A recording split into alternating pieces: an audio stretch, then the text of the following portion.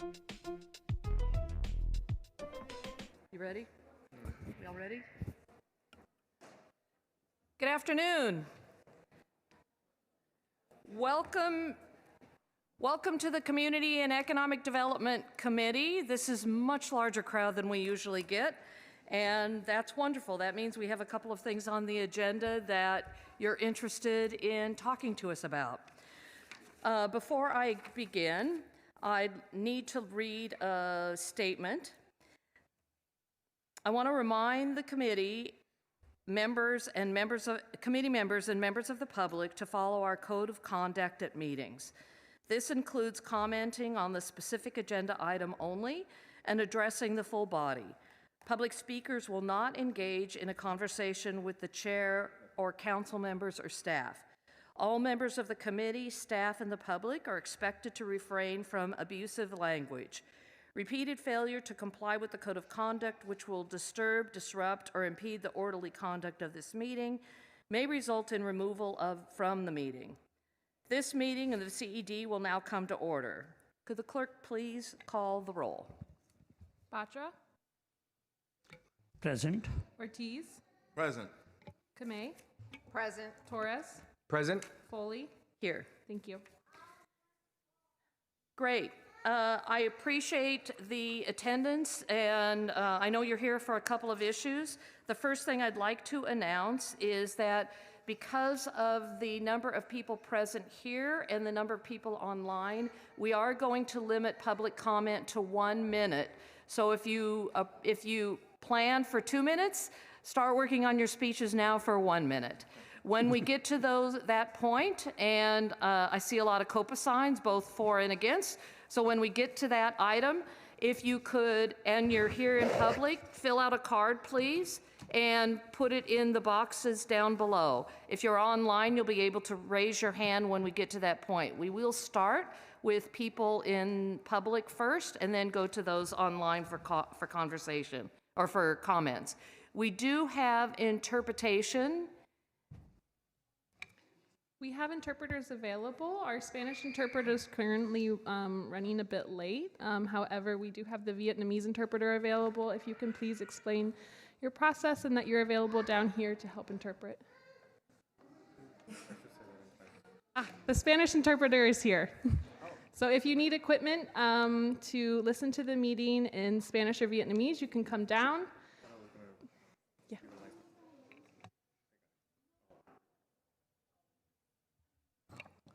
Xin chào quý vị đã tới tham dự cuộc họp ngày hôm nay, và tên tôi là Tiffany và người bạn đồng hành với tôi ngày hôm nay sẽ là anh Thuần Nguyễn. Chúng tôi là thông dịch viên tiếng Việt, và nếu mà quý vị cần thông dịch bằng tiếng Việt và muốn nghe thông dịch bằng tiếng Việt, xin quý vị đi xuống dưới cái bàn ở chỗ này để mà lấy cái máy để mà có thể nghe được thông dịch bằng tiếng Việt. Xin cảm ơn quý vị rất là nhiều. Muy buenas tardes, vamos a tener interpretación simultánea.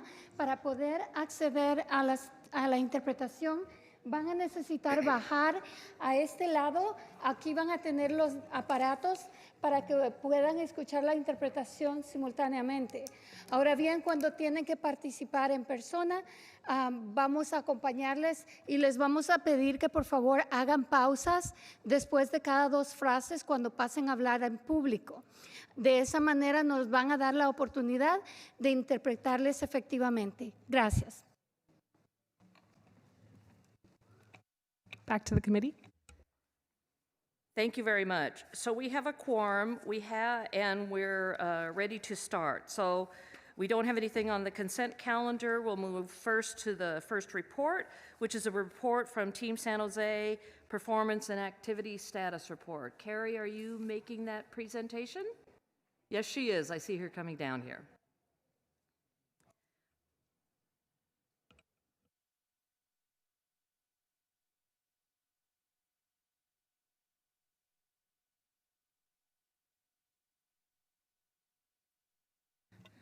Good afternoon, members of the committee. My name is Carrie Adams Hapner. I'm with the Office of Economic Development and Cultural Affairs.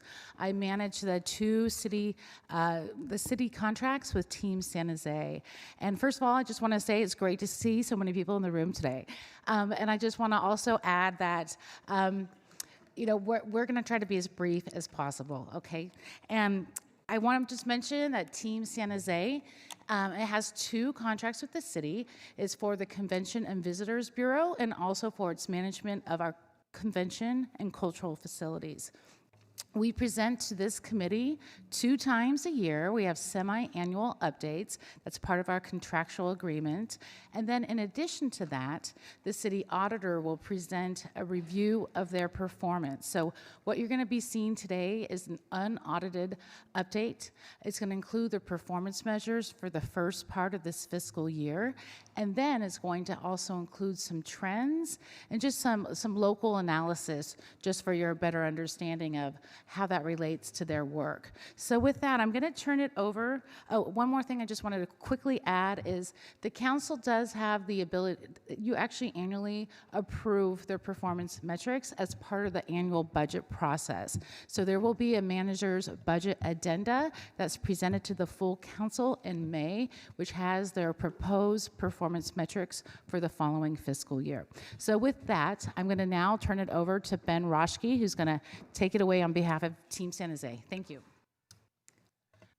Thank you, Chairman Foley, council members. We're really happy to present our mid-year update to you this afternoon. I'm Ben Roschke, Vice President of Research and Strategic Development with Team San Jose.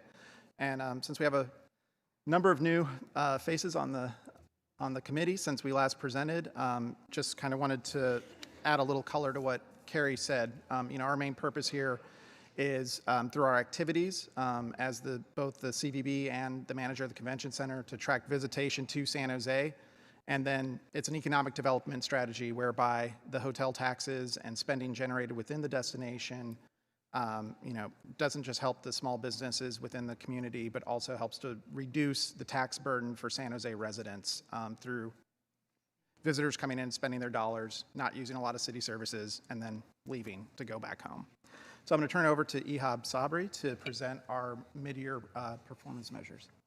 Good afternoon. My name is Ihab Sabri. I'm the CFO of Team San Jose. We're looking at mid-year. Ihab, could you move closer to the microphone, please? Sure. Thank you. Okay. Sorry. It's my first time, so. We're going to look at the year-to-date, December 2022 financials. And the first line is estimated director visitor spend. The actual number is $24.5 million, and the goal was $17 million. So we have a positive variance of $7.4 million. Future room nights, about 44,000 room nights, and the goal was 55,000. So we have a little work to do here. We're 11,000 room nights behind. Theater occupancy, 89%, against a budget or a goal of 74%. So we're ahead of the game by 15%. Gross operating revenue, 22 million compared to a 17 million budget. And we have a positive variance of $4.8 million. Gross operating results, $3.4 million compared to a goal of negative $514,000. And that's a positive variance of $3.9 million. Customer satisfaction, we are at 100%. The goal was 95%, so we're ahead of the goal by 5%.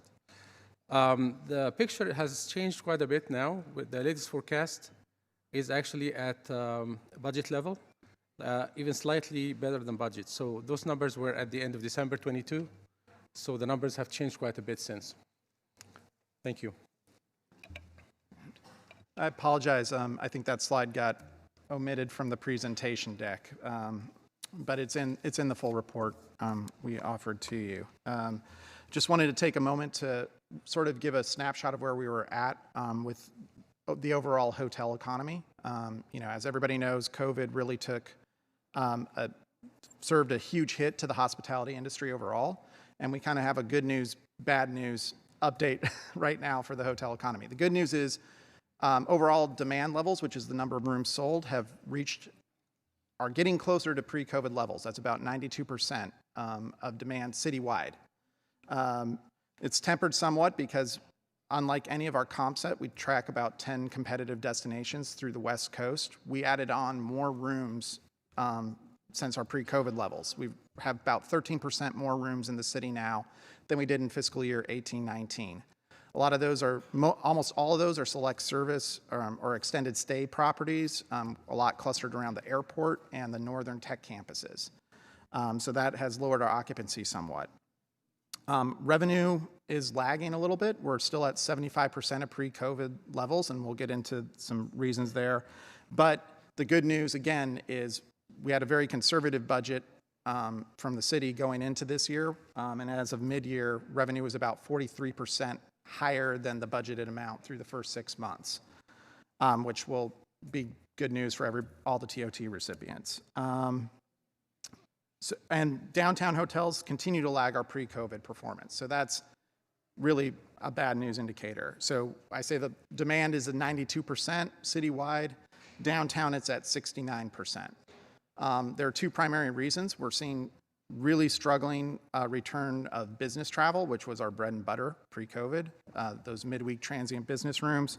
And the second is really, and Matthew will get into this on the next slide, a number of hotel properties downtown have sort of adopted a significant change to their approach to group rooms. That's the rooms that book in the convention center or book within their own properties. And that in normal downtimes relying on those rooms would have really helped to boost some of our levels, but the shifts that have taken place have had a negative effect. So I'm going to turn it over to Matthew Martinucci to explain. Good afternoon, Chairman Foley and council members. It's good to be with you today. I'm Matthew Martinucci, Vice President of Sales and Destination Services for Team San Jose. So our business climate has changed significantly in the last 6 to 8 months, and our walkable rooms, which is very important to any large group considering a destination. What walkable means is that the attendees can go back to their room from a convention center without having to get on a bus or take other transportation. So whereas we used to have 1,000 to 1,200 walkable rooms based on the time of year, we're now down to 700 to 800 peak rooms. That is a significant decline, and it makes the city less competitive when planners are doing a multi-city search. The potential impacts here are that there is no large headquarters hotel, which is often something that many groups build their event around. It will be more difficult to book full facility convention center groups because of the relationship between attendance and guest rooms.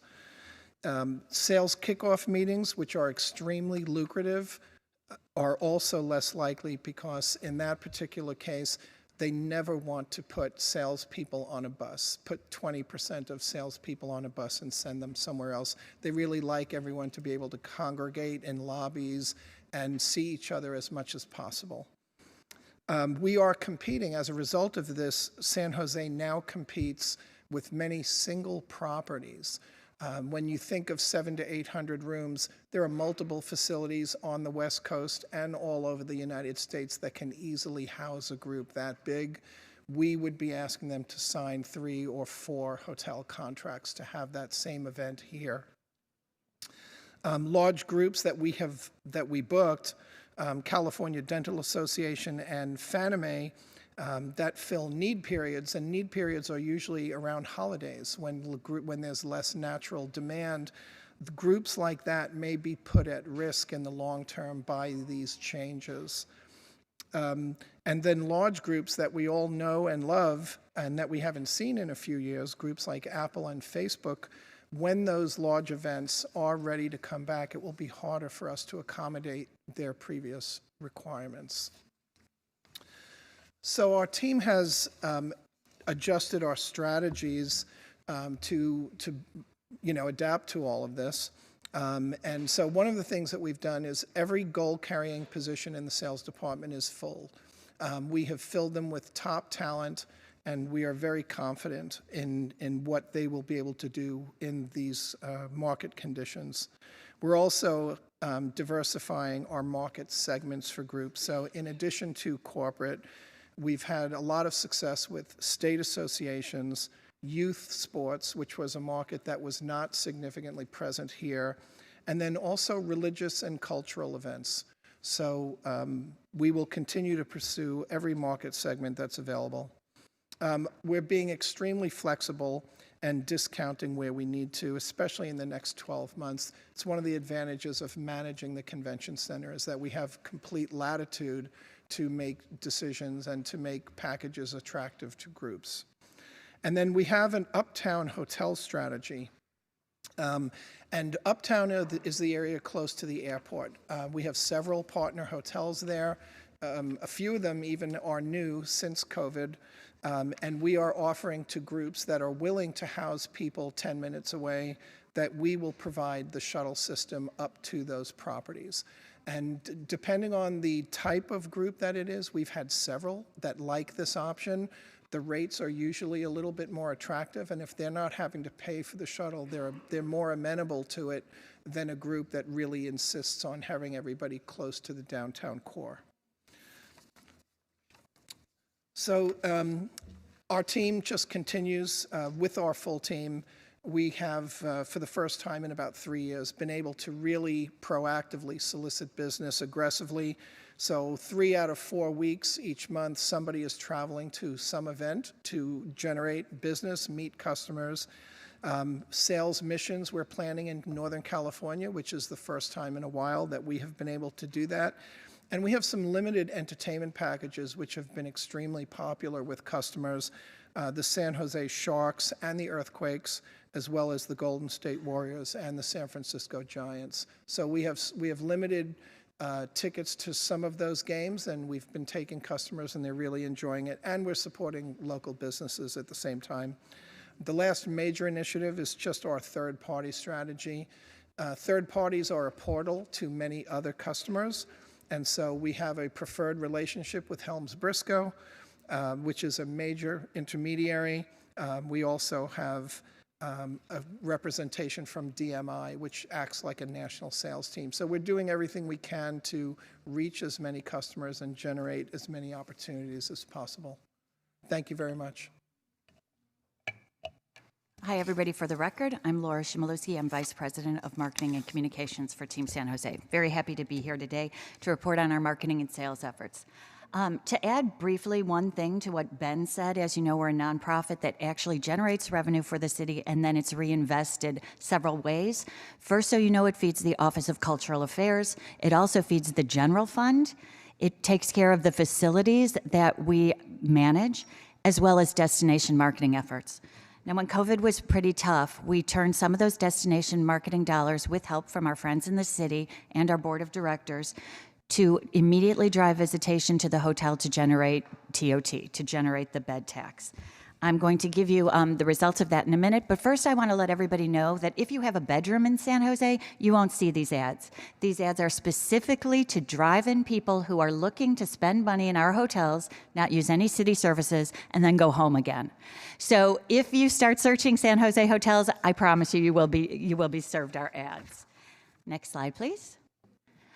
So I'm very happy to report that in the 6 months that we're reporting on, from July to December, we had 50 million impressions that generated 1.4 million hotel searches. Of these hotel searches, 11,667 booked room nights. Of those room nights, they turned into 51,335 hotel room nights.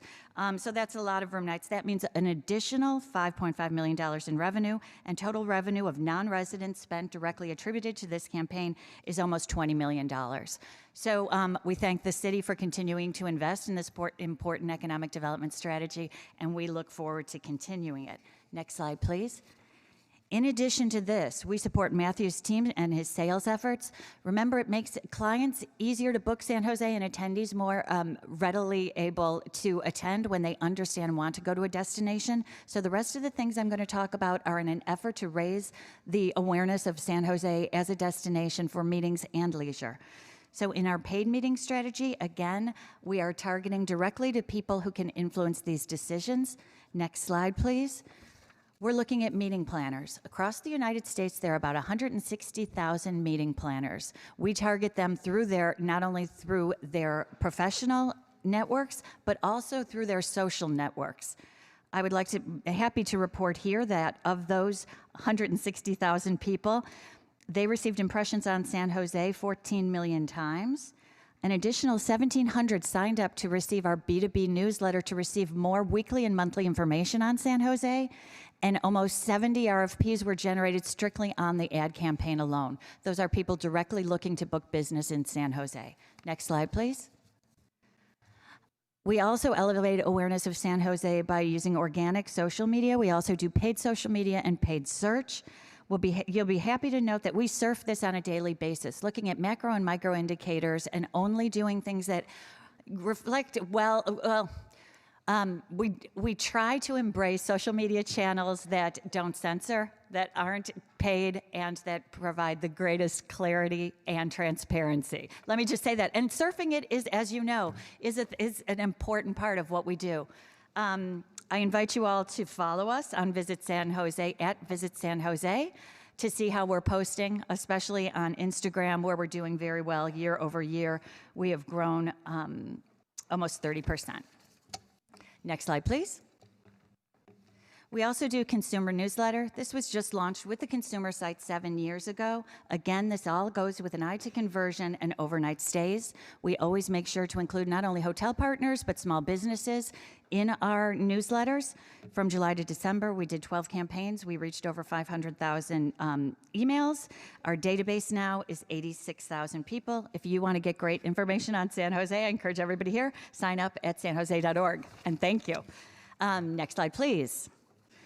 We also do earned media. This is media that we work with established broadcast channels on. We do not pay for this. This is us pitching stories about San Jose. I'm happy to say that during the time period we're looking at, we placed 22 stories reaching 17 million people. If we were to pay for this coverage, it would cost an additional $167,000. You'll be happy to know that San Jose was featured in National Geographic Traveler during this time, as well as Travel and Leisure, and multiple coverages across local channels. And that's it for marketing and communications. I hope I didn't talk too fast. Thank you so much. Any questions for us? That concludes your report then. Okay, very good. I'm going to turn to any members of the public who may want to speak on this item.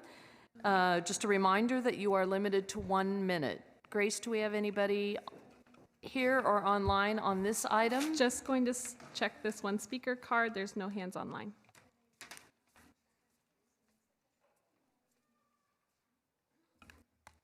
There are no hands? Great, then I will, thank you. Then I will move to the council members. Councilmember Batra.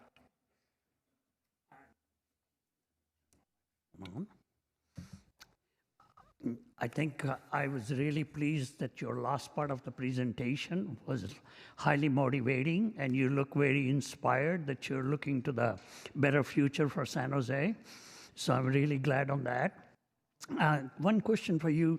Does Airbnb compete in this thing? What's the significance of it with us? Are they only leisure travel and your business? Or give me a little feel for that. Yeah, well, Airbnb actually contributes to the TOT, so it's not a competitive situation for us. And we've seen usage of Airbnb actually accelerate post-pandemic. So the platform worked out an agreement with the city whereby TOTs automatically charged through the Airbnb platform, so that 10% is collected. So it's not really a competitive piece for us. We work primarily with the hotels for inspiration as our major portals, but in looking to lift inspiration, and Laura can jump in here too. You know, obviously we want to convert people into overnight stays in any ways we can, whether it's in a hotel or Airbnb. To add to what Ben said really quickly, we look for opportunities to generate PR around really unique stays. So Airbnb is a really good story generator from an earned media perspective. So we like them, not only that they're paying the TOT, but also that they give us great ideas for stories to pitch. So they pay us the same as the hotels pay us, the TOT, right? Okay, very good. I like the report and I like the optimism about it. I'd like to move the motion to accept the report. Second. Thank you. Anything else, Councilmember Batra? No, this is a good start. A good start for the evening. Very good. Then Councilmember Torres. Hello, good afternoon. Thank you, Team San Jose, for being here, and thank you, Carrie, as well, for being here. So definitely good news, bad news. Definitely concerned about our hotels and lack of access to our hotels. So, and we all know that's super important to bring in larger conferences into our convention center. But I know that we have a super long meeting, so I'm going to be asking my questions more offline, but I want to give a huge shout out to Team San Jose for keeping San Jose thriving. So you are the reason why San Jose is thriving. You're the reason why why folks are coming to downtown San Jose. So just want to give you a huge thank you. Just like you, I'm committed to making San Jose a global destination and a city for everyone. So thank you.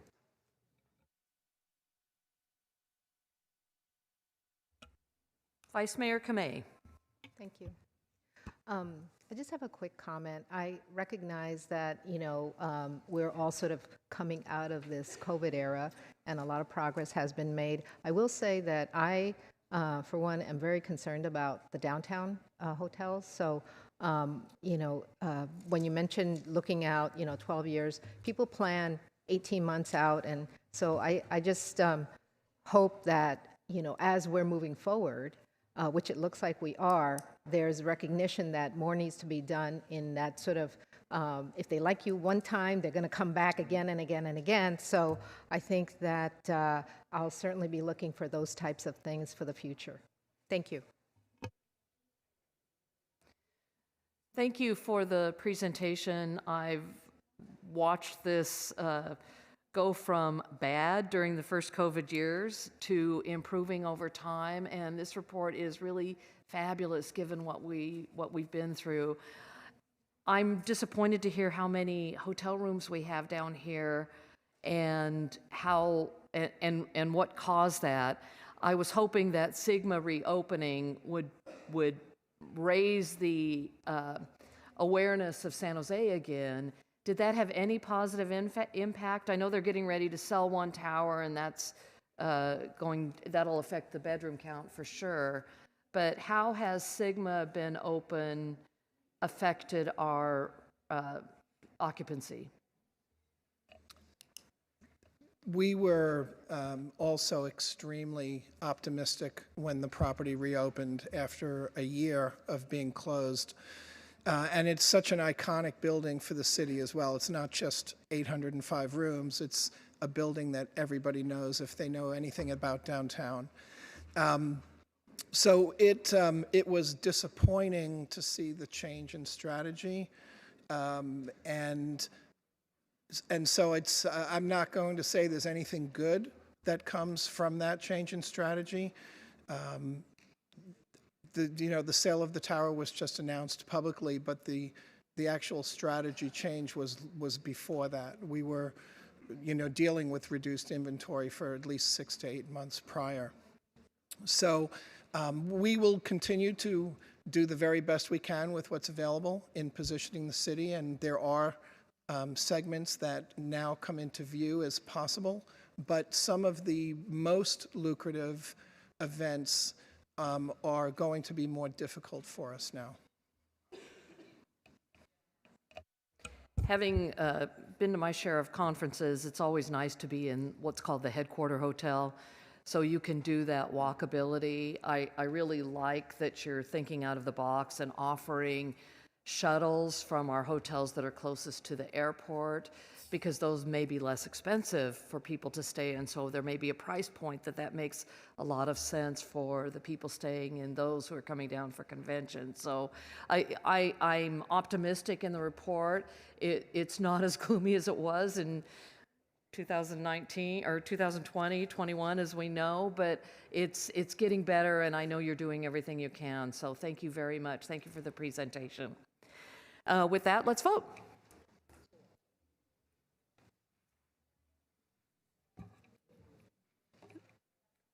That passes. Motion carries. Thank you.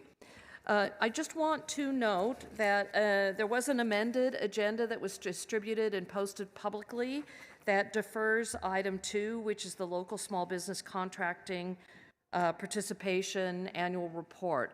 That will be moved to the April meeting of CED, and actually we have another report that day that also deals with small businesses, so it will be good to hear the two at the same time. So we deferred that. So now moving on to item number 3, which is Copa, Community Opportunity to Purchase Act. Sorry, looking for my notes.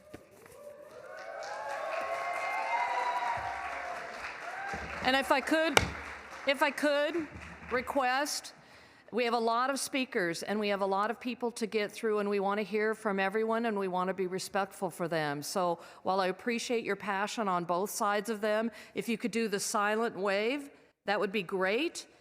If not, then please refrain from shouting, because it does delay us getting to the next person, and I want to be respectful from all of the people. We have something like 60 cards, 70 cards here of people in the audience, maybe a little bit more, and there's going to be a lot of people online too. So we want to get through them because your opinion is important to us. But first, we have a presentation that I'd like to turn to. Who's leading this one off? Okay, Rachel. Yes. Good afternoon, Chair Foley and committee members. My name is Rachel Vanderveen, and I am the Assistant Director of the Housing Department. I am joined today by Kristen Clements, our Acting Deputy Director, and Josh Ishimatsu, our Acting Division Manager. We also want to acknowledge Heather Bromfield, who is our Partnership for the Bay's Future Fellow, who is specifically helping us and supporting us on Copa, and many other team members who have participated in this process to date. So today, our presentation is brought to you again by this group of people, but also has been shaped by our community. We can see that there are many people who have joined us today in the room, but have also joined us over the last 2 years in an extensive community participatory process to have a conversation about how we could create a community opportunity to purchase program here in San Jose that works for us, that works for everyone here in San Jose. Our Copa proposal will create a supportive foundation for housing preservation, a practice that San Jose needs to build in order to fight displacement and stabilize residents. Copa asks owners to get started earlier in their sales process to list their properties on a city's website, and sometimes wait to have a fair purchase offer from a buyer that they might not have ever met otherwise beyond this process. In exchange for this new process, the city would secure more permanent affordable housing. And staff estimates that the program would enable 15 to 240 families stay in their homes each year, possibly pay less for rent, and be able to leverage funding from not only our city, but from across the state and other sources to help create affordable housing here in San Jose. We also believe that thousands of renters would benefit from early notification that their property is up for sale, empowering them to understand the process and participate in it. Oh, next slide, please. Previous, yeah, sorry. Okay. Can you go back one more?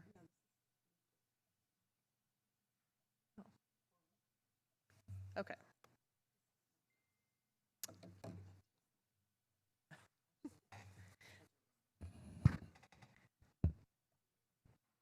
Okay, sorry. It just looks like our slides were out of order. I can just cover the next item. So our staff report today will provide information on the Copa program, the development status, and review rationales for the program. And then we will briefly review major elements of the program as we go through the presentation. And so now I will hand over the presentation to Kristen Clemens to describe the Copa program. Thanks, Rachel. Good afternoon. A moment about the process that we've gone through to get to this place before we start describing what the program would do. In late 2020, after the City Council approved the citywide residential anti-displacement strategy in September, Council directed staff to work on the top 3 priorities in the strategy, including exploring a community opportunity to purchase program. To engage a wide range of stakeholders in this work, we assembled and facilitated 2 formal advisory committees that met 16 times over 7 months, and then we held 12 public meetings in 2022 and 2023. For the last 2 years, staff have worked really hard to create a compromise proposal that balances the interests between owners of small and large properties, real estate professionals, lenders and developers, and community-based organizations, and lower-income renters. This has been housing's largest outreach effort in recent history. We had more than 1,200 people attend the city's meetings. I think we're setting records again today in this chamber. And we had almost 500 different people and at least 50 organizations involved in the process. In doing outreach, we'll just also note staff has emphasized language access. We had Spanish interpretation at all 12 meetings, and we also had Vietnamese and Cantonese or Mandarin interpreters at all public meetings this fiscal year. It's been a long and inclusive process. Next slide. Thank you. Our core challenge in San Jose is that we need to increase lower-income renter stability to avoid their displacement and possibly their homelessness.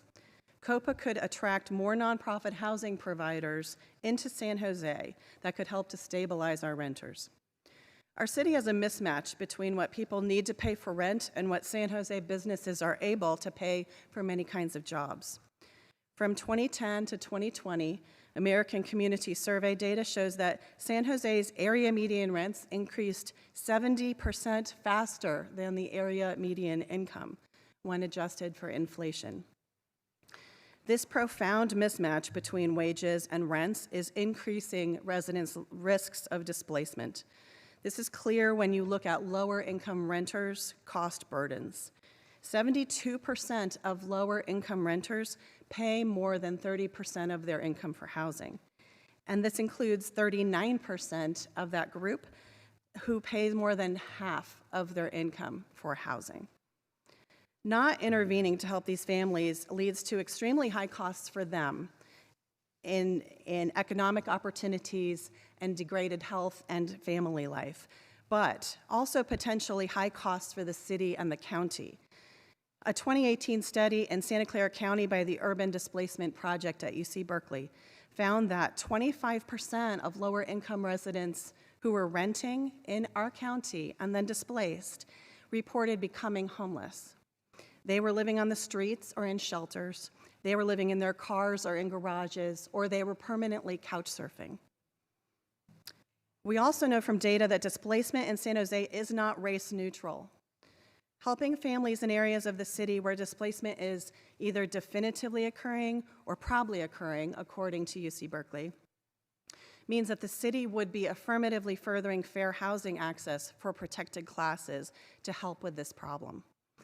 Data indicates 13% of non-Hispanic white residents live in high displacement areas, but 45% of Hispanic and Latinx residents live in these areas. 34% of Vietnamese residents and 30% of African American residents all live in high displacement areas in our city. This is not coincidental. Because of historical redlining, and other uneven public investments in communities of color, it's produced these uneven effects. Nonprofit affordable housing providers can help stabilize the community. They are uniquely qualified to help address these issues. They are the only buyers who would right-size rents to match what existing tenants could reasonably afford, and they care about cost burdens. And it's hard to create affordable housing opportunities. It's really important not to lose this once we do have it. Nonprofit providers, in our experience, are really the only ones that want to work with the city long-term to extend affordability restrictions and keep those units affordable in perpetuity. Next slide. But nonprofit housing providers trying to do the hard job of preservation in San Jose face barriers in our market. The Copa process would remove these barriers so that these nonprofits could acquire more buildings, improve physical condition, and then turn them into restricted affordable housing. There are two main barriers that Copa would address. First, market timelines are too fast in our strong market for affordable housing providers to be able to assess if they can assemble 2 to 5 different sources of funding to buy a building and turn it into affordable housing. All of those sources have different requirements and priorities. Affordable developments need to be underwritten on a project-by-project basis, and they cannot be pre-approved like market rate buyers may be, even for very small properties. The decision whether to buy a property also requires more analysis for affordable housing providers than for for-profits. But they also have to determine financial feasibility, looking at low and very low restricted rents that are going to fit the residents that already live in these buildings and help keep them in place. It takes a little bit more time for them to make a fair and competitive offer. Therefore, Copa's timeline would level the playing field so that affordable housing nonprofits could better compete with other buyers to make fair offers. And it would give them a brief period of time where they could introduce themselves to the seller, explain their qualifications, and make a fair offer that's also good for the community. Second, properties up for sale are not fully transparent. Key properties may be unknown to nonprofit buyers. So the question here is not, aren't there any properties out there that nonprofits could buy? Nonprofits creating affordable housing need to look at more properties than for-profit buyers. They need properties with the right combination of price, condition, location near their other properties, tenants that likely meet their target income levels, and that meet all the requirements of funding sources that might prioritize certain kinds of neighborhoods, certain building types, and proximity to transit and other amenities. There is no one great listing service for multifamily properties like the MLS is for single-family homes. The realtors have done a great job enforcing provisions to make sure listings are on that system. Affordable developers already use brokers, but we know that properties with 5 or more units are reportedly often sold within individual brokerages, and they are not publicly listed. This lack of transparency hurts affordable housing providers who are trying to find key properties in target neighborhoods that meet their many requirements. So, as a solution, Copa would require all properties subject to the program and up for sale to notify qualified nonprofits. Increasing access to more properties would help to attract experienced affordable housing nonprofits to our market that want to build their housing preservation business line here. Next slide. Can you find the goal slide?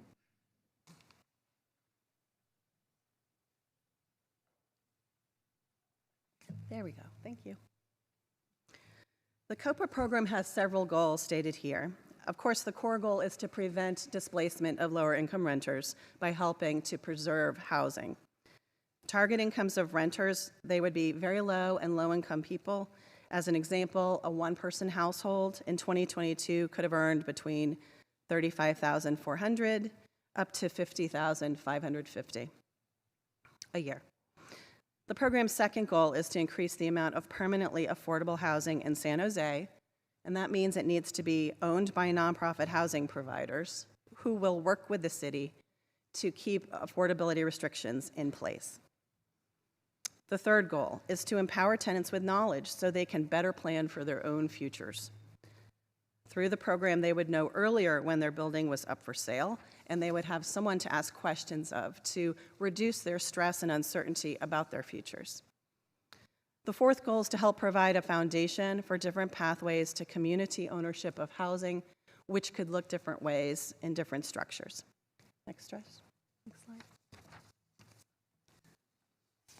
Great. Thank you.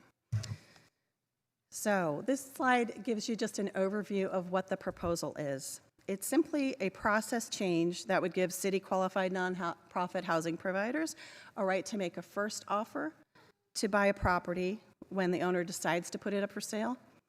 And if their first offer is not accepted, to be able to talk to the owner one more time and make a final counteroffer. First, the city would approve a group of qualified nonprofits that are experienced in affordable housing to participate in the program.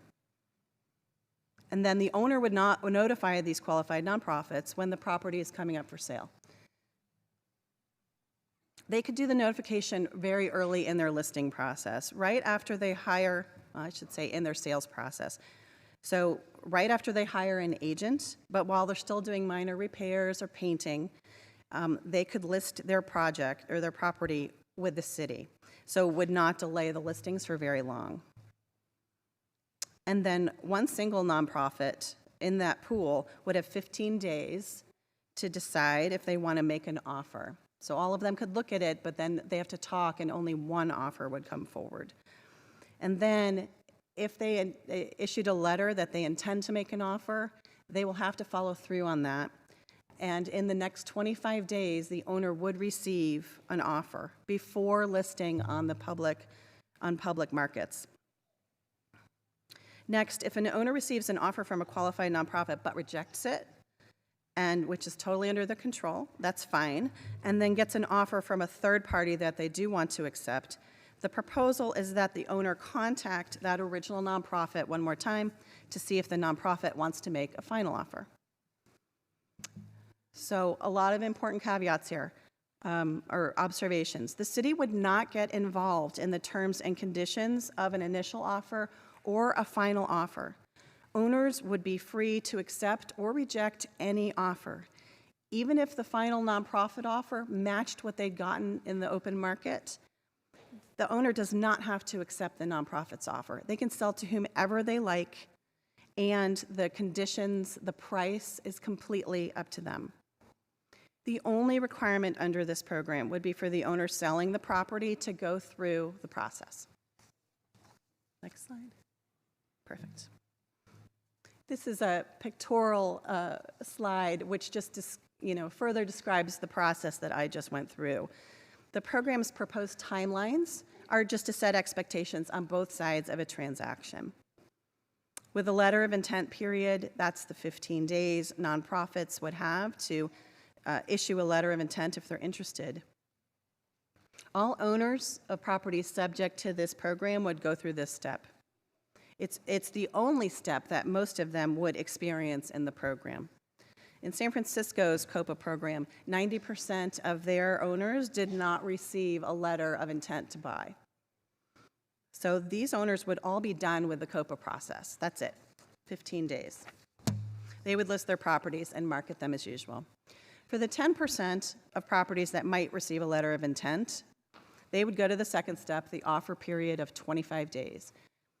Before they market openly, the owner would wait to receive an offer within 25 days to buy the property, and then they can choose to decline or accept.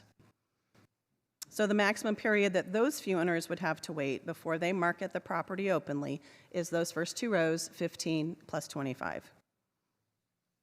The owners that received a nonprofit offer and declined it, they would skip down to the last row, the fourth row with purple. Assuming that they do get an offer in the open market, the final step for them would be, again, to contact the original nonprofit that made an offer to see if within 7 days do they want to make a final offer. It'd be completely up to the owner, again, whether to accept the offer or a final counter. Going back to the third row, if the owner received an offer from a nonprofit that they like and they decide to accept it, there'd be the expectation that would take about 120 days. But this step is if and only if the owner chooses that path. Next slide.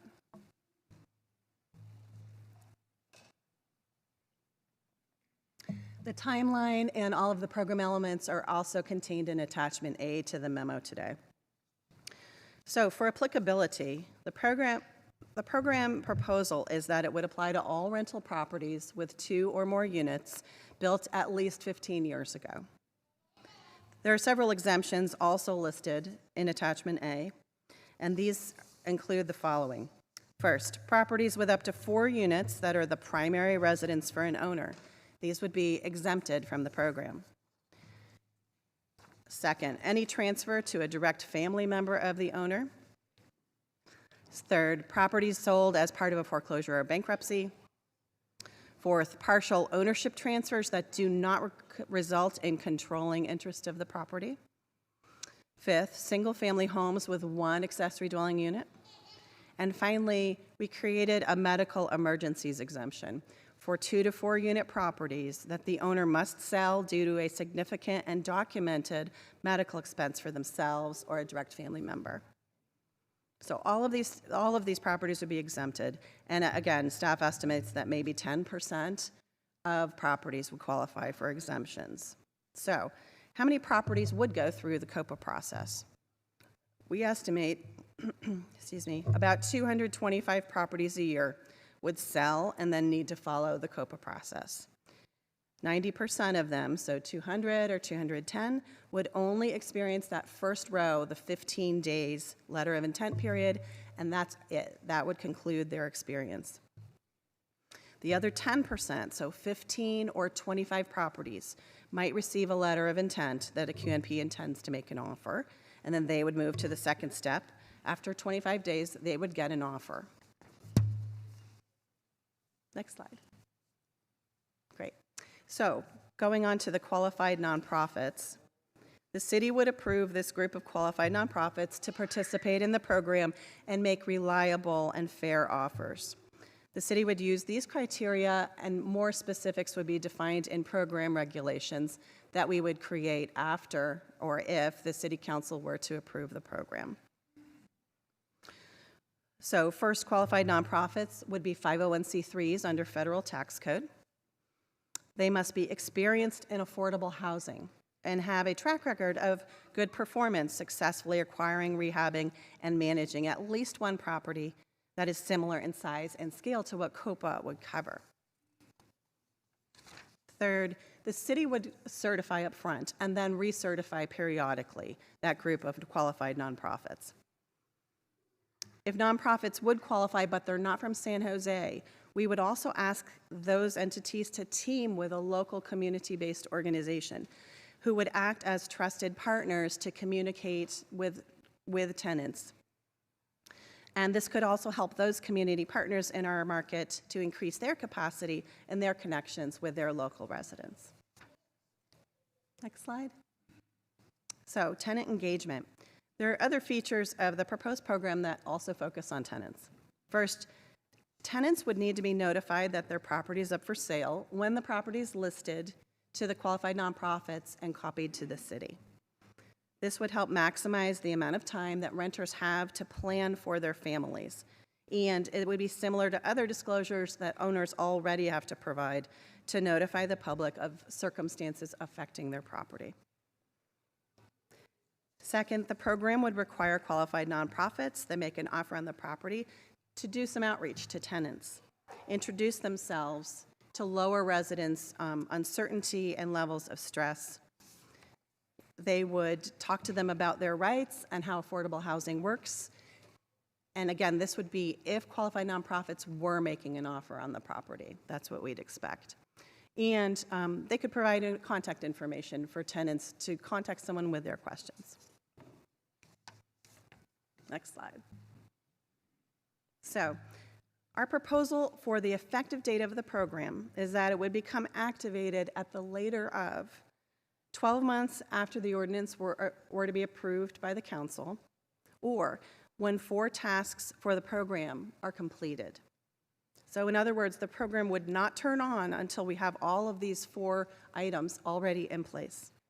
We want to make sure the system is ready to go and that the necessary ingredients are there to operate on day 1. The first requirement is that staff would draft program regulations, they'd solicit public comments, meet with stakeholders, and then the city manager would approve those final regulations. Second, housing department staff would certify at least 2 qualified nonprofits in the pool to participate in the program, and we would hope that more would join over time. Third, the city would create a tool on its website through which property owners could easily notify the qualified nonprofits and the city that they intend to sell their property. The website could also allow the qualified nonprofits to quickly indicate their interest or their lack of interest in a property. This would make communications more efficient, avoid inadvertent errors, and allow city staff to track usage of the program. Fourth, financing needs to be identified for preservation in our market. Nonprofits have to be able to assemble financing in order to take advantage of their rights under Copa. So first, the city would need to start issuing regular acquisition rehabilitation notices of funding availability. When we asked this question, we heard from lenders and developers that the regularity and the predictability of the city's funds and the clarity of our priorities is the most important thing to start up a preservation practice here. So it doesn't have to be a ton of money, but it does need to be reliable and regular. The city's lending criteria would align with the parameters of the Copa program, and the city could choose to focus funds strategically on certain geographic areas or certain types of properties to solve problems like seismic upgrades that are needed. Therefore, staff recommends that at least $5 million in local funding be available regularly for preservation notices of funding availability before the program goes into effect, and hopefully additional funding after that. But we realize that we need to be cognizant of all the city's priorities. There are several sources of funding that could be used for project commitments and could be layered. Staff has already been working on an acquisition rehab notice of funding availability for the last 6 months that is compatible with Copa. So we're well underway. Also on financing, an increasing number of preservation funding programs from the region and from the state have a very good likelihood, we think, of starting to operate over the next 2 to 5 years. This is an opportune moment to establish our local program, as only if we have local funds in deals would it help nonprofits to then access these other dollars that leverage our own. The housing director would make the determination if number 4, financing, was available, and the other 3, all 4 conditions, and then the city would issue a notice that the program would take effect in 60 days, so everyone would be officially notified. So during the 12 to 15 months after the council were to approve, staff would also do a lot of outreach and education to make sure stakeholders are all aware of the program. And staff would publicly report on the status of these 4 tasks in our presentations on progress every 6 months to this committee on the anti-displacement strategy check-ins. If the City Council approved Copa before the end of this fiscal year, the program would likely take effect, therefore, in summer or fall 2024. We'd also plan to hire 1 full-time staffer to administer the program. That staffer would be in the 2024-2025 budget proposal. After the program were operating for 2 years, we'd want to evaluate how well it was meeting its goals, so staff would get assistance probably in evaluating the program and bringing a report to City Council a few months later. That would be early 2027. To measure impact of the program, we included some proposed metrics in the memo on page 21. Next slide. We are almost done. So with enforcement and incentives, As we said, staff would focus on education of property owners and real estate professionals and tenants to make sure they understood what the program was and how to comply with the program. Because only through compliance can the city achieve its objectives. We are not here to cause issues for people. We just want to have some more affordable housing. We're proposing an administrative enforcement framework with gradually increasing escalation that would start with a letter to inform an errant seller or their representative. And then that would escalate up to fines that were consistent with other city programs.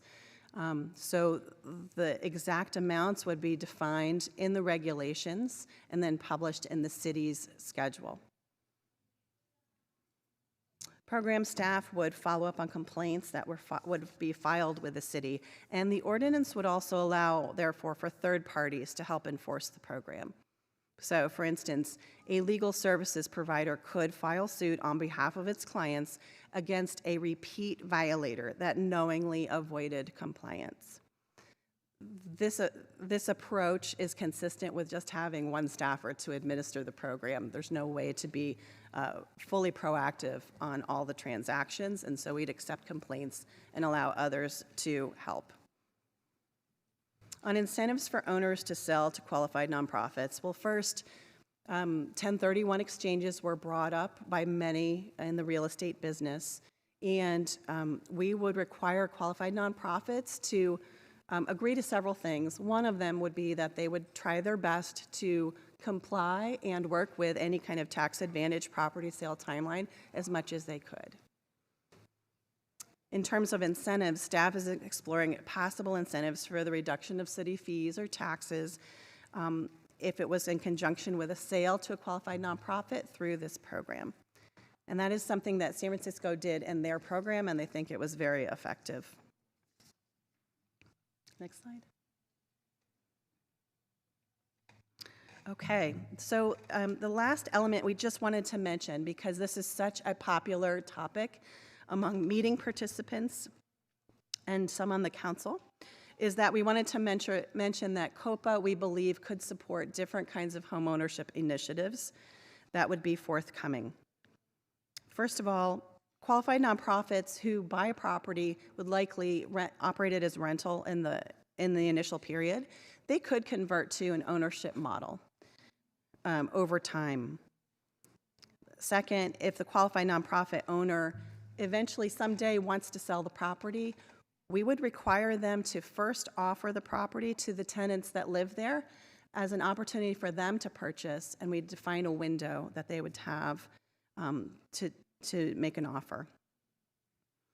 Third, the city in general, needs to support conversions to ownership in different kinds of structures if that's what we want more of in the market, especially for low-income residents, very low, moderate-income residents. All of this takes very intentional city focus. So that would be guided by consultant feedback that would build on the memo that's already in the attachments, and creation of a broader city strategy on home ownership, which would be, it's also, by the way, included in the draft housing element for the next cycle, that we would recreate home ownership programs in kind of a more equitable framework. And then we would be further defining priorities in future city funding availability. So for instance, the city could issue a notice of funding that just focused on home ownership conversions if that's what we wanted to do. Finally, community land trusts are another form of common ownership that the community could benefit from, depending on the structure of the community land trusts and how they choose to benefit their residents. And they are certainly eligible for participation in Copa if they have the requisite experience. Part of our work in this area is trying to figure out how can we help more local nonprofits grow capacity so they want to be involved in this preservation work with us. So it's Copa, the funding, and then more local nonprofits that have skills. Those are the three pieces that we're trying to create this system and tie them all together. Yep, I think next slide. So, and then back to Rachel for a wrap up. All right.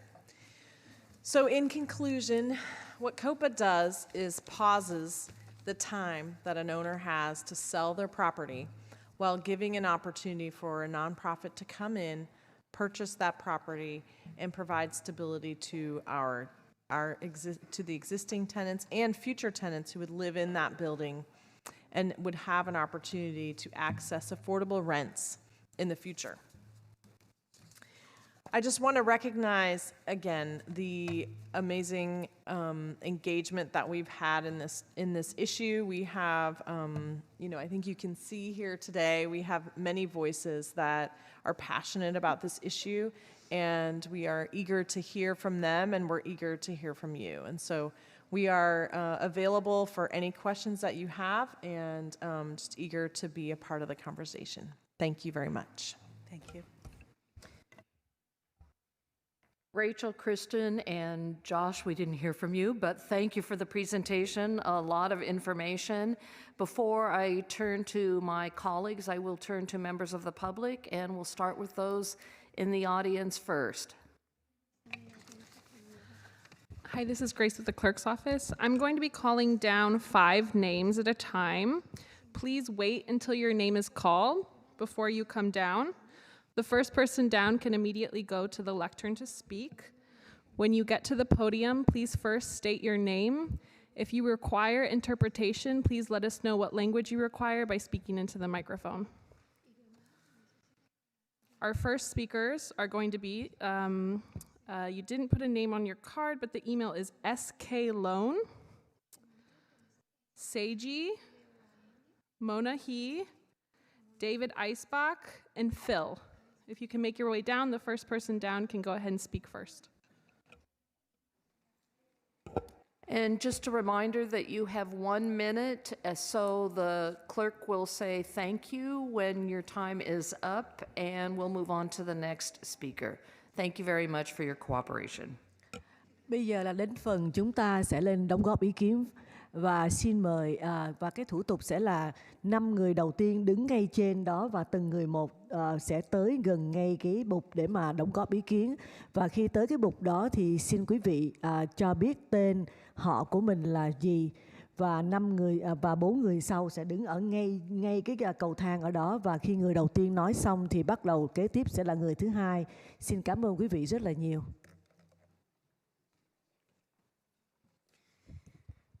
Para todas las personas que van a estar participando, por favor escuchen que se les llame por su nombre. Van a llamar 5 personas. Las 5 personas que han sido llamadas van a bajar a donde están estas personas aquí alineadas. Una vez que pasen al podio, que le toque pasar al podio, va a decir su nombre en voz alta. Es muy importante que diga su nombre para el récord del concilio, y también necesitamos que diga el idioma que necesita traducción. Por ejemplo, va a decir su nombre y va a decir español para que uno de los intérpretes vaya a su lado y le interprete. Gracias. Okay, first speaker. Good afternoon. Thank you for the Housing Department's presentation. My concern is the following. Prior to establishing the program, if it's not approved, it appears that the City Council needs much more than probable, maybe funding. I heard $5 million as a minimal investment from the city to begin the project, and that is not the end. In addition, I don't understand how we can come to the place where we have a accountability on the tenancy.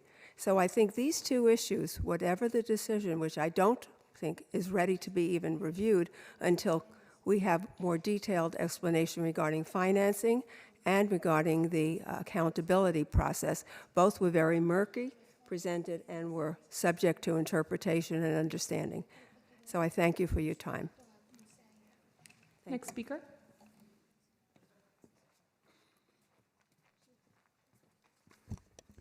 Good afternoon. My name is Segitado Coro. I reside in District 10 and own rentals in District 1. Sellers have expressed negativity of Copa. In QMPs are salivating over the prospect of right of first offer. Housing has spent many hours and contracted $180,000 fee to develop Copa. City loses large annual revenue from tax and fee exemption in perpetuity. Speaking for myself, I do not object to selling to QNPs. What I object to is the onerous bureaucratic demand forced upon the sellers.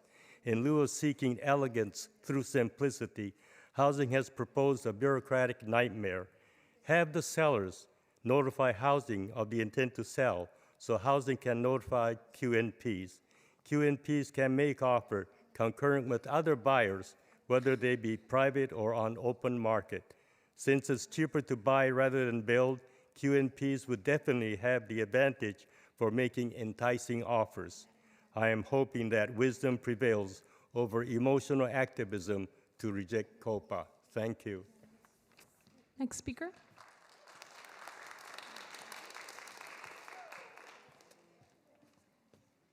Can I start? Again, let's do the silent method. Thank you. My turn? Okay, my name is Mona. I am a small housing provider in San Jose. I am strongly opposed to Copa. So I read a sign in behind says Copa equal equality. By the way, that spelling is wrong. The Copa is not equality. It's against equality. It gives special interest group, nonprofit organization, above everyone beyond. So that is not equality. So it is wrong. The second I'm trying to say, the just cause eviction and the rent control are already ordinance in the city of San Jose. We don't need a Copa to prove that, because Copa doesn't provide anything more than the just cause eviction to prevent tenants to be evicted, and rent control does prevent any new owner to increase the rent without above the limitation. The third what I'm trying to say is Copa does not. Next speaker. I'm going to call 3 more names. If you can please come down and line up. Michael Fitzgerald, Lan B, and William Che. Go ahead. Good afternoon. My name is David Eisbach, and Copa is just too expensive. Now, a tenant subsidy would keep the problem of homelessness intact without supporting and introducing new costs in this program. Now, I would want you to ask questions about costs specifically. What amount, if we take a duplex at $1.4 million and Copa is going to buy it, what amount will the city pay toward the purchase? What amount will the city pay for the down payment? What amount will the city pay for the first renovation? Now, does the city, therefore, if it makes loans on these? Thank you. Is that it? Yes. A minute goes by quickly. There's so much more. I'm sure there is. Oh, hi, Council. My name is Phil with Bond. I'm a voter at District 8, pro-income of Copa. Council on Copa might be good for the tenant and nonprofit opportunity getting into the once heated real estate market, leveling the playing field. However, today market has cooled down. Plenty of inventory out on the market over 100 days. Competition bidding no longer exists. Price drop and market needs buyers. Check it out on Zillow. Why don't Copa just go out and shop like anyone else? Is that what we call equality? I'm asking San Jose Council, are we still honoring the U.S. Constitution, the Fifth Amendment, protect private property rights? It seems like mom and pop owners are being robbed by a group of mugs and try to do it legally. Council and Copa for mom and pop sellers, most sellers are reaching retirement and want to cash out and enjoy the golden year. No more 24/7 management with Copa coming into the arena. Join the prospective buyer, it becomes 3 as a crowd. Seller must give Copa 7 to 45-day advance preview plus more other hidden tactics up their sleeve. When a person wants to sell, it means they want money quick. Imagine the complexity on the side now becomes. And we're also worried about the 1031 exchange. So meaning that at this point that we are Thank you. actually been done, huh? Next speaker.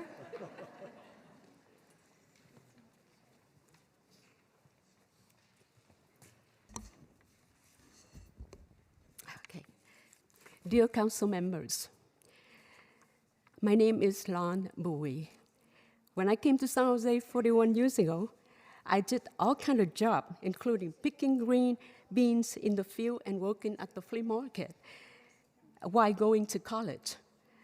And I worked hard and bought a duplex in San Jose, the only option that I could afford then. I lived in one side for 10 years, and then I bought my own house and rented out my duplex. If the city imposed Copa, it would be illegal for me to talk to people and show them my property when I want. I escaped from the communist country, and I never thought I would see this type of policy in San Jose. It's not fair to give nonprofits special privilege over mom and pops. I pay property tax. I work hard to provide safe, clean housing. Now the city is disrespecting my hard work and investment. Please vote no on Copa. Thank you very much. I'm going to call some more names. W. Jean, Joe Brown, Kevin Ding, and Doug Goss. Michael Fitzgerald, District 3. In 1974, I learned at least two things in real estate class that I never forgot. Location, location, location, and also time is of the essence. When I made that offer on my first little condominium, we wrote on the offer sheet, time is of the essence, this offer valid for 3 days only. The seller, seeing an approved loan, had a bird in the hand and quickly accepted. I was locked in and lucky because 1 week later, rates went from 8 3/4 to 9 1/4, and I would have been sunk then since I just barely qualified based on income. News yesterday that median home prices for the last year fell by 17% in Santa Clara County, principally because of rising interest rates. Sellers in this market must state time is of the essence. Buyer must show proof of financing in 15 days and ability to close in 30 days. That's crucial to maintaining the sale price. Waiting longer for a nonprofit's offer, as much as 120 days or more, those owners can forget about holding on to their price. Thank you.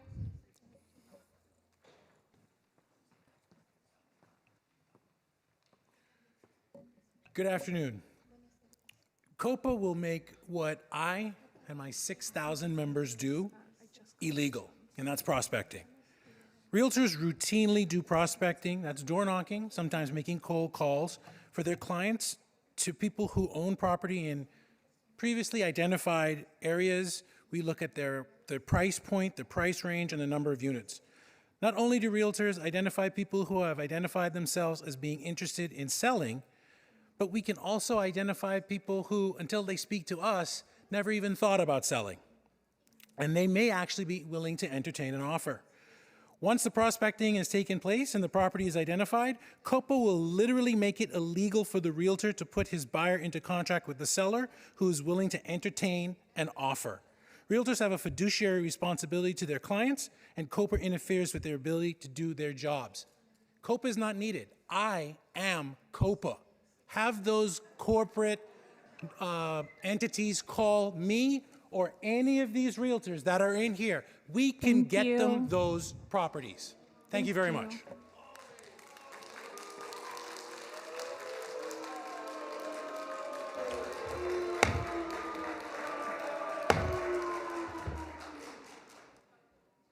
I'm going to ask you one more time to be respectful and be quiet as you're showing your support or your concerns, one way or the other. But really, we need to get through everybody, and I want you all to be respectful, everybody to be respectful of each other. Thank you. My name is Joe Brown, and I thought that round of applause was for me coming down the stairs. Just to add a little levity here, I agree there's a housing shortage in Silicon Valley and San Jose and all the surrounding communities. I also believe that Copa is not the answer. I believe that the free enterprise is the answer. We're expecting to pay $1.4 million for a duplex, and there's a nice one on Bird Avenue right now. if we take that 1.4 instead of buying this property with a myriad of other expenses, and we gave $200 a month to people who needed it, we could help 116 families over a 5-year period. Anybody who's been in the business any length of a time, the market will change in the next 5 years. It had changed from the last 7 years from before that.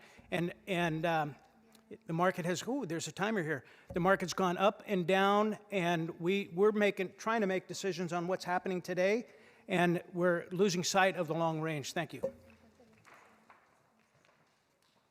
I'm going to call some more names. Carl Lee, Rose Sullivan, Jennifer Liu, and Sandy Perry. If you can come down and get in line. Thank you. Hello, my name is Gene Hunt, and I'm a realtor. My family has been in this valley since the 1930s. I've been in real estate for over 25 years. I have helped home providers buy property and sell in District 3, District 9, and District 10. We are opposed to Copa because of the differences that come about through taxation.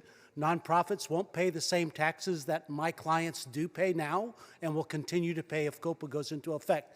Please vote no on Copa.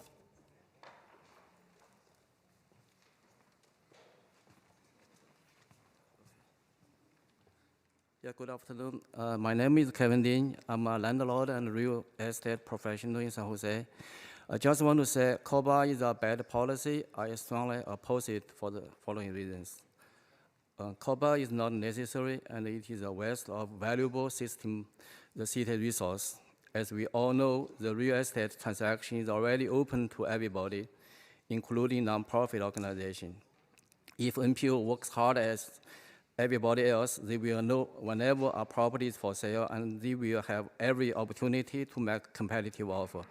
There is no reason to have an organization to sit on your property before anybody else knows. Copa restricts the market research and limit competition because it does not allow agents to do any pre-sale talk.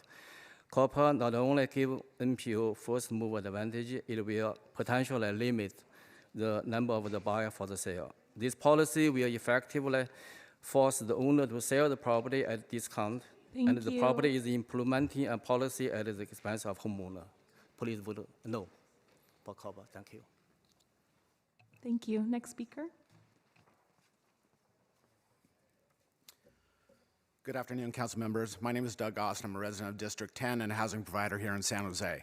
We currently have a very successful process in place for corporate nonprofits to purchase multi-unit properties. Since 2018, there have been 1,529 residential and commercial multi-unit property listings in San Jose offered through the MLS. As I speak to you right now, there are 40 multi-unit property listings totaling 218 units available for sale in San Jose. 32 of these listings, totaling 146 units, are located in areas determined by Copa as San Jose neighborhoods undergoing displacement and are available for the corporate nonprofits to purchase today and have been available on average for over 60 days. The 1,011 multi-unit sales since 2018 were on the market for over 30 days. 445 listings expired or canceled because nobody bought them. There are ample opportunities for the corporate nonprofits to purchase multi-unit properties, and we hope they do. There's just no need to implement a new citywide policy for Copa that will burden San Jose property owners, infringe on their private property rights, and cost the city millions of dollars. Thank you for your time. Please vote no.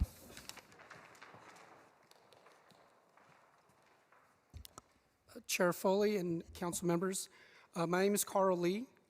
1 minute isn't enough time to talk about what I think were some of the inaccuracies in the staff's report. So I'm going to spend my time asking you to consider what I think is going to be the outcome of Copa, and that is actual rents for low-income households overall will go up. Why? Because this policy and policies like this is going to drive the affordable housing providers, the mom and pops, not just nonprofits, out of San Jose. And the gap that's going to be created cannot be filled by any amount of taxpayer-funded programs. You're going to see higher rents overall compared to the marketplace. Please consider the overall community, low-income communities, versus the small handful of actual tenants that will be benefiting. I'm going to call some more names. Mary Helen Doherty, Sardee Sid, Joseph Osai, and Chris Logan. If you can come down. Go ahead. Thank you, committee members. I oppose Copa, the Copa proposal. Today I speak to you from myself, my family, my employer, a local developer, and others in the community that are in similar position. My husband and I purchased a duplex in 2004, right before he deployed to Iraq with his unit. We plan to build equity and ensure flexibility for our retirement years. This is a plan we share with a lot of Californians. Once again, property rights are under attack. The government often attempts to take private property on the theory that the needs of the public outweigh the rights of the individual. This philosophy is at odds with the Constitution, which is designed to protect the rights of the individual. California is losing record-high property owners to other states because of bad policies such as this one.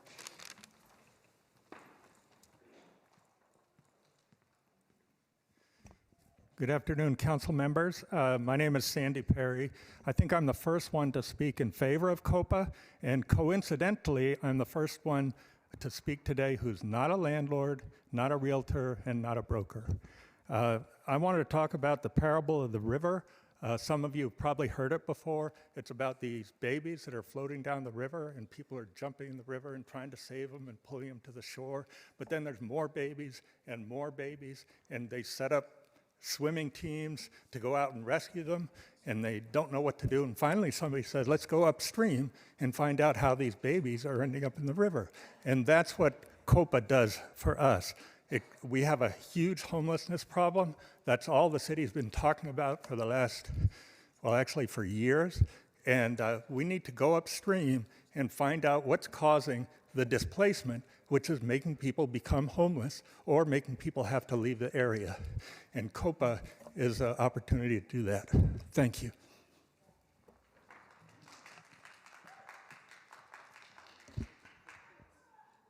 My name is Jennifer Liu.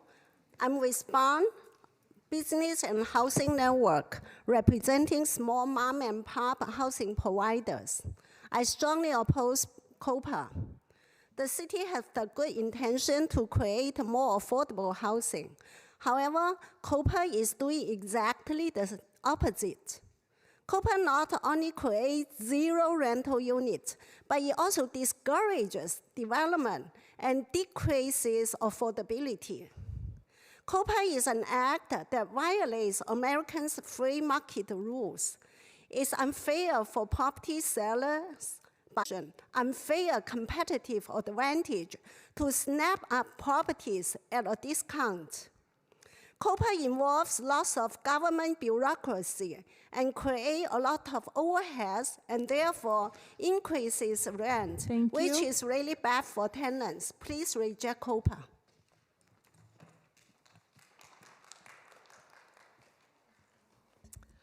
Mary Helen Doherty, a resident of District 3 and a member of the Sacred Heart Housing Action Committee. San Jose residents, and in particular our low-income children and families of color, desperately need multiple innovative solutions that increase our number of affordable units, effectively utilizing the 3 Ps of production, protection, and preservation. And prevention is the twin sister of preservation.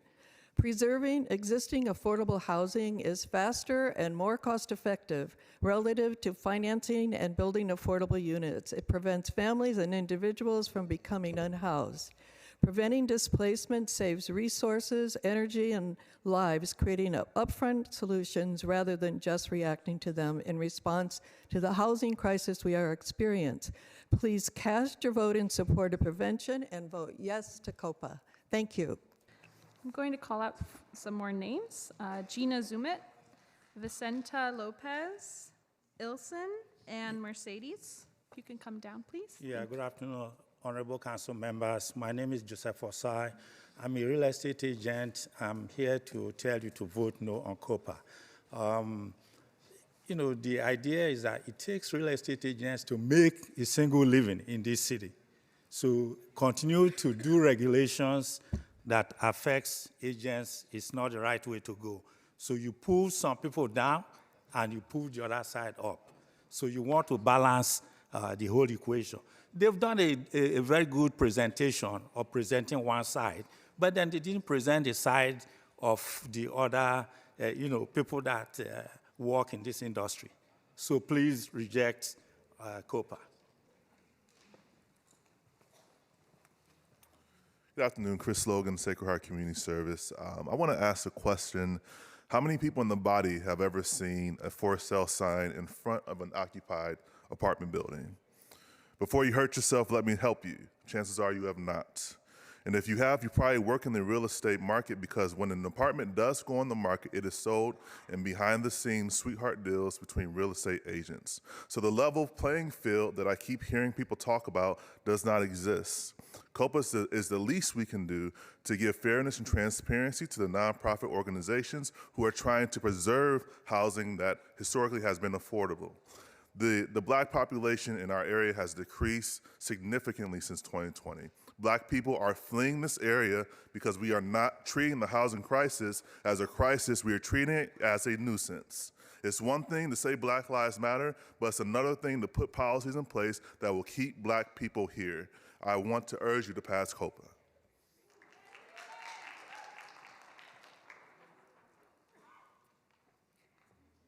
Good afternoon. Copa is not the solution. Thank you so much. Copa is not the solution, but it is a pathway to a more just and accessible housing market, which would help stop the displacement of those who truly love San Jose. Money-hungry developers that buy out our buildings and lands to raise rent prices so high that not even our middle class can afford to live here will be the reason San Jose will continue to see so many of our families leaving, because San Jose is really being designed for the rich. We want you to support Copa and think about your entire community, and not just of the people that look like the people who are supporting here today. Look at your entire community. Thank you.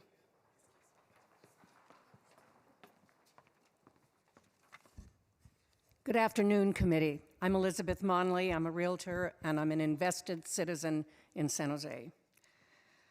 So Copa is a fad that's sweeping the country. It's a flawed and damaging fad, fueled by magical thinking. Believers want it to be the solution, so despite all the facts that it simply does not work in other communities that have adopted the policy, well, here we are, too, considering jumping on board. Copa proves itself to be unnecessary, and if enacted, it will damage or destroy the lives of moms and pops who make up 70% of the property providers the housing providers in Santa Clara County, most of whom have negotiated with long-term tenants to hold the rents in line and those tenants in place. Genuine relationships with tenants fuel the success of this market segment. The Urban Institute found that 23% of mom and pop providers surveyed considered purchasing additional units, while just 8% said they were considering selling out. Thank you.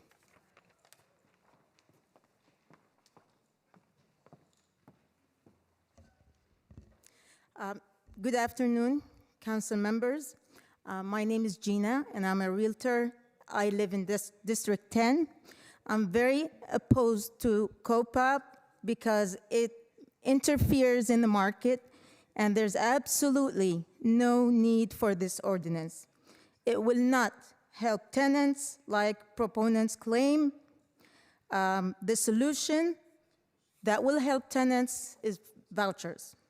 Please oppose Copa. Thank you. I'm going to call in some more names. I have Rosa Rojas, Veronica, Amador, Dimitri, and Jamie. If you can come down, please. Go ahead. Good afternoon, Council. Thank you for listening to our concerns. I'm here on behalf of Sacred Heart Community Action Center, and I am for Copa because I believe that having a comprehensive ordinance that protects people, not just establishing this false hope for people. You know, as somebody had mentioned before, the issue of homelessness is something that is a conversation that's been going on for many years. And I think that having an actual step-by-step process to help these people And this is also coming from, individuals who are on the grounds talking to these people every day. So, realtors and people who own these houses are not in the community doing the work that we're doing, listening to the direct concerns of people who are struggling with displacement. So, it may benefit this small group, but it's making a big impact for a majority of people of color in the community, as they had mentioned before. Thank you. Thank you.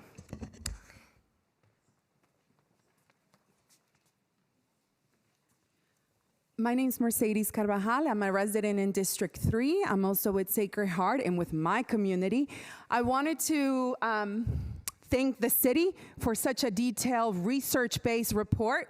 And I just want to state the obvious. It's very obvious that there is nothing you're going to say that the landlords and realtors are going to believe. So really, it's going to be to you, council members, to take action in a really serious housing crisis. I myself will be displaced very soon, and this is going to actually provide long-term hope for our community. So I hope that today you take action, please.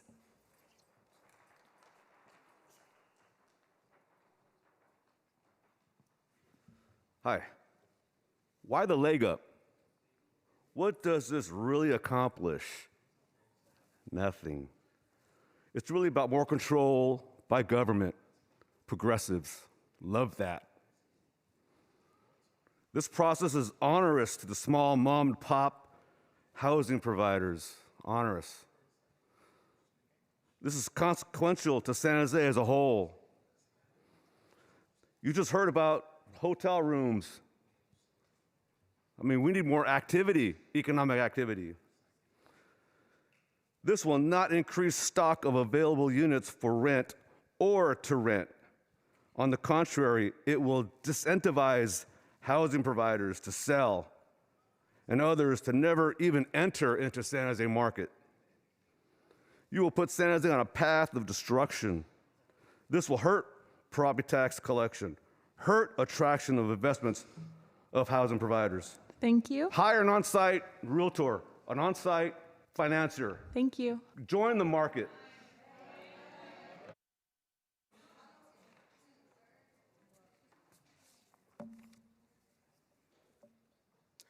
Hello, my name is Dmitry Kruglyak. I'm a real estate broker, a property rights advocate, and a resident of District 3.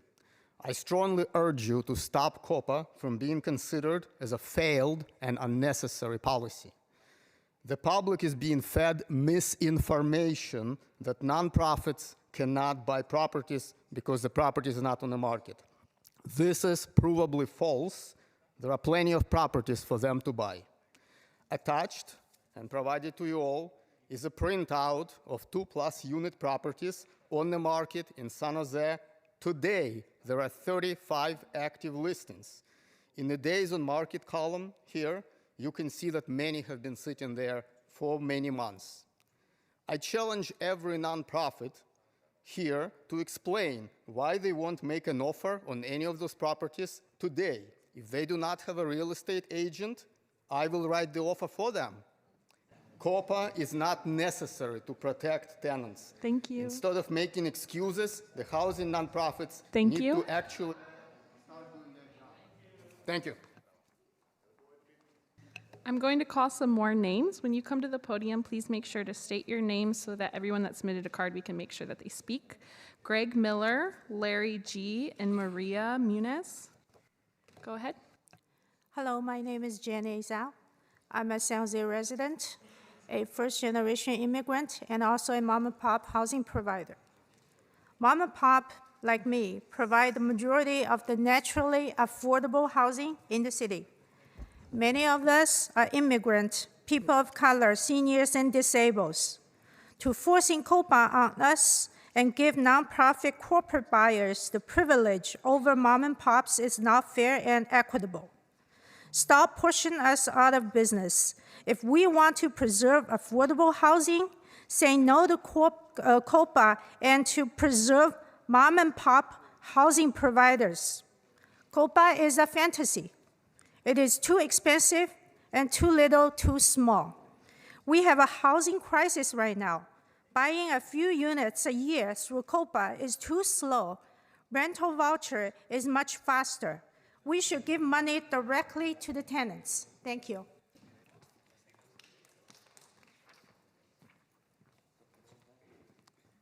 Buenas tardes. Mi nombre es Rosa Rojas. Estoy aquí para pedirles que aprueben Copa. Yo soy una de las familias que he sido desalojada 3 veces. No porque no he pagado mi renta en tiempo, sino porque me han desalojado por diferentes razones injustificadas. Es una tristeza que no encontrar un lugar para vivir con nuestra familia. Y no porque somos malas personas. Aprueben Copa, por favor, por todas estas más familias que están sufriendo, igual que yo lo he vivido en carne propia. Gracias.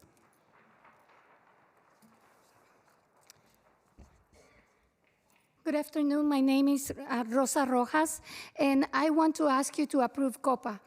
I myself have been displaced 3 times before, not because I did not pay rent, but because of unfair causes. It is sad not to be able to find housing. Please approve Copa.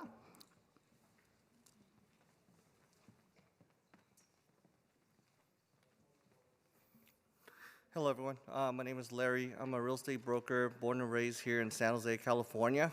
I'm against Copa. The reason being is because Copa is not feasible. We were heard by many people. If it was, they would have been acting on it now. But the funding is not there to support it. From a financial point of view, when people buy properties, investment properties, they'll have to make a certain return, and the return is not there. For somebody to buy a property here in San Jose, typically for investment property, you're looking at 35 to 60% down payment. Does Copa have that funding? Does that support it? Is it feasible? Why are we here talking about it? It's not even feasible. Thank you.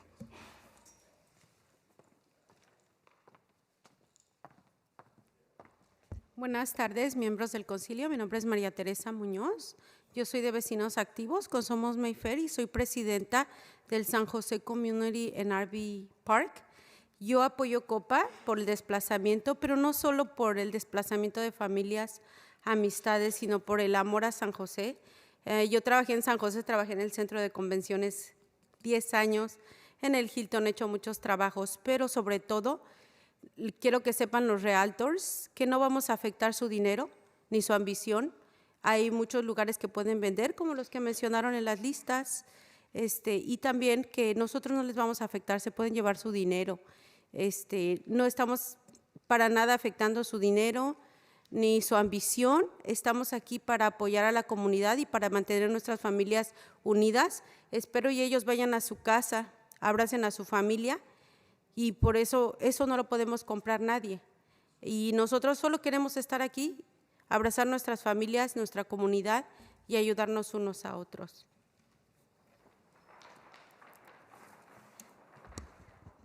Good afternoon. My name is Maria Teresa Muñoz. I am a member of Active Neighbors, and I'm also the president of San Jose Mobile Home and RV Park. San Jose Mobile Home and RV Park. And I am requesting of you to please approve Copa. I'm asking for my friends and for many people that I know that will be that are in problems with housing. I worked previously with the convention center, and I want to let the realtors know that Copa will not affect your greed or your packets. There are many places where you can go and sell. It won't affect your money. Go home and go hug your families. I want everyone here to be able to go home and hug their families. Thank you. Thank you. I'm going to call some more names. I have Mary Lou, Rita, Michelle, and Maria Elena, please. My name is Greg Miller, and I'm speaking as a retired nurse from District 5. Access to housing is a basic human need and vital for health. Also, maintaining ties to a local community is important for people's well-being. Anything that is a basic need should not be subject to speculation, which is what we see today in the United States and especially in San Jose. Rent gouging and driving up the cost of housing has led to evictions, people becoming unhoused and displaced from their communities where many have lived their whole lives. I appreciate the City of San Jose's move to create a different model of housing. The Copa will allow for some housing to be affordable to our residents and reduce displacement of our residents and maintain the stability of our community, especially those trying to survive on low wages. The Housing Department has been developing a sensible and reasonable COPA policy over a couple of years. Thank you. I hope the City Council will move forward with its implementation.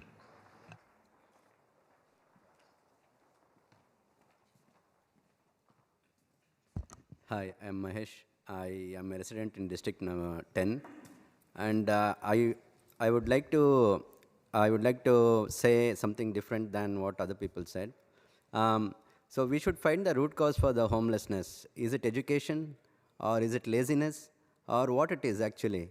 So why are you punishing the people who are actually working and putting their personal money, buying the property, and paying the taxes, and also the fees, and also the business tax? Why are you punishing them instead of punishing whoever is lazy or not able to work or not able to take? And also non-profit organizations, they get the donations from others and let them compete with the other people. What is the problem with this? I don't understand. It's a common sense why they don't want to participate in the competition and buy the property. Let them offer double the price because they get donations. We earn money and we already bought from the market price.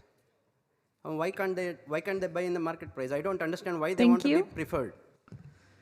I called out 6 names. I noticed we only have one person down here, so I'm going to go ahead and call them out again. I have Veronica Amador, Vicenta Lopez, Maria Elena, Michelle Ortega, Rita, and Marilu. And then I'm also going to call out Shengdi Huan. If you can come down, please.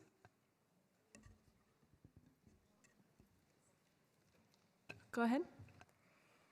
Good afternoon, City Council members. My name is Michelle Ortega. I am a resident from Southside San Jose. I am here in favor of Copa. San Jose has been my home for the past 7 years. I have been providing for myself since the age of 15. I nearly experienced homelessness. I am currently working 2 jobs, 8 hours a day, 7 days of the week. To be able to afford rent. The reason why housing is not affordable is because they are running them like a business, not like what it is, housing. People like me have to work 2 to 3 jobs while corporate owners just take our money. I believe Copa will allow our most vulnerable communities to remain in their homes and not be displaced. We are trying to protect our community while they're trying to protect their wallets. Please vote yes for Copa. Thank you.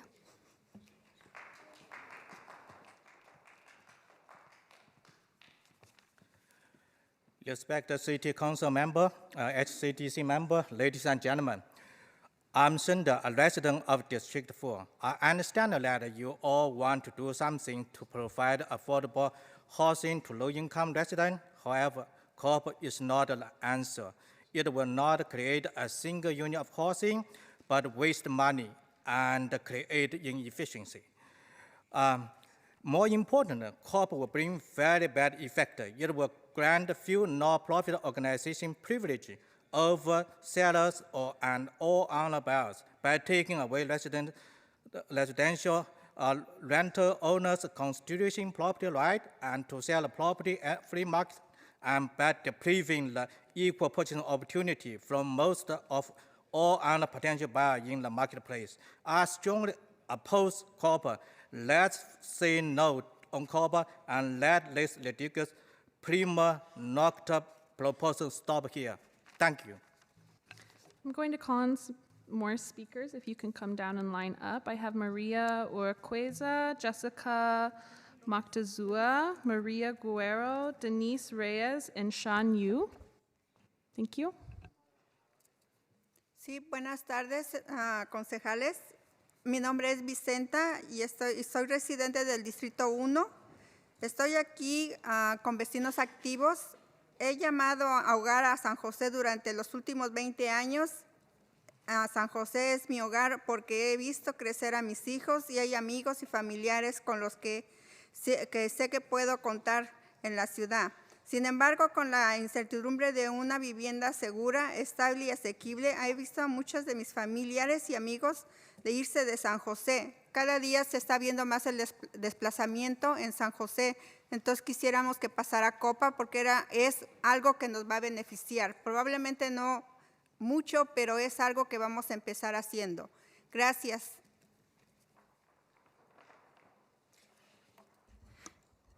Good afternoon, council members.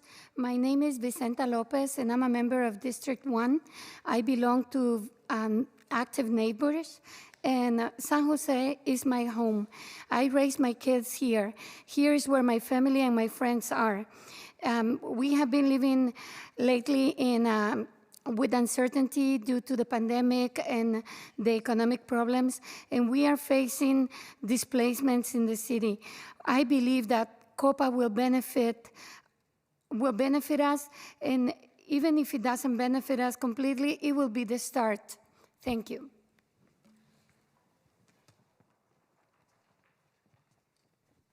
Hi, my name is Maria Urquiza, and I'm very sad to see the lack of empathy of many here. I think my daughter, who's 16, has more empathy for other people's needs. Myself, I live in San Jose for more than 20 years, and most of those years, I was moving place to another place and another place. Now I'm a homeowner, thanks that I'm married to a retiree city employee, and because of his income and my income, and he's still working, I was able to afford buying a house. But guess what? That's a privilege. Not everyone has that privilege. And I have no issues with Copa.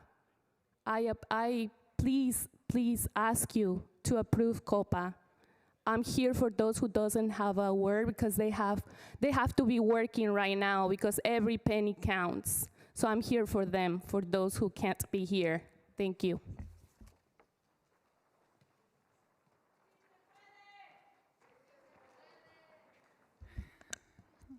Good afternoon, City Council members. My name is Jessica Moctezuma. I am a resident of District 7, and I am here with Somos Mayfair. I have called San Jose my home for the last 32 years. San Jose is home because I've seen my kids grow up here, and there are families and friends that I know I can count on in the city. However, with the uncertainty of safe, stable, and affordable housing, I have seen many of my family and friends leave San Jose, my parents included. The capital of Silicon Valley should not turn their backs on the residents that continue to be the backbone of this city. It is not our fault that we struggle to make ends meet. San Jose residents deserve better. Together, we stand tall. Keep our families housed in San Jose. Thank you. I'm going to call in 4 more names. I have Fernando Fernandez, Simon Wang, Jim Chien, and Lisa. Good afternoon, City Council members. My name is Denise Reyes. I'm a resident of District 7, and I'm here with Somos Mayfair. Our San Jose families continue to be pushed out of their communities. The housing crisis is disproportionately impacting our communities of color. The most rent-burdened renters in San Jose are Black and Vietnamese communities, with Black and Hispanic households having the lowest rates of homeownership in San Jose.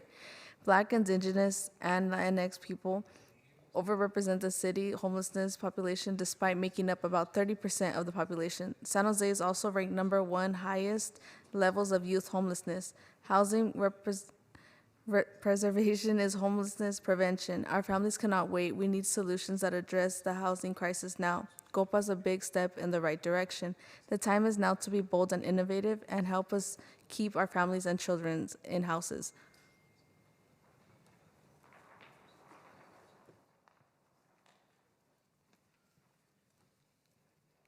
Hello, council members. My name is Maria Guerrero. I am from District 6.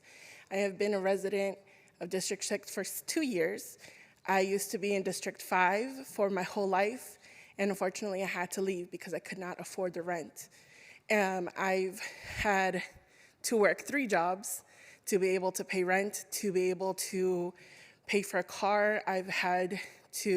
My wife right now is currently working 2 jobs just so that we can afford to stay homed. We can't even talk about children because we can't afford to even pay our rent and sometimes the groceries. So it's either groceries, rent, and even talking about children isn't on the table because we can't afford stability for them. I have heard my whole life as an organizer from people who are living in a 1-bedroom home in an RV because they can't afford rent anywhere. And it's time that we change that in San Jose. Listen to your community. Thank you.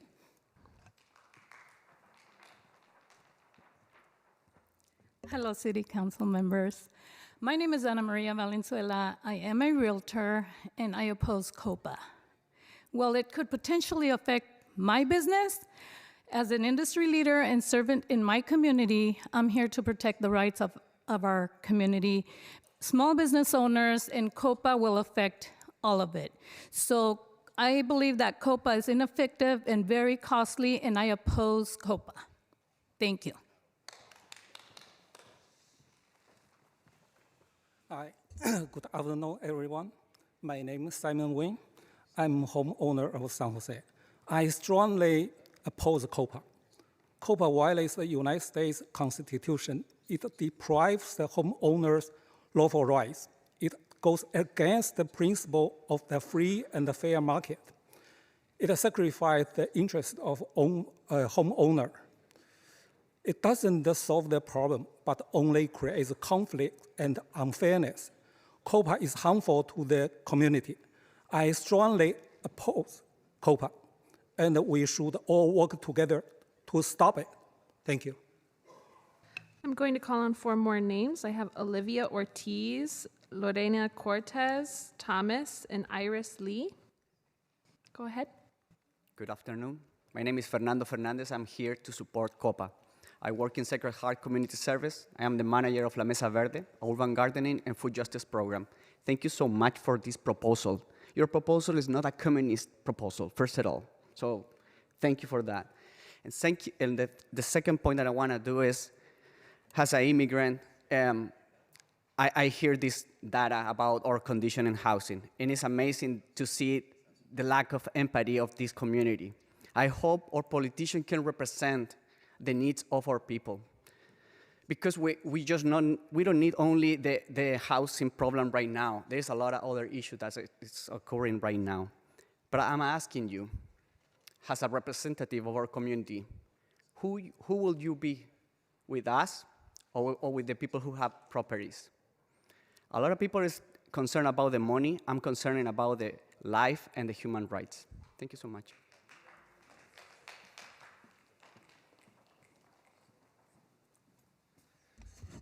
Hi, my name is Jim Chen. I'm a long-term San Jose resident in District 10. I want to say Copa is a bad policy. You know, it adds bureaucracies and layers to property transactions and gives special interest an unfair advantage. This will make this property less valuable, but it does not help the displacement issue because the very rent control really prevent that. It forbids that. And the main thing is not even that. There are plenty of laws and regulations. On top of that, there's state and San Jose rent control. We all know how much inflation is. You know, my insurance bill, my utility bill went up much more than 5%. Just a recent example. You know, I have a property, the left side of the fence went out 3 years ago. I got repaired for $35 per feet. This windstorm took down the rest. I got another quote, $52. That's 50% in 3 years, okay? Life for mom and pop small owners is already hard enough. And this regulation and things like it will not help the situation, but it could just, you know, drive the mom and pop out of business. Could be the, the camel that brings.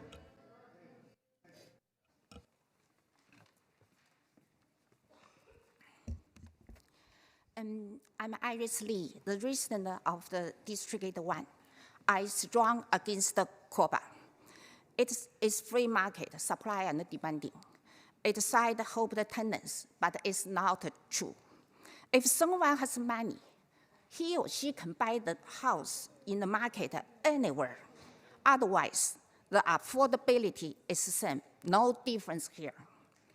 Most of the tenants, they don't want to buy the house they rent. They have some disadvantage to buy the house somewhere else. So it's block to each other. Please give the right of the choice for both sides. I'm the landlord. I'm more than happy to sell a house to my tenant. I'm more than happy to do so. But I just want the deals between me and the tenants, not involve so many layers, process. It's cost, it's not help. Thank you. Please, no Copa. Want to sell the affordable.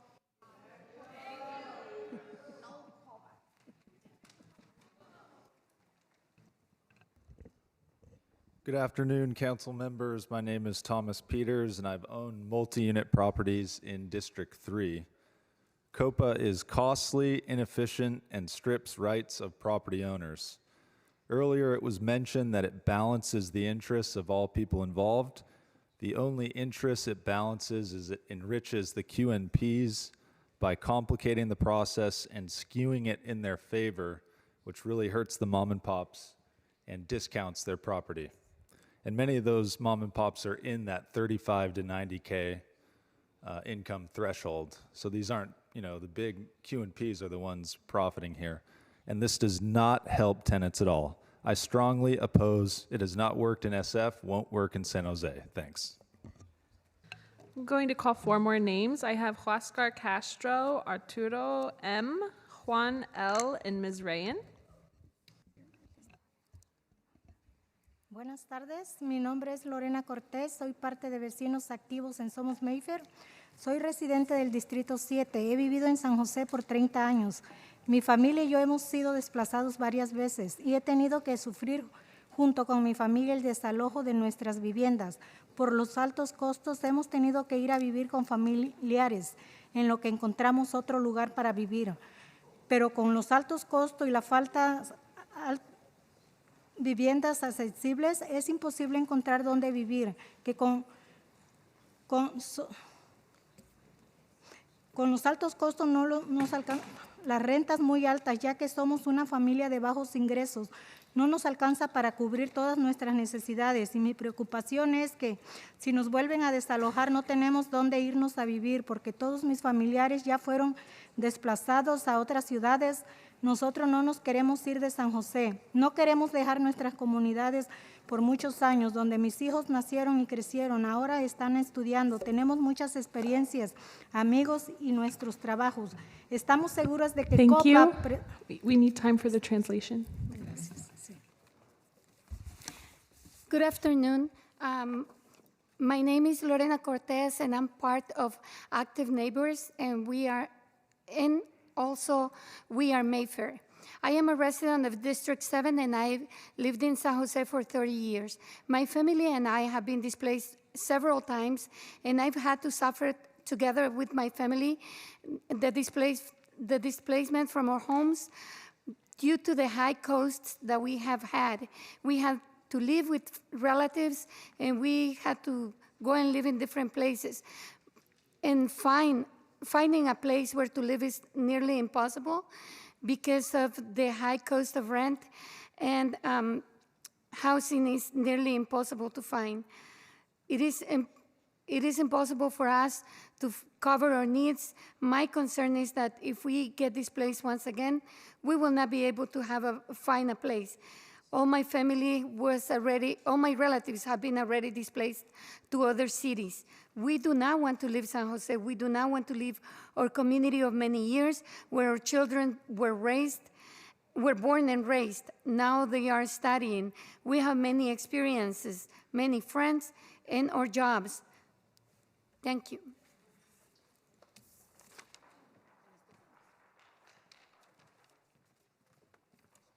Before I start, I want to mention that I'm going to read a message from a community member that she had an emergency and unfortunately she couldn't make it. And I think her message is really important. Thank you. Buenas tardes, mi nombre es María Elena Vargas y soy parte de Vecinos Activos en Somos Mayfair. Soy residente del Distrito 3, he vivido en San José por 40 años. Yo he trabajado todos esos años aquí en San José, incluso compré una casa en el año de 1991, pero desafortunadamente perdí mi casa en 2007 por el alto aumento de los intereses. El resultado de todo esto fue que caí en el estado de estrés, me enfermé y perdí mi trabajo. Desde entonces he tenido dificultad con la vivienda. En este momento yo vivo en un parque movible en una casa movible más pequeña, porque no tengo otras opciones. Y mi más grande miedo es que nos desplacen de aquí, de este parque, ya que últimamente tenemos muchos problemas. Y como todos ustedes saben, no hay muchas opciones de acceso a viviendas asequibles. El día de hoy les pido que apoyen a Copa. Copa es una ley que preservará la vivienda asequible y dará estabilidad a nuestra comunidad y a personas de la tercera edad como yo. Ya hemos trabajado y contribuido a esta ciudad y nos merecemos vivienda digna, estable. Por favor, apoyen a Copa. Sí, a Copa. Gracias. Esta carta es a nombre de una persona que no pudo estar acá y me pidió que la leyera. Good afternoon. My name is María Elena Vargas, and I'm a member of Vecinos Activos en Somos Mayfair. I am a resident of District 3, and I have lived in San Jose for 40 years. I have worked all these years here in San Jose. I even bought a house in 1991, but unfortunately, I lost my house in 2007 due to the high increase of interests. As a result of all that, I fell in a severe state of stress. I got sick and lost my job. Since then, I've been having trouble with housing. At this moment, I live in a mobile home park, in a mobile home that is very small because I have no other options. And my biggest fear is that we will get displaced from this park. Since lately, we've been having many problems. And as you know, there are not many options or access to affordable housing. Today, I am requesting that you support Copa. Copa is a law that will preserve affordable housing and will give stability to our community, and to people, senior citizens like me. We have already worked and contributed to this city, and we deserve a stable and good housing. Please support Copa. Yes to Copa. Before we proceed with more public comment, this is really an important subject, obviously. We still have a lot of people here who would like to speak, and we have people online. And we also have 2 more items that we need to get to. So what I would request is that my fellow committee members, that someone make a motion to defer items 4 and 5 to our next CED meeting, which will be in April. Yes, make the motion to move. Second. Okay, thank you so much. I do need to go to public comment first. If there's anyone, is there anyone with public comment just on that item? I'm going to go ahead and lower all of the hands online. If you've raised your hand for item 3, you're going to have to re-raise it. So I just want anybody that wants to speak on item 4 or 5 to raise their hand now. And for the record, those 2 items are the rent stabilization program and the city initiatives roadmap ending homelessness report. And the reason we're deferring them and making that notice now is that there may be people here who want to speak on these issues, and we want to notify them that we're just not going to get to them. This is a committee meeting that usually ends after 2 hours, so the fact that we're going a lot longer, that just says how important this issue is, and we want everybody to have the opportunity, but we don't want staff and everyone else to have to wait past 5:30, 6 o'clock whenever we actually get to those next 2 items. So with that, if no one else has raised their hands. We have 6 hands up for the deferment. Okay. Paul Soto. 1 minute. Yes, Paul Soto from the Horseshoe. I appreciate you being cognizant of the time. However, the issues don't care about time. They really don't. The issues themselves are no respecter of time. So because the issue doesn't care about time, I don't see why the city should. I mean, it's very simple. And so the ability for the public to exercise their constitutional right to come here and redress their grievances to their government does not have a time limit on it. There is no constitutional amendment that you can point to that says you can redress your grievances to your government, but if it's past 5 and it's dinner time, we all got to eat. So that puts your First Amendment right on hold. We have to ask these questions, and we need to be able to have the character to be able to accept what the answer is. And I think we all know what it already is. James? Thank you. Yeah, I'm opposed for this Copa because I think it's not documented. If you're commenting on Copa, we're going to take those comments again following this item. This public comment is currently only on the deferment of items D4 and D5. Ben?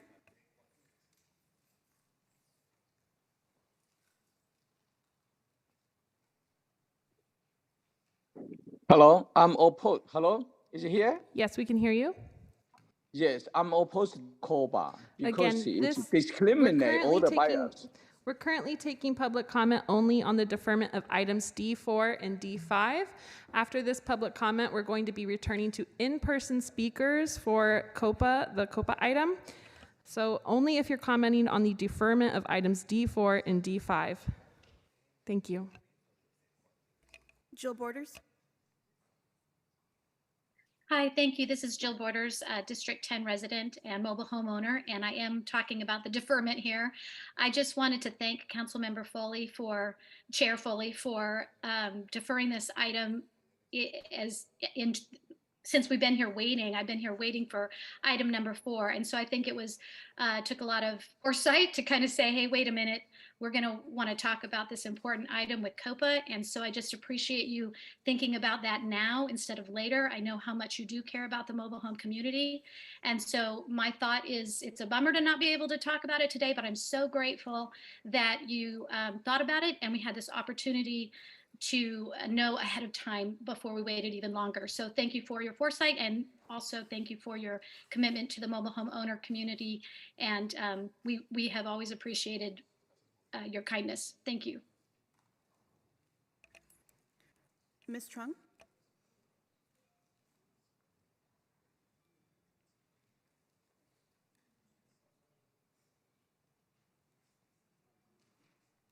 Ms. Trung?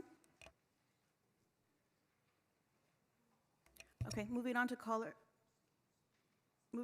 user 1.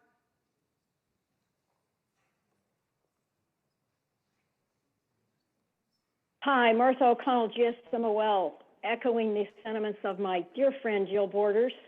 I am a disabled senior, and I have been holding on to this phone since the meeting started to discuss the rent stabilization issue. Thank you very much for telling us we're not going to get to it. And as far as it being a problem with our constitutional rights, no, I think this is an addition to our constitutional rights, because it's acknowledging that there are some folks that just can't wait for hours and hours.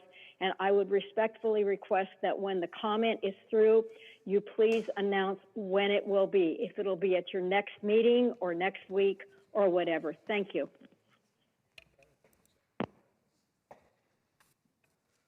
LWV Bay Area?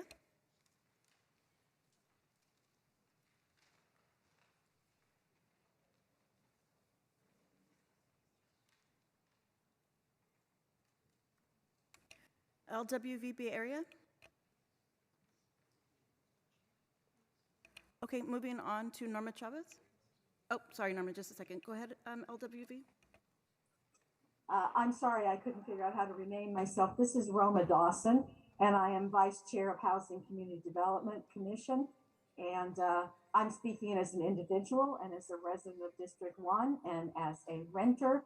And I did make the motion to pass staff recommendations, and my comments are... Roma, this is not the topic we're discussing right now. We're postponing. We'll get back to you.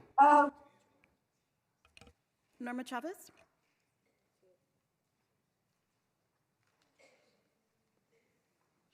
¿Aló? We can hear you. Buenas tardes, mi nombre es Norma Chávez y soy residente de San José, del Distrito 5, y nada más estoy apoyando a Copa porque Señora, es una disculpe, esperanza. Sí. señora, en este momento no estamos hablando de este tema, estamos difiriendo el tópico 4 y 5. En un momento les van a dar el permiso para hablar con respecto a Copa. Espere. Chris?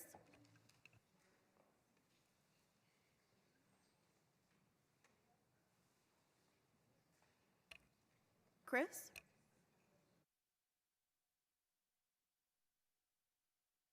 Oh, there we go. There we go. There we go. Now I got this thing working. The only thing I'm going to just touch on this whole deferment thing. I honestly don't think that there's any reason for deferring any of the business with regard to what, whatever, even regardless of how long it takes, even if it goes way past midnight. I'm quite sure that there's plenty of time to deal with the business at hand, rather than just saying, oh, we're going to only do this till like 5 or 6 o'clock. I agree with the previous with the first caller that was saying similar things. I'm hoping too that we'll get to the online comments about Copa before I have to take off to go to a meeting later on. Ms. Chung?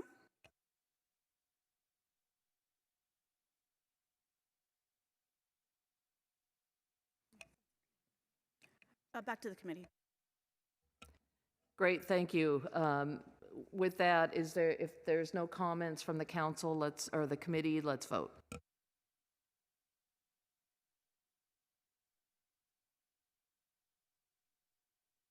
The motion carries. Thank you. That motion passed to defer both of those two items until time certain, April 24th. Okay, thank you so much for that. Please continue.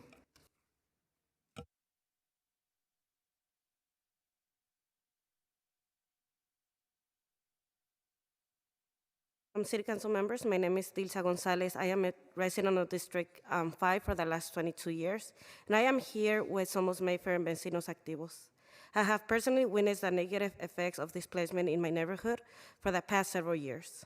Our San Jose families continue to be pushed out of their communities due to historical housing, segregation policies, and racist policies that target our community, and that had led to some of the comments made today, mostly by the realtors and homeowners. No, my community is not lazy, and we're not begging for anything. We're asking for what we deserve.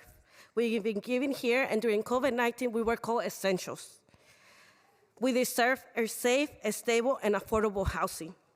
San Jose desperately needs anti-displacement strategies that prioritize low-income children and families of colors. Copa is one of those strategies. The moment to keep San Jose residents' house is now, not tomorrow, not later. Support Copa today.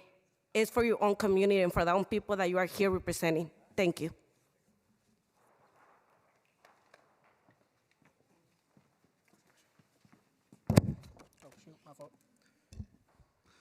Good afternoon, Council. My name is Juan Angel Lujano. I am a resident of San Jose for the past 26 years, and the reason why I'm here is in support of Copa. You've heard numerous testimonies today from both sides, and I just want to address the fact that not one of those realtor sides really touched on the human impact of this policy. I think that's something that's really important to understand, that every single day we're being displaced, and the fact that it keeps on being pushed back even more only adds to that displacement that many of our community members are facing.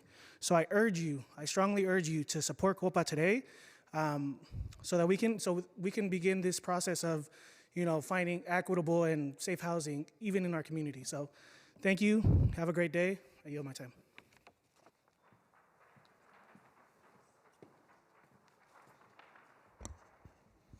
Hello, good afternoon, council members. My name is Arturo Munoz, resident of District 2, community organizer at Somos Mayfair. I have called San Jose home for the strong sense of community found within its neighborhoods. I grew up knowing and relying on my neighbors Families wanted to be involved within their neighborhood, their schools, and the greater city. Today, when I look around, I no longer see the same trust and willingness to invest and contribute to the community. San Jose continues to feel less and less at home as more families are unjustly pushed out of their community. As families continue to be displaced, it is increasingly discouraging residents of San Jose to envision and identify San Jose as their long-term home. San Jose desperately needs an anti-displacement strategies that prioritizes communities over profits. Copa is one of those strategies. Our families cannot wait and need solutions to like Copa at this moment. The moment to keep San Jose residents housed and invested in their communities is now. I urge the city council members to support Copa and work with your community members to build a San Jose every resident can wholeheartedly call home. Thank you, and I yield the rest of my time. Going to call on some more names. I have Dilza Gonzalez, Victor Vasquez, George, and Tuan N. Hello, yeah, good evening. Good afternoon. My name is Mizrain, and I'm a community navigator. I see firsthand the need of the community when they come into our office looking for services. With very few resources or places that they can afford, many low-income community members end up being unhoused.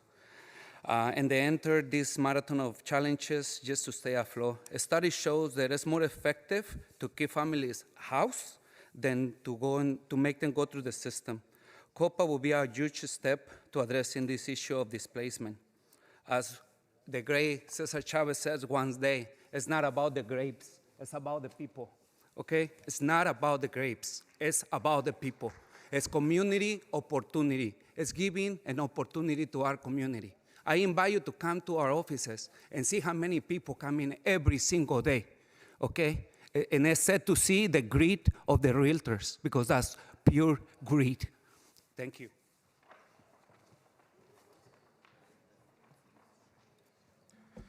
Good afternoon, members of the committee. My name is Huáscar Castro with Working Partnerships USA. I want to speak a little bit to the process that took place in forming the anti-displacement plan and the community strategies that came out of that. Along with partner organizations, the city, community, a multi-year engagement process took place aimed at combating displacement in neighborhoods throughout the city. Through that process, a key finding was that we needed to move forward on solutions framed in tenant protections and preservation. We, as a city, must be intentional about moving preservation opportunities forward. Stabilizing our neighborhoods and removing units off the speculative market is a crucial step in combating displacement. We know there needs to be robust action taken towards fully building out the city's preservation ecosystem, but Copa serves as an initial opportunity for mission-driven nonprofits to acquire property and provide permanent affordability. We strongly express our support for Copa and also want to lift up the need to comprehensively look at our entire anti-displacement toolkit so that we can put forth solutions and make sure that our families are staying housed. Thank you very much.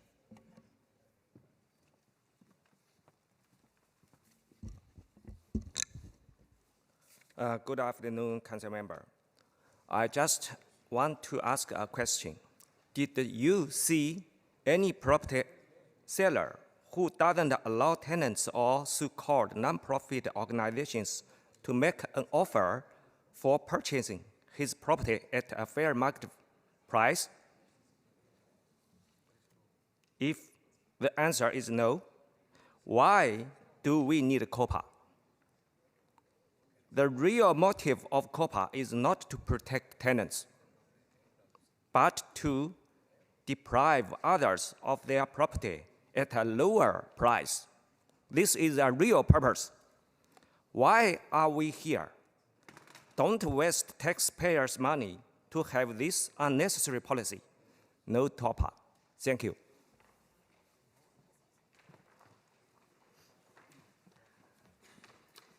Hello, everybody. My name is Vince, and I was unfortunate to actually experience a Copa transaction in San Francisco. And without going into details, it caused a lot of unnecessary drama, problems, and delays. And it didn't just affect my buyers, but it affected the sellers, which are small family owners. And these families are like most people, because most of the properties that Copa is going to affect are for these small families, not all big companies. And if it doesn't work for SF, how would it work for here? And here's another thing. If we look long-term and this affects developers wanting to invest in San Jose, what's going to happen with prices then? If you look long-term, prices are going to go up because of this. If we lose these builders. We need more housing, not restrictions. Thank you.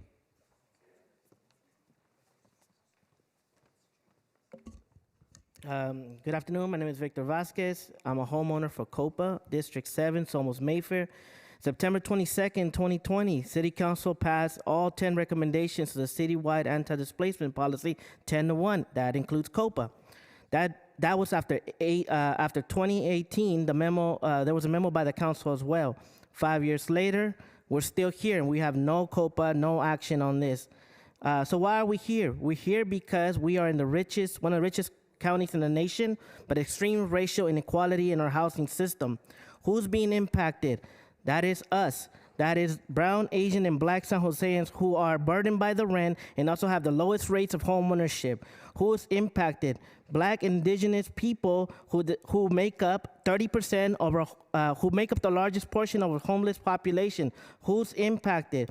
Those San Jose residents and youth who are homeless. These are homeless children. We have two options to take on: to continue to systematically delay justice and potentially lead to a civil or human rights violation lawsuit, or take the right step. I'm going to call some more names. I only see one person down, but I have 4 cards down here. I have Tuan N, Sean Yu, Dilza Gonzalez, George, and I'm going to call 4 more. Chris Moore, Anna Maria, Anil, Catherine Hedges. Please come down. Thank you.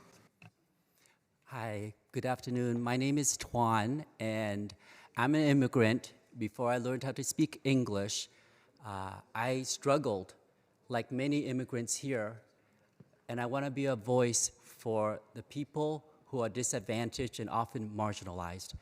Unlike most immigrants here, I actually read the Copa legal language that was introduced in Berkeley, in Richmond, and in East Palo Alto. Copa, TOPA existed in DC for 40 years, and it didn't spread across the country because there are real serious problems with it. Here it says, Copa es una promesa falsa.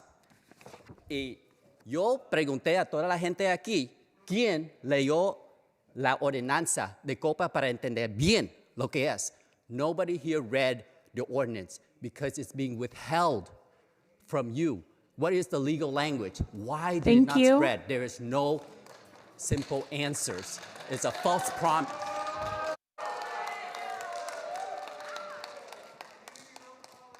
Hello, Chris Moore. Release the legislation. These people in the community, the ones up here in the back, they are being lied to by the not-for-profits because the legislation has not been released. Copa is a false promise to the tenants. Equity does not grow in the property.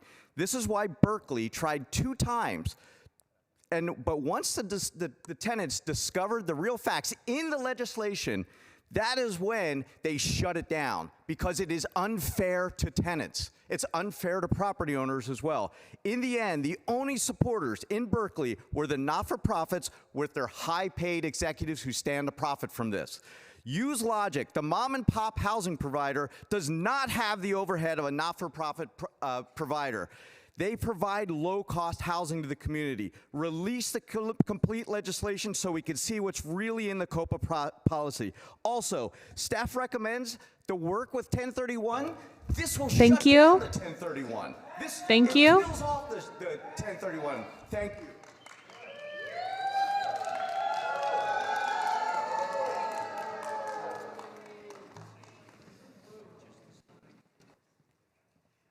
Good evening, good afternoon, Council. I'm Catherine Hedges, a member of SHAC in District 3, and I've earned 2 master's degrees. I have a small business. I'm disabled. I'm this close to homelessness, except I have affordable housing. That also means I have time to show up here, unlike people working 3 jobs to pay the rent. Everyone at the city knows we need to preserve existing affordable housing. I don't understand why owners object to selling to nonprofits. Brokers are lying to small landlords to preserve their commissions. Brokers are not your friends. I've heard success stories about the South Bay Community Land Trust purchasing buildings at the last minute to keep tenants in their homes.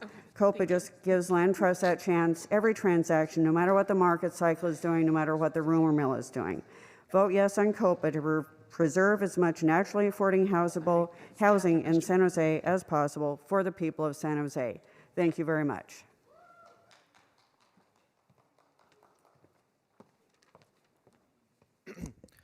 Good afternoon, Chair Foley, Vice Mayor Command, council members. My name is Anil Babar with the California Apartment Association. I'm here today to express our deep opposition to this ordinance, or the proposed ordinance. COPA is a policy intended to preserve housing. However, the ends do not justify the means. We have found both the stated need and the justification for COPA to be erroneous. If you look at the policy alleges that they're trying to help nonprofits compete in a market that's moving too fast for them. But an analysis showing of listed properties show that over 176 of these properties had 5 or more units. There are plenty of properties on the market. And the average time to bid on these properties was 76 days. 76 days to make an offer on a property. The market for multifamily properties are not moving too fast for a nonprofit to compete in. Doug Goss earlier expressed some of the comments on COPA, but there are no barriers to making offers on these properties. And I want to end by saying this is more about market manipulation than making any changes to the process. Thank you.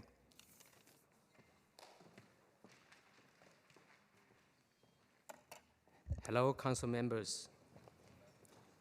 Hello, all council members. Imagine that you have a daughter who wants to choose someone to marry. But the government restricts her to choosing from a few pre-selected individuals. If they reject her, she can look for someone else. However, when the daughter found someone she loves and wants to marry, one of the previous suitors comes back and says, I still want to marry your daughter. Would you accept this for your daughter? Similarly, this COPA is trying to divide one community, tenant, landlord, divide them. As we're facing serious housing issue, we should work as one community. Thank you. Thank you. I have some cards that are still here. I have George, Anna Maria, Sean, and Dilsa. I'm not going to call on these again if you guys don't come down. So I'm going to call more names. I have Kelly Hunt, Juan Lee, Emily G, Julie Sim, and Susan Wang. If you can please come down. Thank you.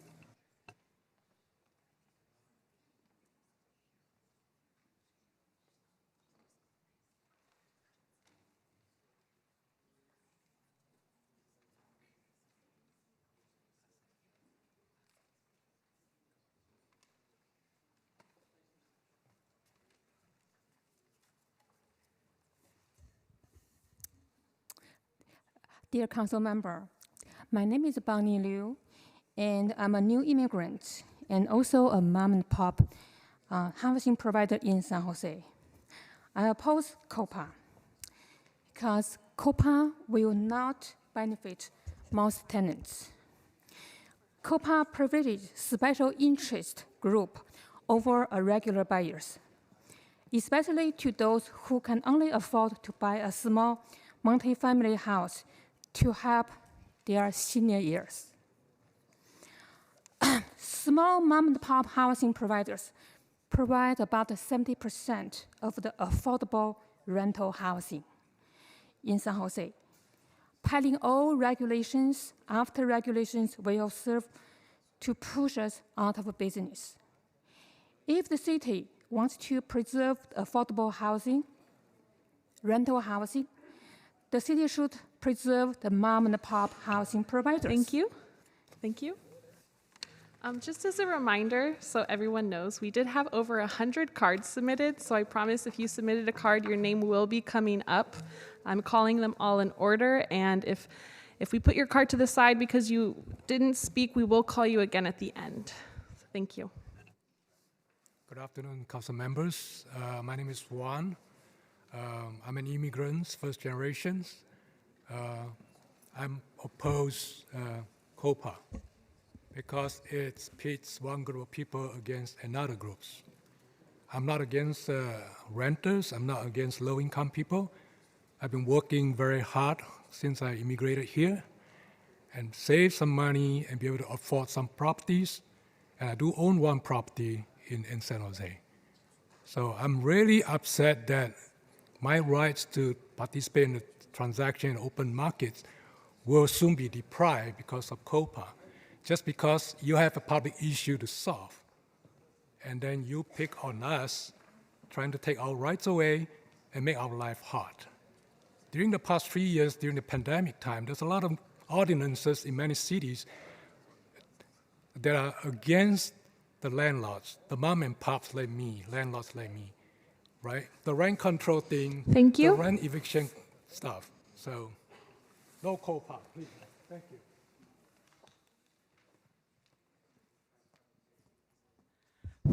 Hi, hello. My name is Susan Wang, and the residential and the voter in the Santa Clara County over 25 years. I love the American because the Constitution that protect our right to sell and buy a house with a fair and equal competition on the open market. The correct house market is open with a fair opportunity and fair competition. Corporate policy enforce and restrict the right of fair competition and the open market.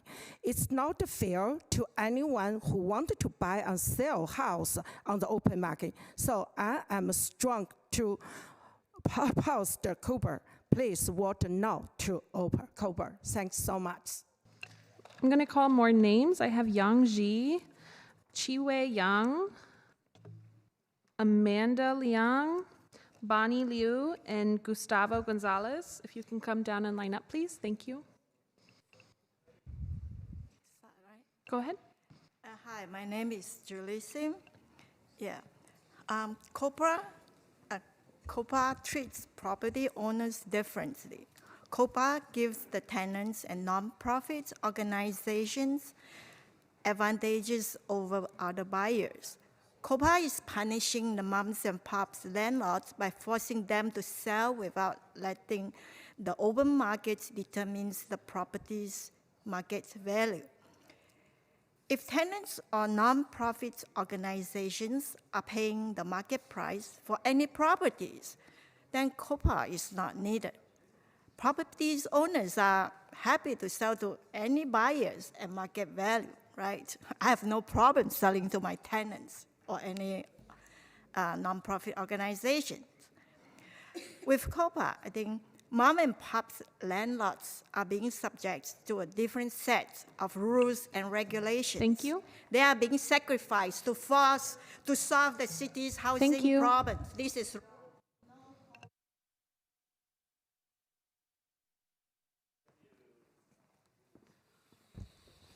Hello, my name is Gustavo Gonzalez, born and raised here in San Jose, raised my kids, started a business, and I'm all in San Jose. That being said, I'm looking at the 4 stated goals of Copa. Number 1, prevent displacement of lower income renters. That's false. Why is that false? Because today, if you're in a low income property, you have you have ARO, TPO, and the eviction moratorium laws that protect them. So that lady that got evicted 3 times, that wouldn't have happened if she was in one of those units. The other stated goal is to grow the amount of permanent affordable housing. How can you grow it when you're buying existing affordable housing? There is no growth there. It's zero. That's what we need, though. That's where we need to spend the time. That's how we're going to move the needle, is we need more housing. Other goals here, empower tenants. How are you going to empower tenants when you're telling them that you're going to sell? The last point is, I helped a client buy an apartment, a 6-unit. They have a 2nd and 3rd grade education. They had enough knowledge to understand the process. They don't need more time. Thank you.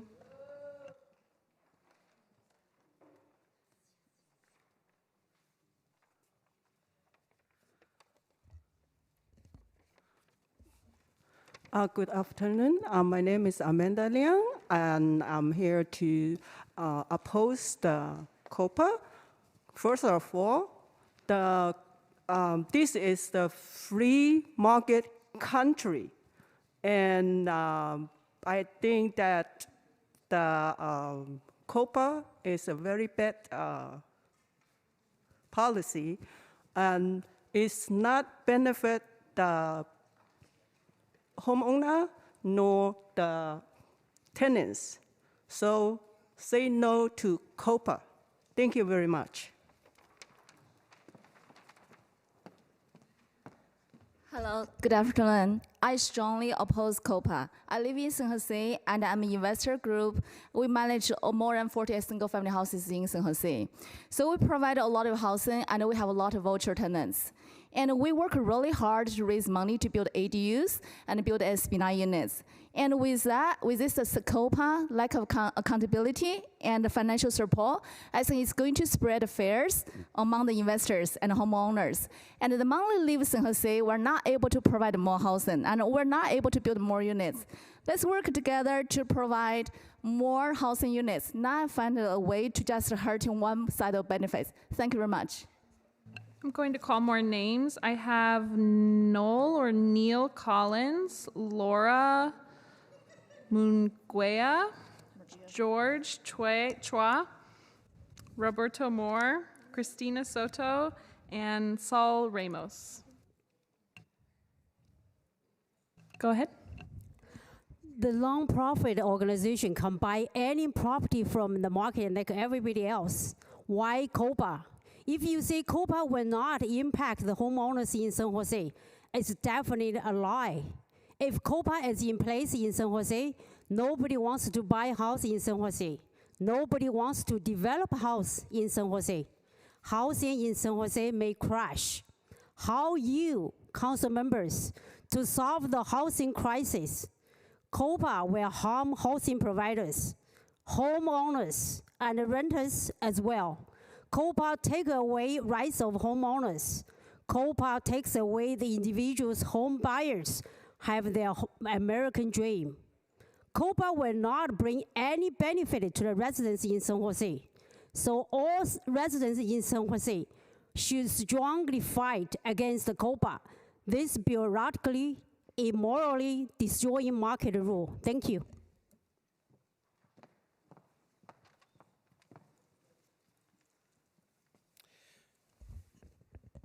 Good afternoon. My name's Neil Collins, and I'm a resident of D10 and the CEO of the Santa Clara County Association of Realtors. Let me start off with saying Copa is not needed. I have not seen any data that supports the premise that corporate nonprofits' failure to acquire properties is because of lack of access. You would have to believe that resources like MLS listings, CoStars, LoopNet, and Zillow are all lacking. And if you believe that, then I might suggest that the city use its own rent registry to provide corporate nonprofits with a profile of all the properties that fit their desired location, size, and tenant profile, and let them do their own prospecting. To address concerns of displacement, it's far more effective to give tenants supplemental relief through vouchers today. COPA is not needed. The ordinance is built on a flawed understanding of how the market works and empty promises. COPA is simply more unnecessary bureaucracy. With our limited resources, why would we want to burden future San Joseans with millions of dollars of bad debt and bad loans? COPA is not needed.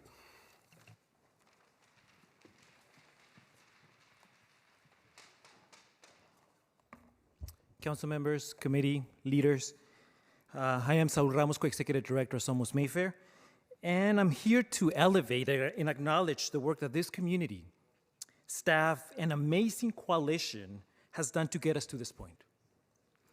The intentional investment of this leaderful movement is built on the premise that our current paradigm has failed us. Gentrification, displacement, greed, speculation. Our failure to honor housing as a basic human right has led to a sustained rupture of our communities. I stand with these leaders to fight for an opportunity to remain in community. COPA is a tool and a part of a solution to work together, addressing the most important issue of the city today. We are a leaderful movement, and we need you to stand with us and lead this city with a vision that includes us all. The market does not need defending. Communities being displaced do. Thank you.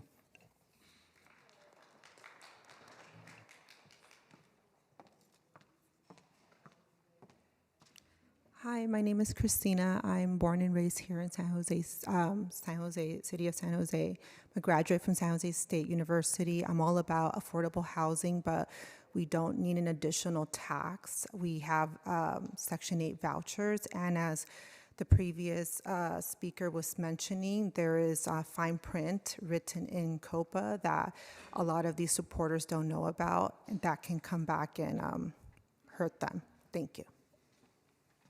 I'm going to call on more names. I have George Chen, Dan Pan, Cheryl L., Mark Zhang, and Jenny Zhao. Thank you. Go ahead. Thank you. I'm Roberta Moore with D10. As the D10 rep on the Housing Commission, I've read the versions carefully since they were first introduced 4 years ago. If COPA really worked, I would stand here for it. I want to address displacement and equity, and I hope I have time. Nonprofits don't need COPA to buy. The funding's there. They need COPA to bypass the ARO protections so they can evict renters, raise rents, and avoid property taxes. Read the fine print. This will not stop displacement. At the HCDC, I made a motion to require 50% of the units for renters to buy for real equity. The Housing Department said COPA cannot help renters buy. However, Mayor Gonzalez built 10,000 units for renters to buy and created real equity. So pay attention to the language. If you care about displacement and equity, this is not the way to do it.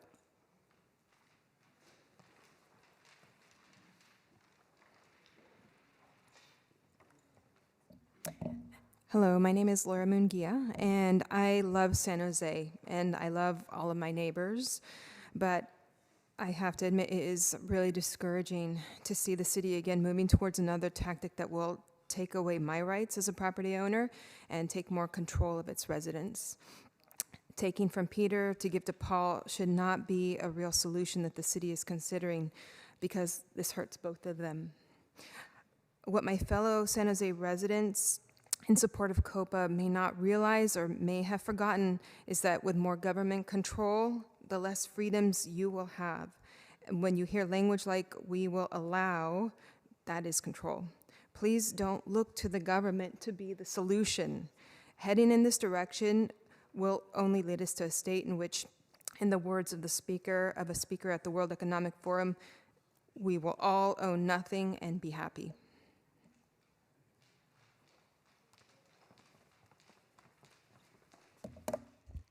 Good afternoon. Nonprofits can get funding and buy property with or without COPA. COPA itself is about taking away people's rights. COPA puts unwarranted restrictions on what should be basic free speech and property rights. If I run afoul of COPA's web of constraints, here's a list of normal activities that would be forbidden. I put up a for sale sign or coming soon sign. That's illegal. I bring a potential buyer to my property. That's banned. I talk with a potential buyer and receive an offer. That's censored. I'm doing a 1031 into San Jose and my realtor writes an offer on a property that I found. That's banished. COPA is wrong and unnecessary. COPA's regulations are basically a handbook of prohibited speech that has no place in San Jose government. San Jose should not create a law that silences people and restricts them from negotiating and interacting with other people. Stop COPA now. Thank you. I'm going to call in some more names. I have Gina Zari, Lily Liang, Mustaga, Oscar, and Carlos. If you can come down, please. Thank you. Hey, dear council member, my name is Mark Zhang. I'm a first generation immigrant, resident of District 2 for 10 years, and I'm standing before you today to speak against COPA. First, the program seems fair, but it's created an unfair market to everyone, and can also result in discourage investment in San Jose. We need more housing, but nobody wants to buy and sell here. Second, the program can also discourage property owners from making improvements for their properties, because they may be forced to sell their property to the community at a lower price than they can get on the open market. And the program also can be a burden on the local government. When the non-profit organization, they cannot make any profit, and the government have to manage and pay more to the program. So let's focus on finding better solutions. Thank you. That's benefit everyone, not only the nonprofit organization. Thank you. Thank you. Next speaker, please. We have the the shortage across the state, but Copa is not an answer. My reason is nonprofit needs money to pay for staff, overheads, administrative fees, and more. This money must come from somewhere. In this case, it is both the landlords and the tenants. Copa is likely to lead to a nonprofit speculating on the real estate and using them to pay for their administrative cost rather than helping the community. So where is the oversight for these nonprofits? How can we be sure and they are run fairly and cleanly? So any nonprofit, no matter how well introduced, can become inefficient and corrupt if given unfair advantage to buy and sell houses compared to mom and pop buyers. So-called nonprofit can become a big fat cat and to be a profiting. So my, please, no Copa, por favor, sin Copa. No Copa, please.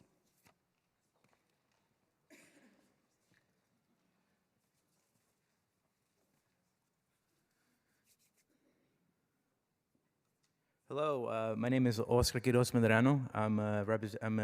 I live in District 10. I've been living there for about 19 years of my life. I still live at home because I can't afford a place to live. And I don't want to pay a real estate person or a apartment complex person my money. It's better for me to save that money and save it and be able to put that into a down payment on a home rather than having to pay these absurd prices that the real estate market love to suggest that it's okay. It's not okay. If the system was not broken, there wouldn't be any homeless people. Does that make sense? If the system was not broken, we wouldn't be having this conversation to begin with. We wouldn't be talking about rent control. There is an issue here, and Copa is a step forward.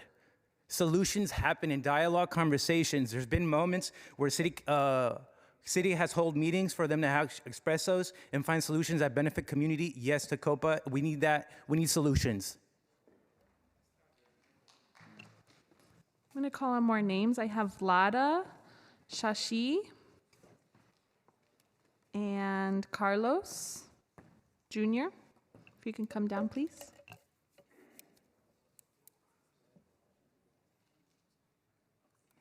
Go ahead. Okay.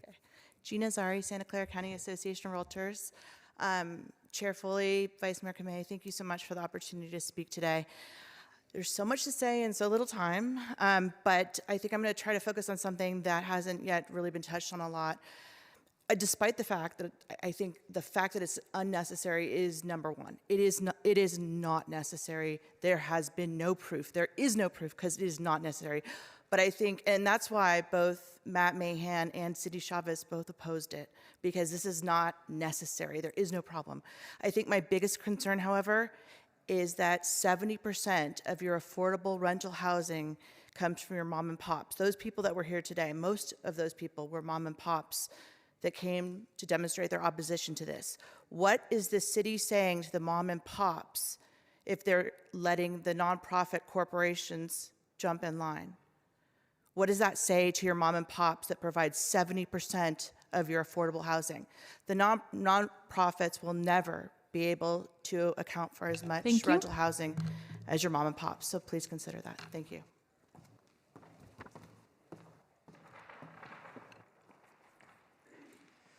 Good evening. My name is Carlos Padilla. And I want to thank the committee members and Housing Department attendees and as such for their time, as this is an extremely important topic. Can I please ask the audience for how many of you actually work for or represented a nonprofit? Could you please raise your hand if you, great, if you work for a nonprofit or represent a nonprofit, please raise your hand. And the reason I ask is because I'd like the committee and the Housing Department to know who will benefit if Copa passes. And my question is why? This does not benefit our tenants. I've been a tenant for years, and now I'm a property owner. This is a power grab by nonprofits that are manipulating our housing department. And if you read the news recently, what happens to many nonprofits? Well, they start off as nonprofits. OpenIO, ChatGPT collected millions of dollars from their donors, and then are now basically a for-profit company owned by Microsoft. And this is similar to what's going to happen here. And guess what? Nonprofits will also benefit because they no longer have to pay taxes under the plan that the housing department has. This is a great deal for nonprofits. Getting properties into the nonprofit. Thank you.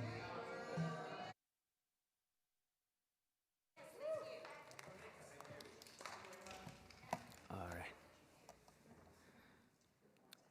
Go ahead. Press it, or what do I do? Go ahead. Oh, okay. Good afternoon, council members. My name is Carlos Jr., and I'm a resident of District 4. My message is clear. Please pass Copa. As a son of 2 domestic workers, we need Copa to pass in order for us to stay in San Jose. However, we aren't the only ones, but all working class families need Copa to continue residing in San Jose. How many working class families are struggling? How many are fearing ending up in the streets? Hundreds and thousands. How many families and children are living on the streets? One too many. Working class families are the reason that San Jose runs. It is imperative that they are included and not excluded by the city that believes in equality. Please listen to us, working class families who are struggling and to make ends meet and fighting to stay in San Jose, and not to those that wish to only fill their pockets and cry wolf about their struggles. Because I bet you anything they are not struggling. Working class families are, and they need your support. Please side with us. Thank you. I'm going to call more names. I have Mustafa El Said, Delmas Hernandez. Hi, Liz- council members. Thank you for your time. Sorry, I'm calling out names. Sorry. Andrea Portillo, Mahesh, Che Nguyen, and John Worthing. If you can come down and line up, please. Thank you, and you can go ahead and begin.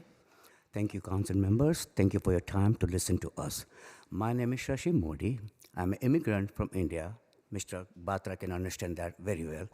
And I'm totally against Copa. As far as I'm concerned, Copa stands for completely out of public agenda. And as far as I'm concerned, it's violating my rights as a taxpayer, as an American citizen. And what is the definition of free enterprise system? If you can come and tell me whom I can sell my property, when I can sell, then that defeats the whole purpose of free enterprise system.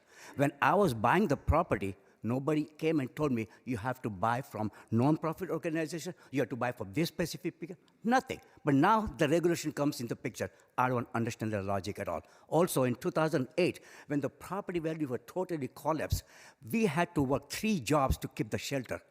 And nobody, just to make sure the house doesn't go foreclosure, nobody came and helped us that whole time. Where everybody were that time. So I strictly feel this is nothing but unnecessary. Thank you. Thank you. We really don't need all of the comments. We've got someone down here who's managing the time clock. Thank you.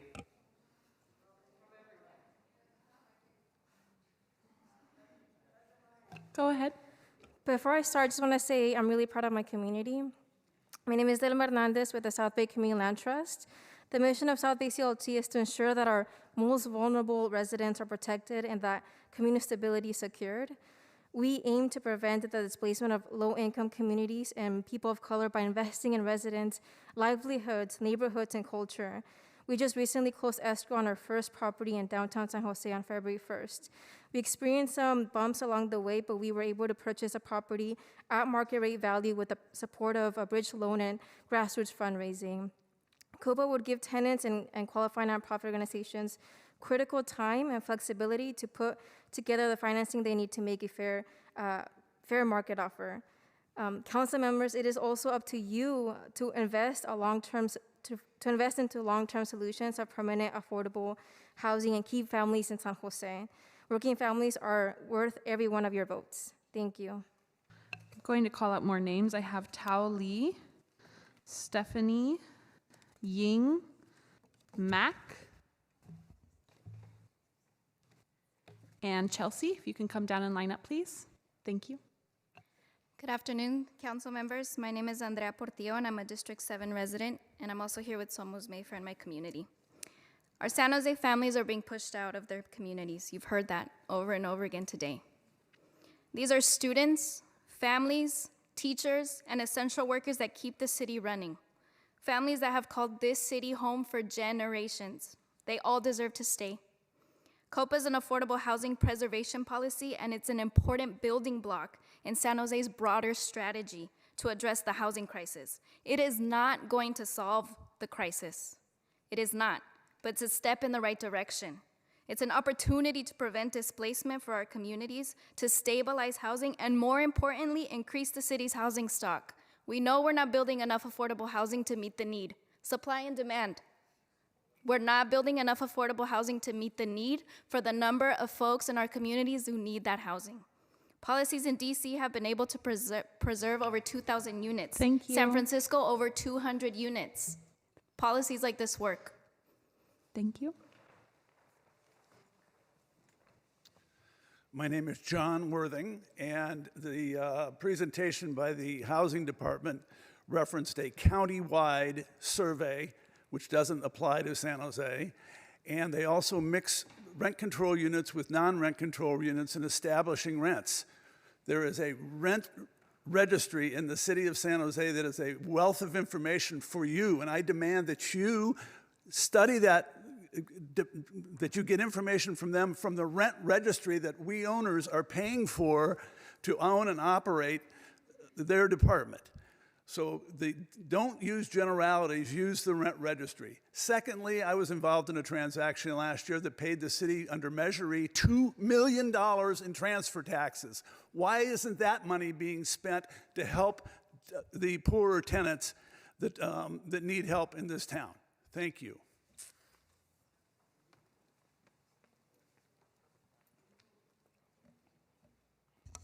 Good afternoon, committee. My name is Tao Lee, and I am a D4 resident. I'm also one of the organizing co-directors of the South Bay Community Land Trust. Our land trust is a nonprofit that shares a similar goal to this committee of creating and preserving housing and healthy neighborhoods. This past February, we closed on our first property at the market price of $1.6 million for a 4-unit building in downtown San Jose that is home to veterans, formerly homeless, and disabled people of color.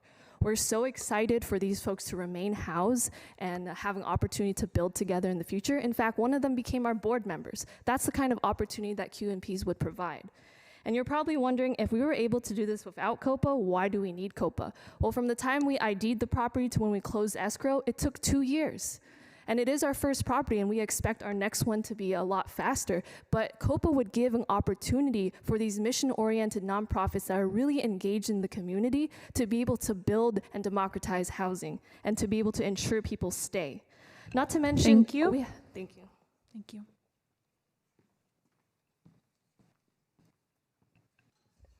Dear council members, I'm Ying. I'm a duplex owner in San Jose, and I'm against Copa. I believe this Copa discriminate housing providers. Why don't you pass a bill that no one can sell their home in the open market, but only to nonprofit organization? Because you can't. It is not fair just picking on housing providers to do that. And if you want to help tenants to buy properties, then you buy it on open market and give benefit to the renters. Picking on small business owners is not fair. And landlord and renters are not enemy. And landlord can become renters, and renters can become homeowners. You should encourage the housing market. Okay, I'm going to call more names. I have Nancy Robinson, Susan, Matt G, Brenda Garcia, and Mia. If you can come down, thank you. Hi, my name is Chelsea Pruitt. I'm a renter here with Somos Mayfair, and I support Copa. Somebody earlier at the beginning criticized Copa advocates for practicing emotional activism, which I think they're telling on themselves with that, honestly. Because, yeah, this is a personal issue to us. It's very personal. We're getting displaced and struggling to survive in the city we love. For the opposition, mostly what I've heard today is that this is about profits. Most of us that are for Copa are not trained activists. We're here taking action because we can't afford not to. And yet, even though we're not all trained activists, I'm positive we have done our homework and studied this policy way more than the opposition. We have been in all of the community forums. There's been dozens of them in multiple languages. The city has really offered those, and our community has showed up. I've heard a lot of fear-mongering tactics from the public comment today, and we know those aren't true. Thank you.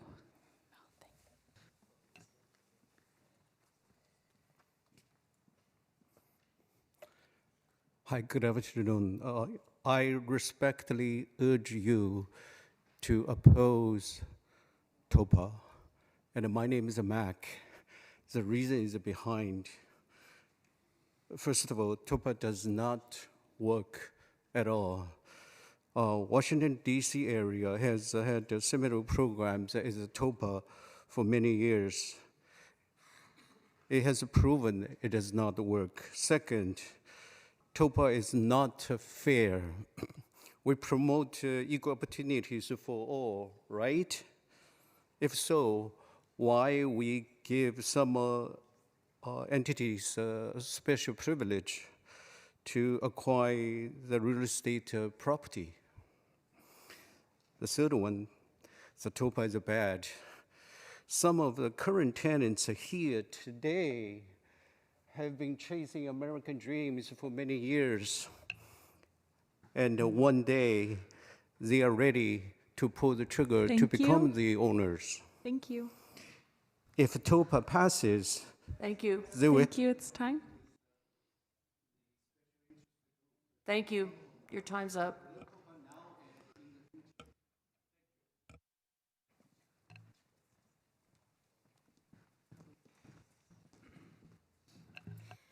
Chair Foley and council members, my name is Stephanie Ligsay, and I thank you for the opportunity to speak today. The delays created by Copa are so significant that they would make a 1031 exchange nearly impossible. In fact, Copa discourages investment here in San Jose. And I'm racking my brain trying to figure out why the council would want to discourage investment here in this city. What is the purpose? Corporate nonprofits are not experiencing any problems purchasing property. There is no need for Copa. Please vote no. Thank you.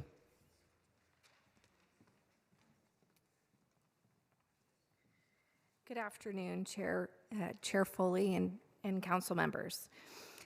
There is no question that we have a housing crisis and need in this valley. And I don't think anyone in this room will dispute that with housing affordability. But I'm here to tell you that Copa is not the answer. We've heard from many of our problems about Copa today, but one of the issues is access for these nonprofits, which quite honestly doesn't exist. In fact, during the public Copa meetings run by the Housing Department, the question was asked if nonprofits ever had experienced any problems purchasing the properties, and the answer was no. And we had a gentleman earlier who gave you statistics on actual properties for sale currently on the market that are available, and those do exist. Yes, there's an understanding that there's a timing issue potentially for these nonprofits, but I really can say if these properties were on the open market, there's no question that a potential seller would be willing to work. Thank you. Thank you.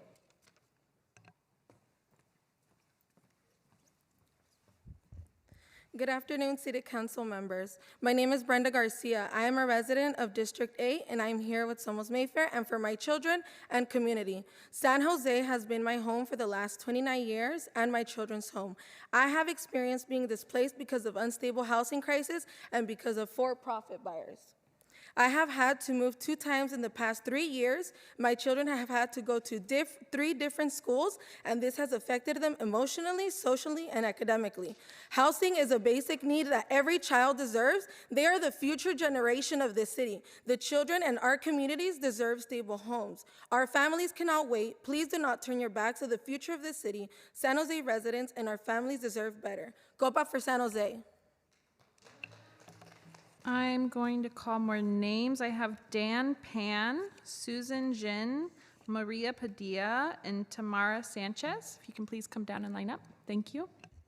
Hello, my name is Mia Ville, and I'm with the African American Community Service Agency, and I want to acknowledge some things I've heard today. One was the talk of vouchers and other options of that sort. But what about those of us who do not qualify for affordable housing or also cannot be approved for rent in non-low-income apartments? We're in that weird in-between. I also want to acknowledge that some homeowners here have said that they feel the struggle as well, saying that they also make between the $35,000 to $90K income bracket. The cost of living crisis affecting us all, with both renters and homeowners in California spending 30% or more of their income on housing. And something has to give. Those of us who support Copa are also trying to achieve the quote-unquote American dream. I think we should at least try Copa and see what it provides to the people of San Jose, then more of us leaving the community. Thank you.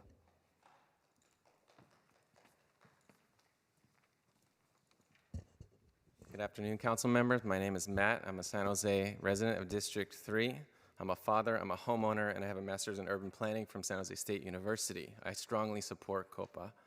A report from Enterprise Community Partners shows that between 2012 and 2017, of the 80,000 so-called naturally occurring affordable homes in the county of Santa Clara, 40,000 of them were lost. That's half of the NOAA homes in 5 years. Where do you think all those people wound up? Copa is an effective and fair tool to preserve these homes, to improve their safety, their health, and affordability, and most importantly, to keep vulnerable tenants in their homes and in their communities. You all are accountable to the mothers and the children and the friends and the neighbors and the essential workers of this city, and the reason why they suffer so much is that it's profitable to displace tenants and to ignore their needs, and the system allows it. It's time for an intervention. So please join your HCDC and the thousands of residents and a chorus of community-serving nonprofits of this city in support of Copa. Thank you. Next speaker.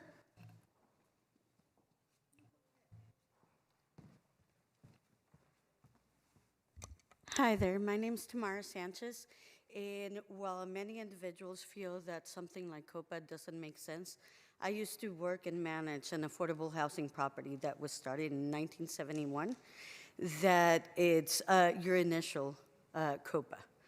It was funded through the Housing and Urban Development Department, and it's how we start that during our initial problems and solving issues. And that property still sits over here in the east side. And that is why, if we have been able to keep it, it's why we need to have more of that. We're just another demonstration that we shouldn't be put in a box like the people that kick us out. Thank you. I've called all of the name cards. If you submitted a name card and you did not hear your name called, you can go ahead and come down at this time and line up. Just please say your name when you get to the podium. Thank you. Hi, dear City Council. My name is Susan. 30 years ago, I was a busgirl in a Chinese restaurant. I worked two jobs a day, 7 days a week. I never apply government benefit and never depend on organization, nonprofit organization, never depend on them. But now, I'm proud to tell you, I'm a house owner. I pay property tax. I pay income tax. So, all I ask, please, against Copa. Thank you.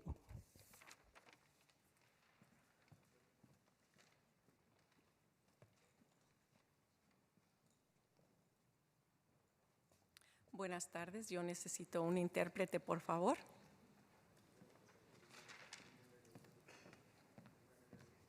Gracias. Sí, María Padilla. ¿Puedo hablar? Sí.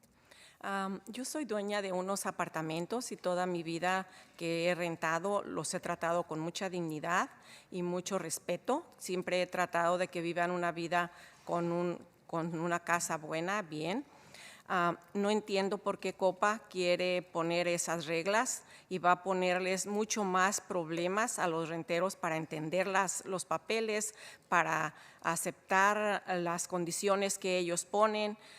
No entiendo por qué están con este problema aquí en San José. Las personas deben de respetarse y tener amor a las personas más pobres y más humildes, que es lo que estas personas les van a quitar. Esas personas solo están pensando en su salario de ellas, no están pensando en los problemas que les van a dar a los renteros. Entonces, una organización así, yo no creo que deben de ponerla ni siquiera en cuenta. Thank you. Para mí. Gracias.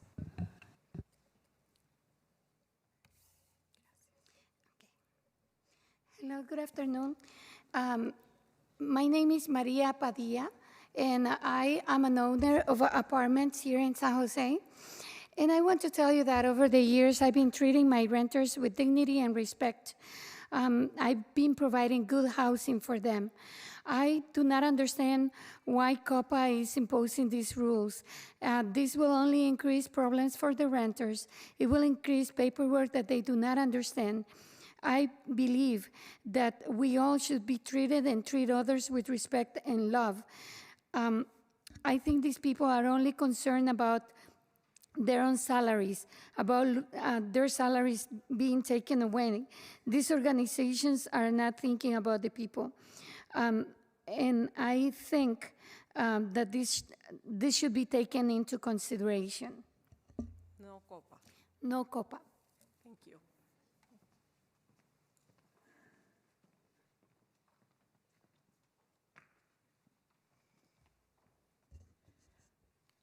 My name is Kimi. I live in District 10 and is a small property owner. Imagine that we are all in school for the final. I worked very hard and want to be the number one. My teacher takes my answer sheet and give it to another student and even give the student extra time. What do we call this? It's cheating, and it's systematic cheating. It's exactly what Copa is about. Systematic cheating. Copa led the special interest nonprofit to cheat the system. How is this fair? To the seller and to the buyer, to all the hardworking mom and pops. So the question in front of you is, do you want the city of San Jose to have systematic cheating to privilege corporate nonprofits over hardworking regular people? Please say no to Copa. Thank you.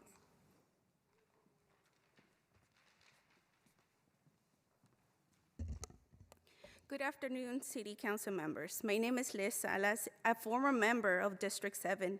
I'm here with Somos Mayfair, but I'm here as a community member, as a mother, because I have personally experienced the negative effects of displacement in a family, and now I belong to District B in Morgan Hill. For over 20 years, I was able to call San Jose my home. It was where my children grew up and had a helping hand just next door. Now, because of profit buyers, we no longer have those helping homes, and my children's emotional being was affected. It's unfair that we still have to fight to prevent families from being pushed out due to increased cost of living, unlawful evictions, displacement, and a general lack of access to affordable housing, options that lead to long-term ownership. My family and our community deserve affordable housing, and this is why we need Copa. I urge you to keep San Jose residents and stand with Copa. Thank you.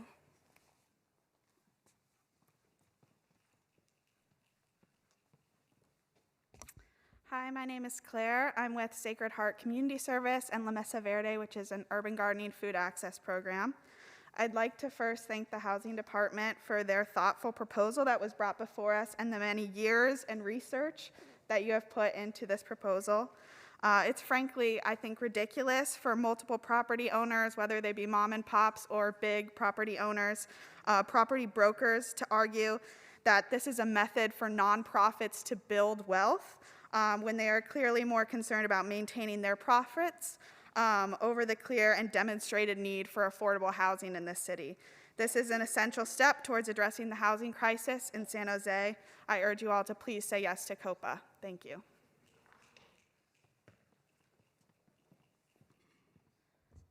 Hello, good afternoon. My name is Karina Gallardo, and I'm here because I'm happy to say that I support Copa. Thank you so much for bringing it to us, because it's an opportunity for everyone, for the community who is in disadvantage. I'm thankful that I was able to buy because of the county's support. I'm a middle class with my husband, who is middle class and is a teacher. I was about to leave the state because I couldn't afford to live here. And I've been living here for 15 years. I'm from the east side, and not everyone has the privilege. So I want to support the community because, and thankful I was able to buy because the owner was clear, and he said, I don't want to give my house for 3 generations to greedy realtors, to greedy people. They said, I want more. Who wants to offer more? So thankfully, my neighbor who lives next. Thank you.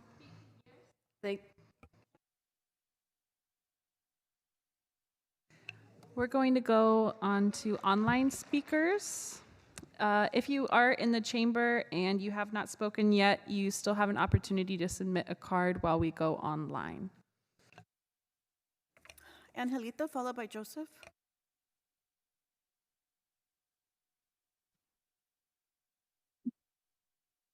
Good afternoon. My name is Angelita Chaveste. Your choice to oppose Copa is your systematic support of racist choice in using your power and authority in your role to continue to oppress and push our hardworking families out. They are the ones who clean your chamber rooms and ensure your coffee is hot. The Uber driver, DoorDash driver, or shoppers that risk their lives to keep you safe at home while the pandemic. I am the director of my organization. While at work, my child is babysat by a neighbor. I cannot afford quality care. I stand in line twice a month to receive a box of food for my family. I am a gap family, the too rich, too poor, struggling to pay rent. I am privileged enough to live on my own with my family. Oftentimes, I think of having others come in. I cannot afford to purchase a home, not because I am lazy, but because of gentrification and the high cost.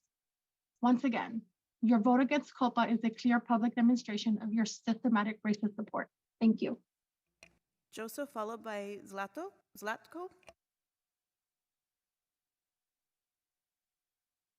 Yes, my name is Joseph Weinstein, and we all recognize there is a housing problem. I and my family are property owners. We have one 7-unit apartment for sale right now with a 3.2 cap rate, which means we are an affordable housing unit, and we have been since 1985. Not one nonprofit has approached us. In the 1.5 years that I've been watching San Jose, whether to choose to invest in this city, I have not heard one data point from your housing department that proves that in fact there is a problem with nonprofits buying. Copa is an emotional non-solution. You need to vote this down because people like me who do rent to the minorities are not going to be buying in San Jose. Zlatko, followed by Ann.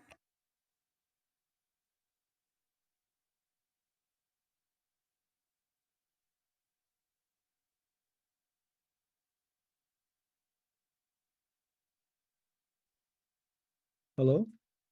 Yes. My name is Zlatko, and I strongly oppose Copa. I myself grew up in a working class immigrant family. We were able to afford a house because it had 2 units. We rented out the 2nd unit and the basement to help pay the mortgage.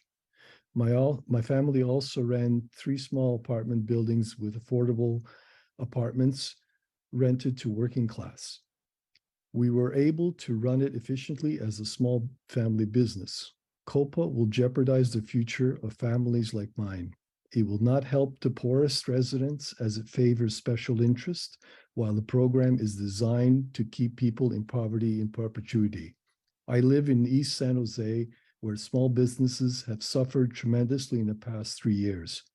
Why don't you offer those loans to small business landlords instead of out-of-town special interest? Thank you. Ann, followed by LWV Bay Area. Can you hear me? Yes. Okay, so I have, my name is Andrew, and I want to say that COPA is trying to help displacement. What about providing tax incentive to developer to build and preserve affordable housing? That would be much faster than going through the other method. The other one is administrative cost of maintaining COPA. And also you presented COPA for owners to reject. In that case, why not put on the open market? I'm also thinking that it's going to cost a lot for administrative. So I'm opposing COPA. I'm here as a mom and pop owner. I appreciate it that the city can consider all aspect of this COPA. Thank you. I did just want to provide a brief reminder that we still do have interpretation available if you are online and you require it. Solamente queremos hacerles saber que tenemos interpretación al español, así que aún pueden participar online en internet, ¿ok? Một lần nữa xin thông báo là trong cuộc họp ngày hôm nay chúng tôi có thông dịch bằng tiếng Việt. Nếu mà các anh chị em hoặc là quý vị lên đóng góp ý kiến mà cần thông dịch xin giơ tay cho chúng tôi biết và người thông dịch sẽ đứng bên cạnh sẽ giúp đỡ cho quý vị. Cảm ơn quý vị. LWV Bay Area. Thank you, and apologies that I cannot figure out how to rename myself. I'm Roma Dawson. I'm a renter that lives in District 1. I am Vice Chair of Housing Community Development. My comments are accurately reflected in the supplemental memo, and I hope you did read the comments of the commissioners that spent, I believe, about 4 hours on this issue. I certainly understand why such a paradigm shift is frightening to everyone. I've been thinking about this issue for about 5 years, and quite honestly, solving homelessness in this town, and I've been watching that since 1982, is like drinking from a fire hose right now. We need a paradigm shift. I urge you to support COPA. And again, apologies for taking up your time twice. Thank you. Norma Chavez, followed by Angelica. ¿Sí? ¿Me escucha? Sí. Sí. Buenas tardes, mi nombre es Norma Chávez y vivo en San José por más de 15 años. Soy del Distrito 5 y soy de Copa con Somos Mayfair. Apoyo a Copa porque sé que esto es una brecha de lo de vivienda muy grande y extensa, pero es un inicio de empezar a trabajar en esta brecha de vivienda porque es necesario. No solo estamos hablando de familia, estamos hablando de nuestros niños, del futuro de ellos, de que ellos no saben a veces el por qué nos tenemos que estar moviendo constantemente. He sido desplazada por más de 3 veces, no por falta de renta. Mis rentas han sido pagadas simplemente porque a veces venden la vivienda y la última que se entera es uno el que renta. No venimos con la ley de Copa a dañar a ningún dueño ni propietario de edificios. Simplemente venimos a solucionar los problemas que nuestra comunidad está viviendo día al día y lo estamos viviendo porque estos costos son muy altos. Esto es una esperanza de una vivienda segura para mí. Good afternoon. My name is Norma Chavez, and I've been a resident of San Jose for 15 years. I live in District 5. I'm a member of Neighbors United, Somos Mayfair, and I want to tell you that I support COPA because I believe that this is a beginning on closing the breach. I think this affects not only families, but also children. Children do not understand why we move, why we have moved 3 times already. We've been displaced 3 times, not because we do not pay rent, but because the landlords sell the homes without even telling us. Us renters are the last ones to find out that the houses that our place is being sold. We don't want to harm the landlords. We just want to live quietly. We are living day to day without knowing what's going to happen. So I believe that COPA is hope for us. Thank you.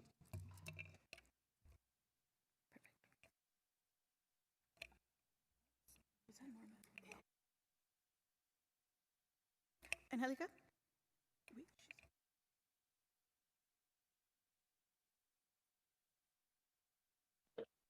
Gracias, buenas tardes. Soy Angélica y necesito interpretación al inglés.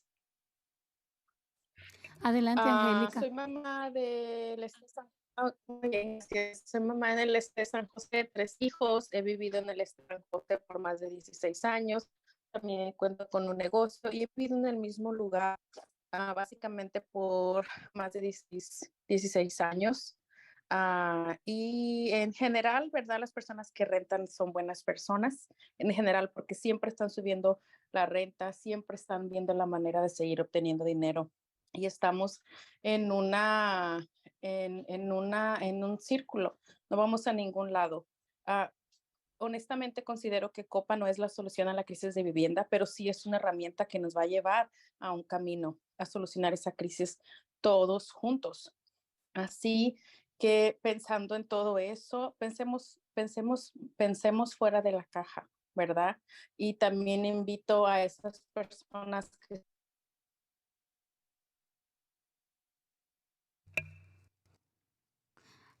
Good afternoon. My name is Angelica. I am a mother of 3 children. I've been living in San Jose for 16 years. I own a business and I've been living in the same place, in the same house for 16 years. We have good landlords. They're good people. However, they increase the rent often and because they want money. And I feel that this is like a vicious circle, and Copa is not going to be the answer. However, it is a tool to confront the crisis and that we are facing. I think that we need to think out of the box. Mackie Avila, followed by call-in user number 3.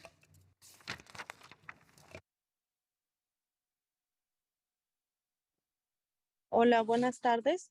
Mi nombre es Macaria Ávila y múltiples veces me he cambiado porque venden la casa por X cosa y tengo 3 trabajos. Soy madre soltera de 4 niños para ofrecerles a mis hijos no solo una recámara, sino una para que ellos tengan privacidad. Ya es hora de que tengamos algo digno. Trabajamos y cooperamos también para la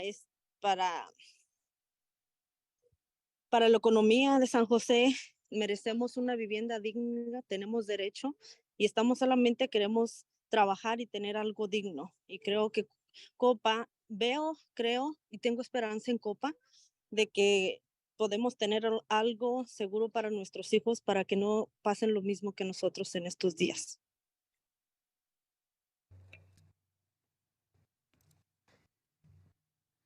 Hello, my name is Macaria Avila. Good afternoon. My name is Macaria Avila. I moved to, I have been living in San Jose and we moved here many times already because the homes where we live have been sold. I worked 3 jobs to provide my kids with a place that is not just one single room so that they can have privacy and dignity. We contribute to this economy. We just want to have housing with dignity. We believe that Copa gives us hope, and we just want to give our kids a stable home that we think that they deserve. Thank you. Call-in user 3, followed by Aaron.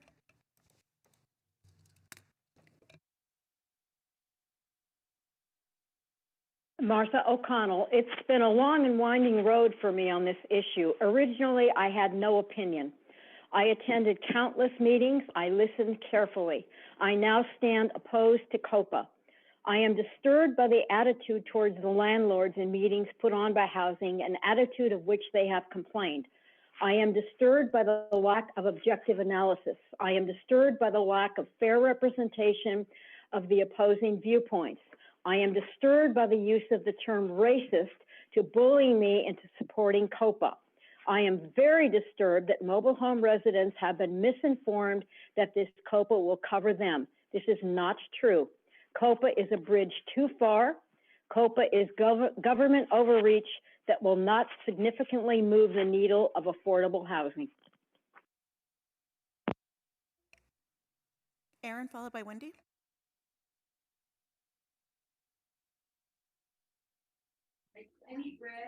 Yes, hello, my name is Aaron Sherman. I've been a San Jose resident and homeowner for 19 years. Thank God. I appreciate the opportunity to speak. I oppose Copa because it will not solve the problem of homelessness. It will only create more problems for the city of San Jose and the people of San Jose, which many of those problems have been discussed here already today. I propose that a formal Q&A session be set up and recorded between Copa advocates and those who oppose Copa so that all the specific issues can be discussed in detail. That recording can then be shown to the committee and council members so they can then understand the huge problems with Copa and the fact that it will not solve the problem it has been created to solve, homelessness. This issue is too important to only listen to 1-minute advocates and opponents on the subject. The committee and council will then be able to make an informed decision and understand that voting no on Copa is the only correct decision. Thank you. Wendy, followed by Chris.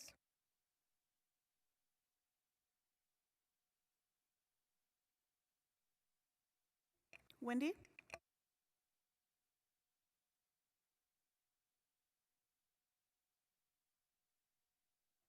Okay, I'm going to move on to Chris. Oh, sorry. Oh, go ahead. Oh, sorry. Yeah, I didn't realize, I was muted. Yes, hi. Yes, good afternoon. So my name is Wendy Luo. Yeah, I'm the small landlord in San Jose. Yeah, so I have one rental unit in San Jose. So I want to let you know I'm, strongly oppose Copa. A couple of reasons. First of all, the houses are private properties, private assets. So the owner pays the property tax, mortgage, business license, and the maintenance cost. So city or the government didn't help anything, pay a penny, for the owner.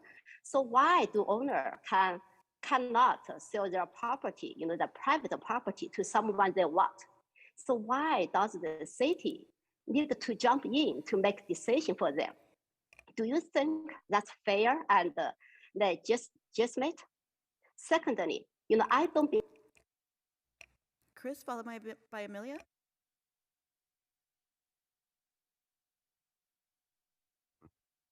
Okay, hi, my name is Chris. And let's just call Copa what it is. Another step towards universal housing, another overreaching power grab or progressive power grab.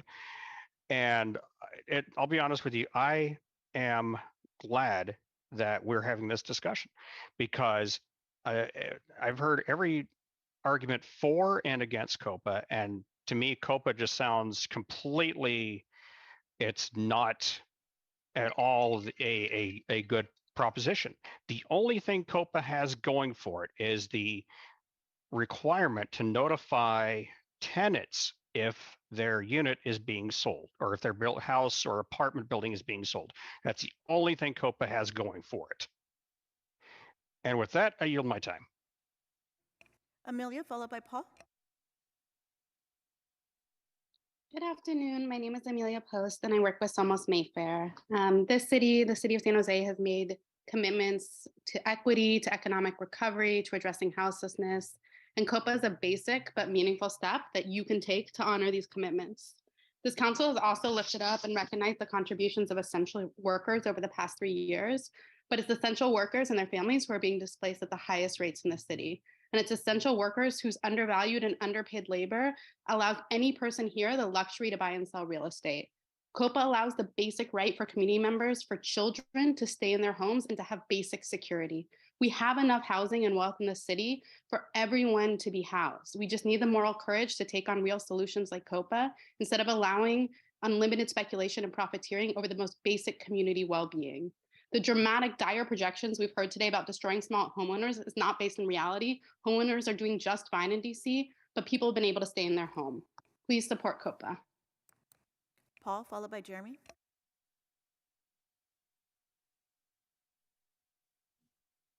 Hello, can you hear me? Yes. Okay, Paul Soto from the Horseshoe. What COPA does is it prevents the city from looking square in the eye and accepting the responsibility of the generational consequences of the redlining map of 1939. What I do not appreciate is these nonprofits getting in the way of allowing the city to accept full responsibility for all of the economic and housing issues that we're dealing with today that are a direct result of that 1939 map. The city needs to square that debt, and that's debt I need to collect on because I am the generational inheritor. That was my inheritance. As a lifelong resident of San Jose, what you did to my parents in excluding them from certain areas of the city and acquiring generational wealth that they could have passed down to me, you still need to square that debt. And I take great offense of these nonprofits getting in the way of that process.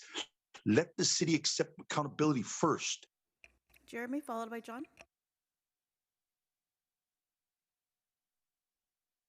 Good afternoon. This is Jeremy Burrows with Amigos de Guadalupe Center for Justice and Empowerment.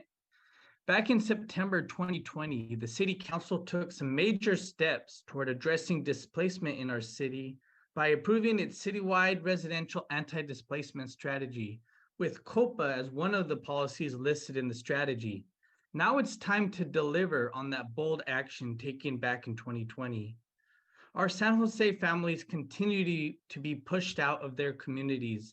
The housing crisis is disproportionately impacting our communities of color.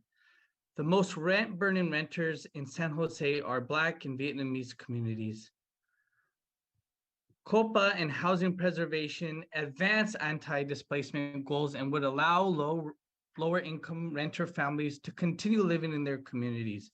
Our families just can't wait. Let's walk the walk and deliver on that action taken back on council back in 2020 to keep their families. John, followed by Amy.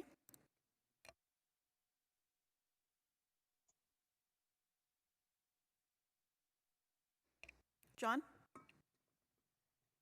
Let's call out COPA for what it really is. It is an attempt by unscrupulous lawyers and nonprofits to steal the equity of mom and pop housing providers through market manipulation and collusion. Let me repeat, it is an attempt by unscrupulous lawyers and nonprofits to steal the equity of mom and pop housing providers through market manipulations and collusion. The whole point is to force mom and pop housing providers to sell the properties at below market prices. This is an outrage. We will expose this corruption for what it is to all the citizens of San Jose and beyond. We will let all the voters know the travesty that is going on in this chamber. This is our next egg. We're not going to let people take it away from us, no matter what. Count on it. Amy, followed by Ruthie. Hello. Hi. My name is Amy. I strongly oppose the COPA because it only benefits special interests, and also when the house available is only benefit the people know somebody. It's kind of it may cause corruption in San Jose. It's pretty bad. That's all I would like to say. Thank you. Ruthie, followed by Roberto.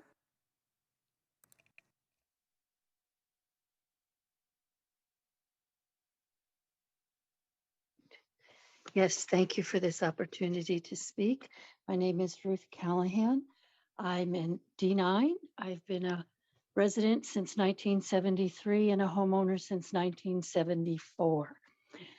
I'm against COPA. It's a bad law. When you read the fine print, it's very convoluted and it's excessive government control. Nonprofits can buy just like everyone else on the open market.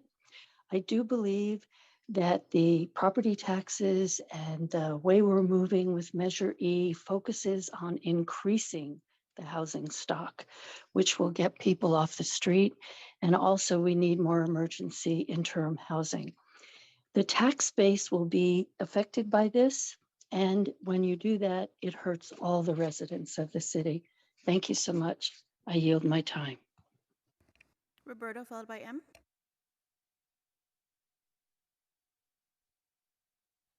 Hello, my name is Roberto Gil, and I'm a resident of District 9. I'm a homeowner in District 9 as well. I'm also here as representing Sacred Heart Community Service, and I'm here in favor of Copa. So many in our community get displaced. I've lived in San Jose now for 23 years, and I've worked in the nonprofit field for almost 20 years. And I see a lot of people have to move out of this area.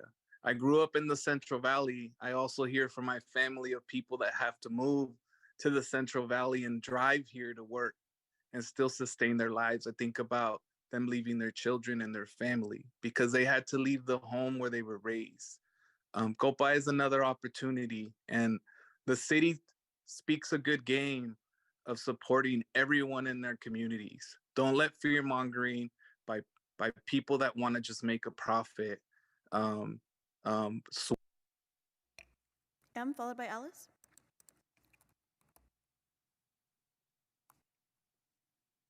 Hi, can folks hear me? Yes. Hello, my name is M. I'm in favor of Copa. I'm a current resident of Evergreen. I'm a former resident of downtown. I'm here with the South Bay Community Land Trust. City Council is going to notice today that there are many realtors and landlords who show today because they're not the ones who have to work 2 or 3 jobs just to afford their rent in the same way that many tenants in San Jose have to do. That's what's necessary. I've been working since the age of 14. That doesn't matter because I got kicked out. I have been housing insecure or rent burdened ever since. I worked 2 jobs. I've worked through injuries. And the best that I've ever been able to afford was a half of a room in a rat-infested, cockroach-ridden, heat-free room merely 5 blocks from the city. If I didn't have my partner supporting me, I'd be on the street. Copa would keep me from being discarded just because I am not profitable to landlords who want to know why I don't just have $1 million lying around to buy a house. Please. Alice, followed by Ken. Hi, my name is Alice, and I used to be a renter in San Jose, and now I'm a home provider. As a first-generation immigrant, I, like many, low income the people here who spoke, I work hard too, and fortunately, I become a homeowner. But I'm strongly against Copa because Copa, why the homeless is an issue, and we are lacking inventory for low-income rentals. But Copa is a wrong solution because it violates fair housing. It also violates equal housing opportunity. It places a special interest group above general public. That's just basically not right. And also it will push away all the mom and pop homeowners who provide rental, 70% of the rental market. So that's why I would like to urge all the council members. Ken, followed by Blair. Hi, my name is Ken. I'm a landowner for about 12 years. When I bought my fourplex 12 years ago, I never displaced any tenant, right? So even up to today, I have 2 of my 4 tenants are coming from the original tenant before I bought the house. So I don't understand why the tenant keep on saying that the mom and pop, landlord, push them out. It's not us that push them out, right? And then also Copa doesn't help the problem because you favor one nonprofit organization, they have more operation costs than mom and pop, right? I do gardening myself. I do a lot of things myself to keep the rent low, right? And I don't display. And also during the COVID time, there was one tenant that didn't pay me rent for 9 months. I work with Sacred Heart. Eventually, and keep the tenant there. Eventually, after 9 months, I get the payment. So why I'm always trying to help the tenant. I don't understand why the tenant keep on saying that Cobra will help them more. Thank you. Blair, followed by Derek.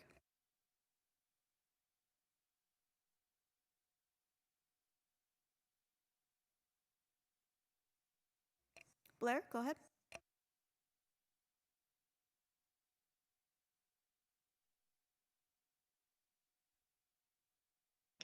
Hi, Blair Beekman here.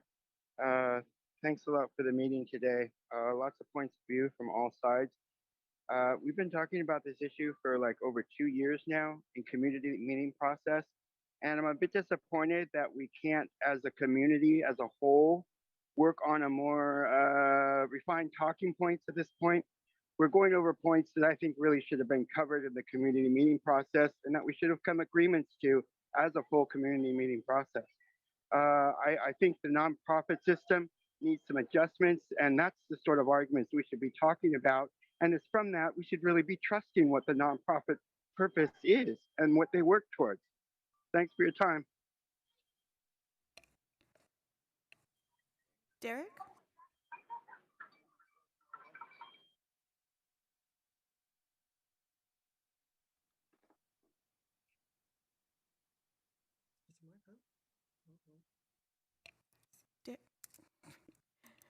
Derek, go ahead, sorry. Thank you. Good afternoon, City Council members. Derek Lawrence with East Bay Rental Housing Association. The housing issues we have today are lack of production, household income gaps, and strict housing enforcement policies. Let's focus on grants, vouchers, and incentives to fix these problems. Besides increasing program bureaucracy, complexity, and cost, Copa does nothing to produce more needed housing. With Copa, savvy new investors and well-funded nonprofits enter into targeted communities with unkept promises and exploit under-resourced owners, creates perverse incentives that work against incumbent owners and devalues their property, especially in Black, Brown, and immigrant communities. I urge you to reject the misguided promises of Copa. It is not a win for the city or for longstanding owners and residents in communities of color. BC's failed program is an example of how to drive out Black and Brown residents, as seen in the almost 50% drop in these populations since the implementation of its TOPA program. Thank you. James, followed by Amparo. Can you hear me? Hi. James? Okay, can you hear me? No? Barely.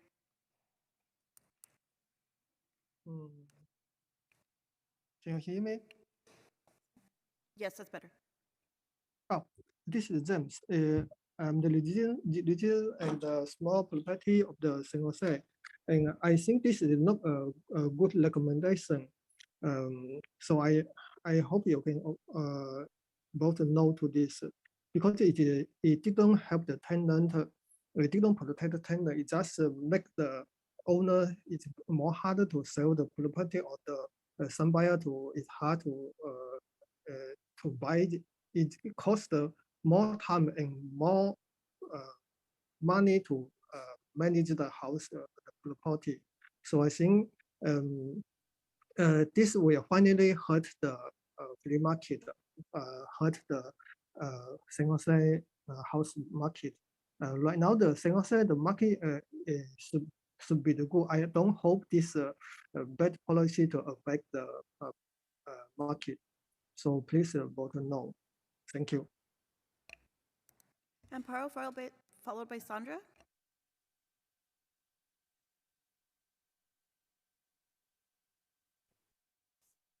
Bueno. Sí. Sí, buenas tardes. Necesito intérprete, por favor, en español. Adelante, señora. Sí, buenas tardes. Mi nombre es Amparo Morales y mi opinión es la siguiente. Yo soy una mujer migrante que también fui madre soltera y tuve que salir adelante en este país, y lo más importante que he aprendido es la educación. La educación es poder.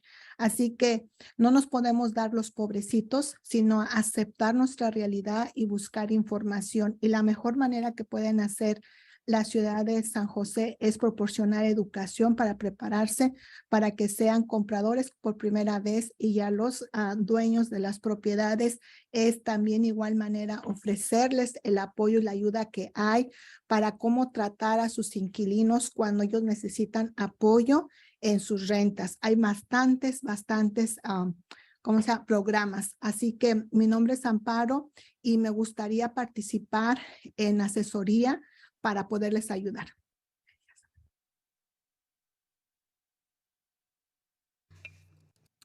Hello, my name is Amparo Morales. Good afternoon. I am a mother, an immigrant mother, and I've been a single mother. And I believe that education is power. I think that we can only achieve through education.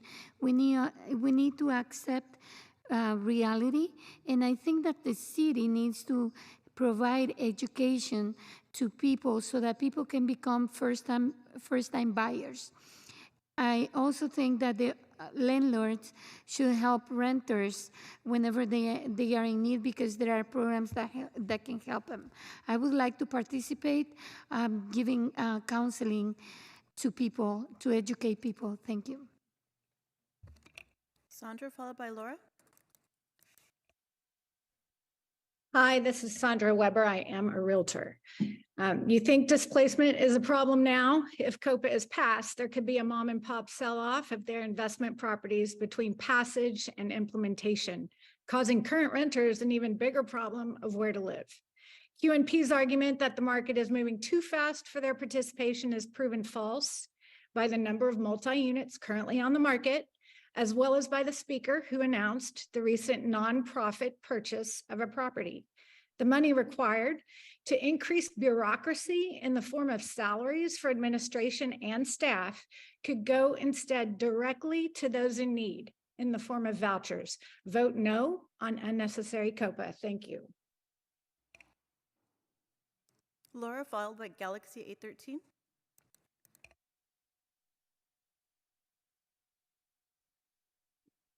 Bueno, ¿me escuchan? Sí. Oh, buenas tardes, mi nombre es Laura. Yo estoy vengo de parte de vecinos activos de Somos Mayfair. Yo tengo 12 años viviendo en un dúplex y soy mamá soltera de 3 niños. Mi dúplex se ha vendido 3 veces. 3 veces mis hijos y yo hemos estado en el miedo de perder el lugar donde estamos viviendo y saber de buscar otro lado donde está carísimo aquí en el área de la Bahía, en San José. No es necesario que tengamos que vivir en ese miedo porque hay mucha riqueza aquí en el Silicon Valley, en el Valle del Silicón. Mucha gente que tiene casas de más, que hay lugares que están vacíos donde nosotros podemos comprar o hacer casas. Y creo que es justo que la gente soporte Copa, como yo estoy pidiendo que todos apoyemos Copa, porque es algo que va a empezar un cambio aquí para evitar todo el desplazamiento que ha habido. Tengo familiares, amigos que se han ido a vivir hasta Texas porque la renta aquí es muy cara y no se me hace justo que nosotros, las personas que estamos trabajando tan duro y ganando tan... Good afternoon. My name is Laura. I am representing United Neighbors. We are Mayfair. I've been living in a duplex for 2 years with my 3 children. That duplex has been sold 3 times, and 3 times we have been afraid to be displaced. And I think that we don't need to be living in fear. We live in a place that is very rich, and Silicon Valley is very rich. There are empty houses everywhere. There is land to build. I am in full support of Copa because Copa can be a tool to take us there. I have some relatives that had to move even to Texas because they could not afford to live here. I feel that it is not fair. Galaxy 813, followed by Kelly. Hello, I am a San Jose landlord, an immigrant, and have worked very hard for all I have. Never took a dime from government. I was questioning as far as with the COBA, and after listening to the speakers today, it was very interesting to find out how much this program is going to cost. $5 million and other additional monies. I cannot afford any more rent taxation, and I'm sure all the members that of the public that have spoken today cannot afford any more taxation. I think that COBA needs to be looked at, and nonprofits, if they want to get into the real estate business, to get into the real estate business without city involvement. Thank you very much. Kelly, followed by Maria Teresa. Hi, my name is Kelly Hunt and I live in District 10. Chair Foley and council members, thank you for the opportunity to speak.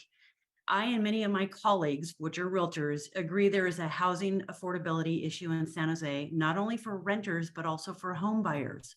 My son was born and raised here, but he too had to relocate out of the Bay Area to Texas due to the cost of housing. But even so, I support creating and keeping affordable housing, but I am not in support of Copa. I'm certain Copa is not the proper vehicle to achieve this goal. There is no evidence that Copa will achieve what renters are being told.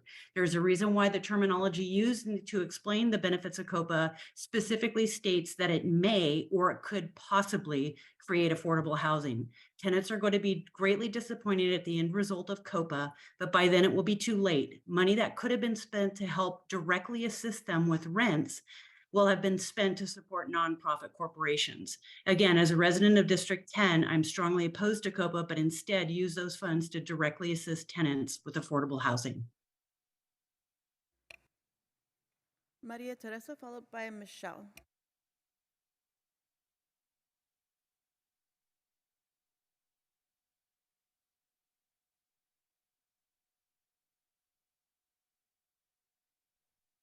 Hello? Yes. Yeah, okay. Hi, my name is Maria Teresa Bárcenas. I'm part of Vecinos Activos. I'm living in San Jose since 1995, and I have 3 daughters. Later on, I became a single mom. We were living in San Jose, and in 2014, we were displaced, and I had to move 6 times in almost 3 years.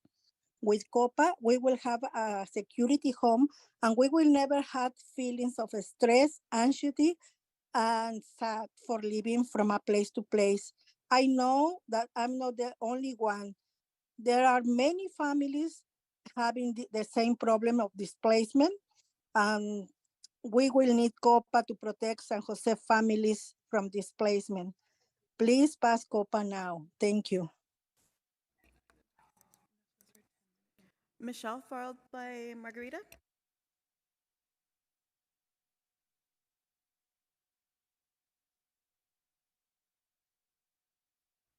Michelle Perry.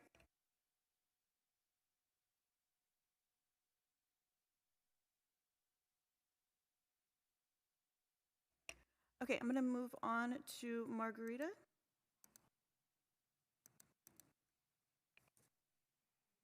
Hi, can you hear me?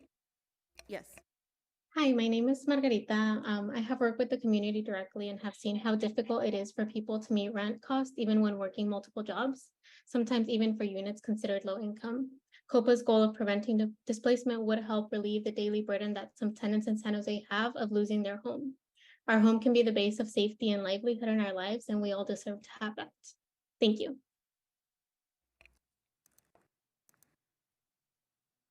Michelle Perry. Can you hear me? Yes. Hi, my name is Michelle Juarez Perry. I'm born and raised San Jose, 3rd generation San Josean. I'm the past president and advisor to NORA, Santa Clara County. NORA is the National Hispanic Organization of Real Estate Associates. I'm also president-elect for the Santa Clara County Association of Realtors. I've been a realtor for over 25 years, and I'd have to say that I am against COPA. It makes me very sad when I hear people speak in favor of COPA. It completely contradicts what NORA's mission is, which is to educate and empower Latino communities through homeownership, building generational wealth for families, especially for those of color. If housing, or as COPA states, permanent housing is given to people of color, they will never, ever enjoy the benefits of homeownership. How will they ever become homeowners and understand what generational wealth is? We need to make it easier for them to get into homes with the dream. I am the American dream, and I believe that everyone deserves a place to call home. And I do understand that we do have a crisis and a shortage of homes right now, but I truly believe that. Ben, followed by Abigail.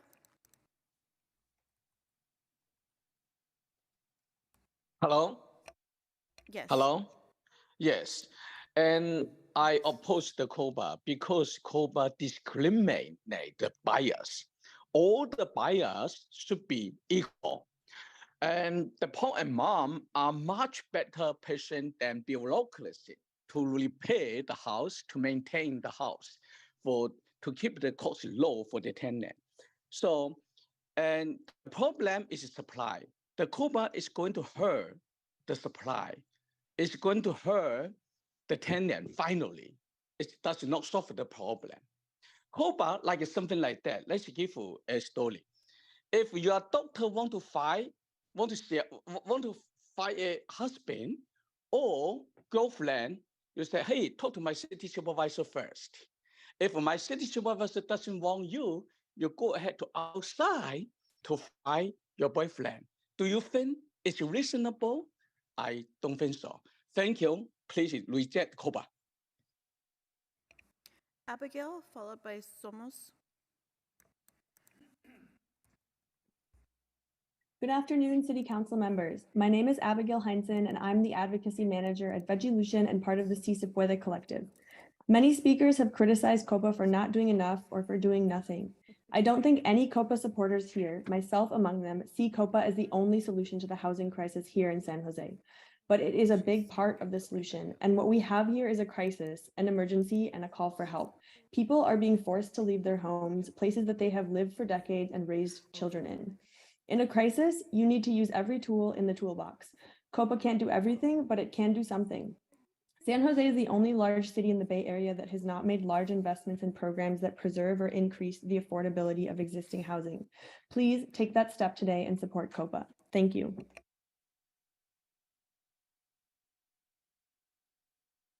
Somos, followed by Dania.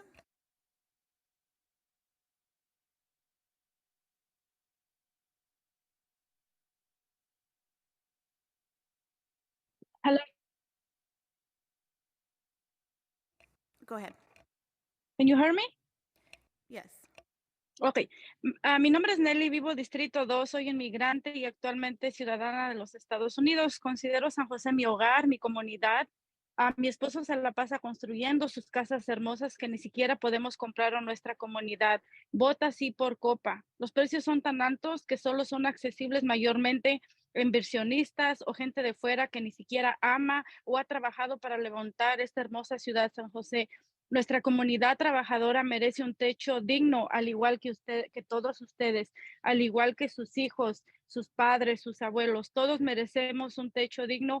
Vota sí por Copa. Gracias.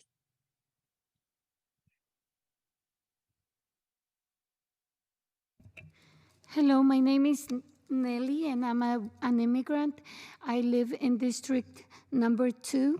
I am a citizen of San Jose. I call San Jose my home, and I cherish San Jose. My husband builds beautiful homes that we cannot afford. The owners of those homes are big investors, and I believe that our community, or hardworking community, deserves dignified housing. So vote yes for Copa. Dania, followed by Richard.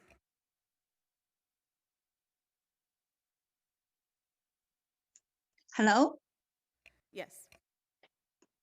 Hi, I'm resident of San Jose for 9 years. I have 3 small daughters, but please no Copa. It is not fair. I want my 3 daughters know they should hard work and the world is fair. Thank you.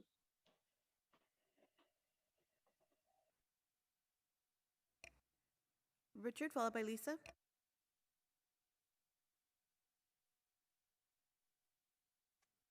Hello, I'm Richard Hurlbert.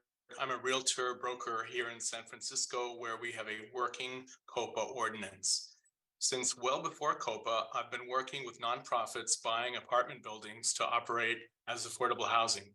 What my clients do buying a building is way harder than what ordinary for-profit investors do. My clients pay full fair market value.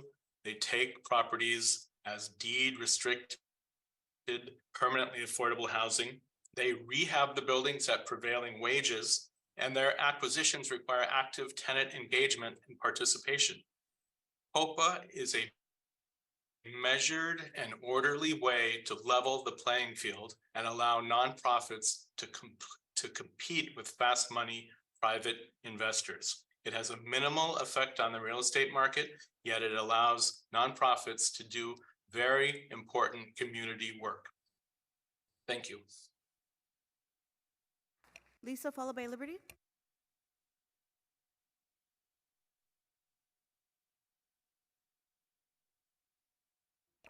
Lisa?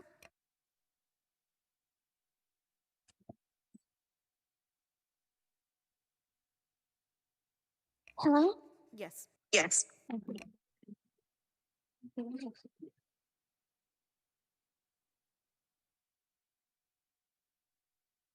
Go ahead. Oh, she's gone. Liberty, followed by Yvonne.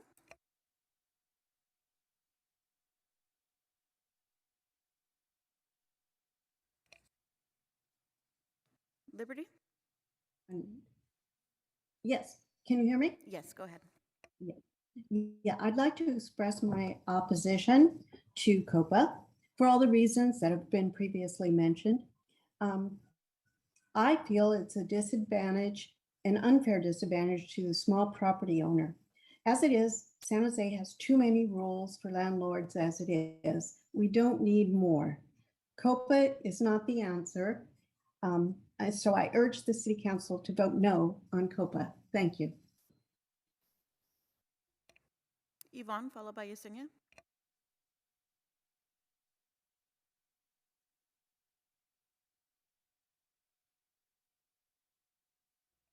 Yvonne?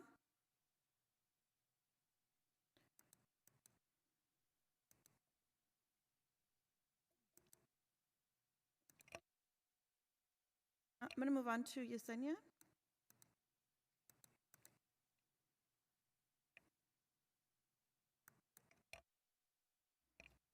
Yesenia Diaz, go ahead. Ok. Buenas tardes, miembros del comité. Mi nombre es Yesenia Díaz y he llamado a San José mi hogar por los últimos 7 años. Soy residente del Distrito 4 y soy parte de Amigos de Guadalupe. Comité de líder voluntario. He sido testigo personalmente de los efectos negativos del desplazamiento en mi vivienda durante los últimos años. He vivido en carne propia el desplazamiento. Yo y mis 4 hijos he vivido en refugios temporales y he pasado por el sistema racista y roto, en el cual nos ayudará a la gente de color como yo, pero gracias a asociaciones como Amigos que me han empoderado y he podido salir adelante a sacar mi familia a flote poco a poco. Copa me daría una esperanza a futuro mejor para mi familia, haciendo que organizaciones sin fines de lucro pudieran tener esta oportunidad de ayudar con estas crisis de vivienda. Me hace dormir más.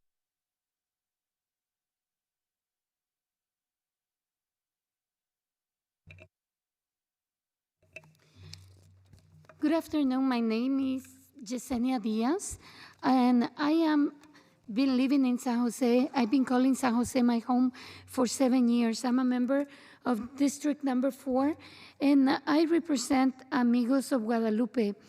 I've been a witness of the effects of displacement, as I have suffered displacement myself, and me along with my 4 children had to live in a shelter for several times.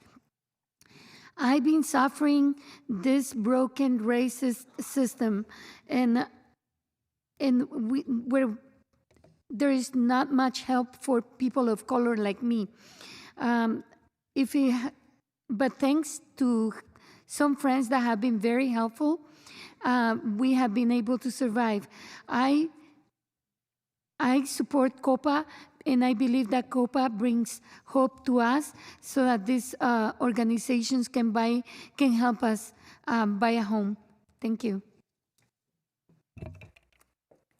Mena, followed by Sandra.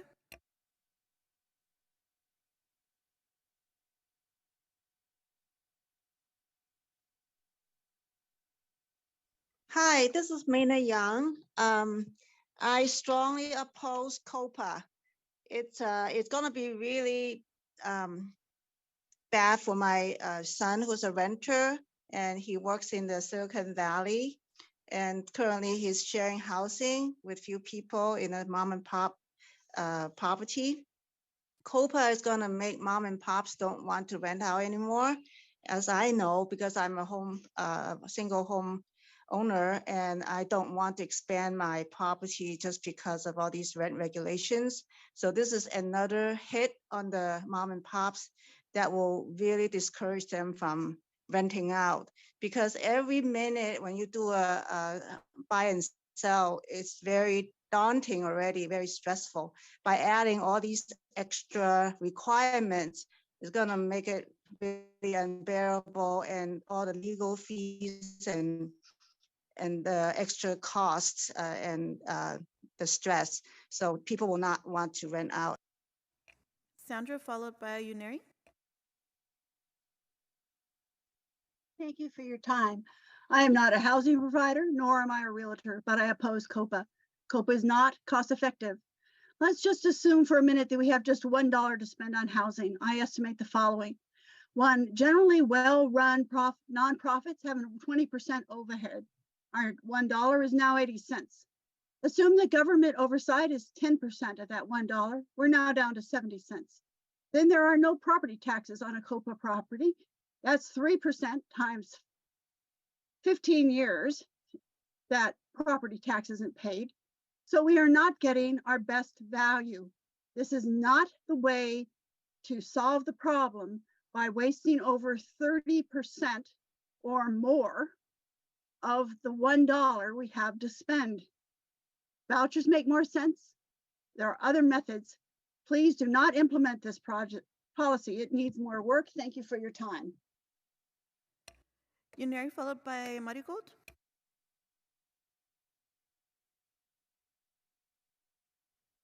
Hello, my name is Unai Ramon. I'm 14 years old and I live in the District 7 of San Jose. Currently, our beautiful city of San Jose is being taken over by investors. These investors are not only buying up land, but they are buying up our homes. Rent is really overpriced in the city of San Jose. We have an increased amount of homeless people as each year passes by. These policies aren't to make the life of homeowners harder. It's just literally to protect our homes and to protect our right of being able to live in a stable home. We want Copa to protect our families from displacement. We want to protect them from having to move to completely different cities. We want to protect our families and our communities to be able to stay in this beautiful city of San Jose, a city in which we grew up in, a city in which we worked hard in, a city in which we have our friends and our neighbors. Thank you. Marigold, followed by Yvonne.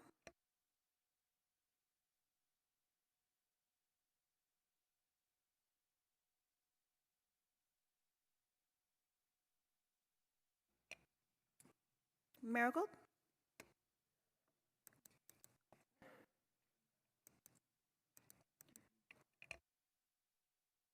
Hello?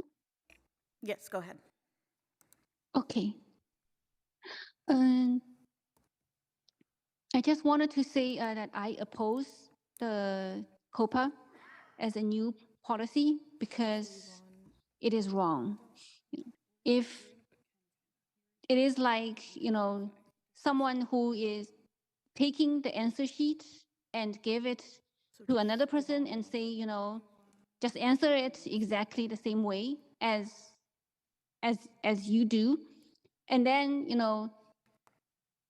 if it doesn't work for either the landlord or the tenant, if I am renting and I can buy the property, I can buy it on the market. I don't need a COPA policy, right? For the policy to be fair, the existing policy already works.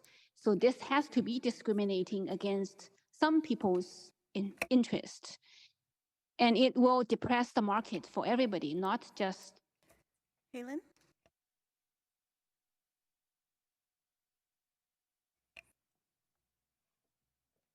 Kaylin? Hi, I had it muted, sorry. Basically, I'm opposed to Copa because, I mean, it doesn't solve the root problem of displacement. You're putting a lot of bureaucracy around the selling process, which makes it hard for people to sell, and it doesn't help the tenants. It's just putting an extra layer of bureaucracy, and also too. I mean, I own a little property, and I've been renting to my tenants during the last few years. I actually lower my rent because I know that there are people going through issues. I'm sure that's true for a lot of landlords too. So I mean, I don't see it doesn't help the process. It just basically burdens the process, and then it just doesn't do anything to solve it. So I'm really against it. I hope the city council sees it as voting against it too. Nin? Hello, is it my turn? Yes. Yeah, so I'm a resident and a registered voter from the District 4 of San Jose. So today I'm very upset about learning what Copa is intended to do, and I'm strongly against the Copa. As the first generation of the immigrants, I have faith on the law and order. Americans founder understand clearly what private property is a foundation not only for the prosperity but also for the freedom itself. So through the common law and state law, they protect the property rights, the rights of peoples to acquire, use, and dispose of property freely. So Copa is totally against U.S. Constitution. Owner and renter are all equal citizens. The ownership should be protected equally. Homeowners work hard to earn their house and to pay the bills. It's not a privilege, it's what they earn. The Copa is a robbery. It's a robbery law. It's robbing one citizen's property to please other citizens. It's provoking. We have 3 more hands up. These are going to be our final speakers for this evening. I have Ken Yang, Yvonne, and Rebecca. Ken, you'll be unmuted first. Hello. Yeah, this is Ken. Yeah, I'm a resident of Sunnyvale, and I have a property in San Jose. And I strongly against Copa because more regulation will prevent more people to buy home because they know there's a corporate law there, and that makes less housing on the rental market. So it's not a solution. It's a like restriction, and it's a discrimination for some people. So we are under the democratic government, not monarchy, not monopoly, but we are doing. I mean, the government, and that looks like they are doing the monopoly. So try to restrict. Yvonne?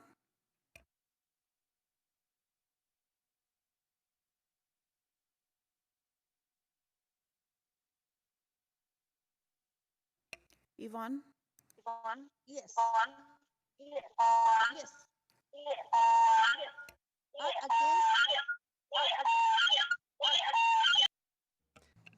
Yvonne, I'm not sure. There seems to be an issue with your microphone. We have feedback. We're going to go to Rebecca.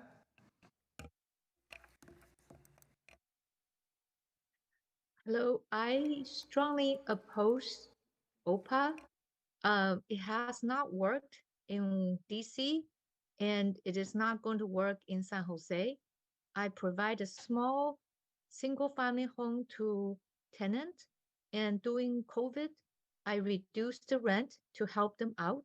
So like other speaker has said it before, we are very here to provide housing and to be helpful.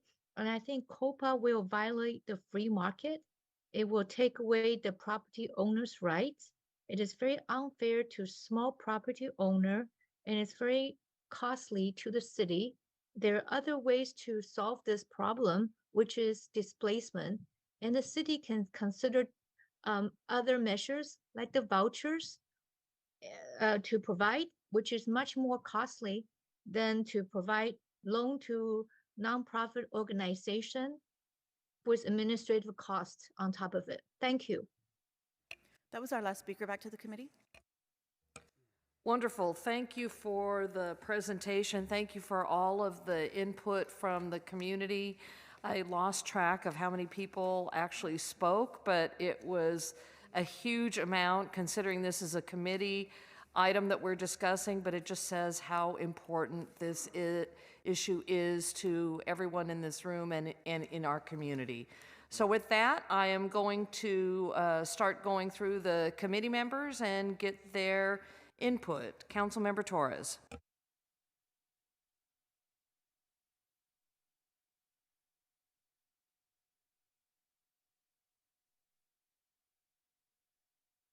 Then Councilmember Ortiz. Interesting. You showed up on my list. Oh, okay. Thank you, Chair. I also want to begin my comments by thanking staff for the great presentation and report. I know that through the hardest moments of the pandemic, the housing staff has been working around the clock, ensuring that our families are protected and able to remain in their homes.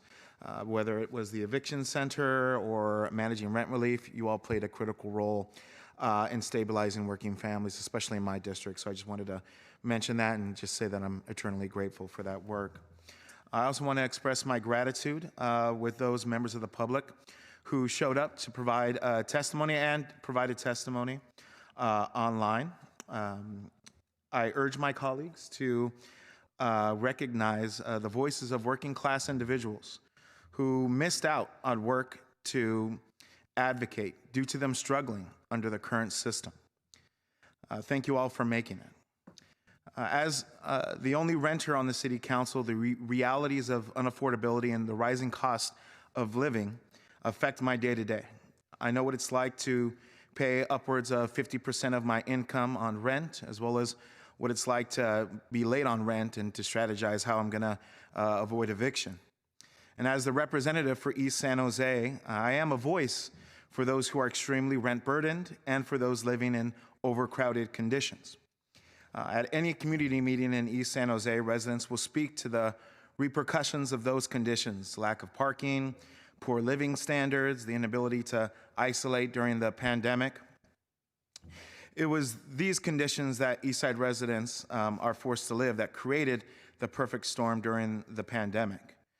Mind you that a third of the county's first COVID-19 deaths had swept through 4 East San Jose zip codes.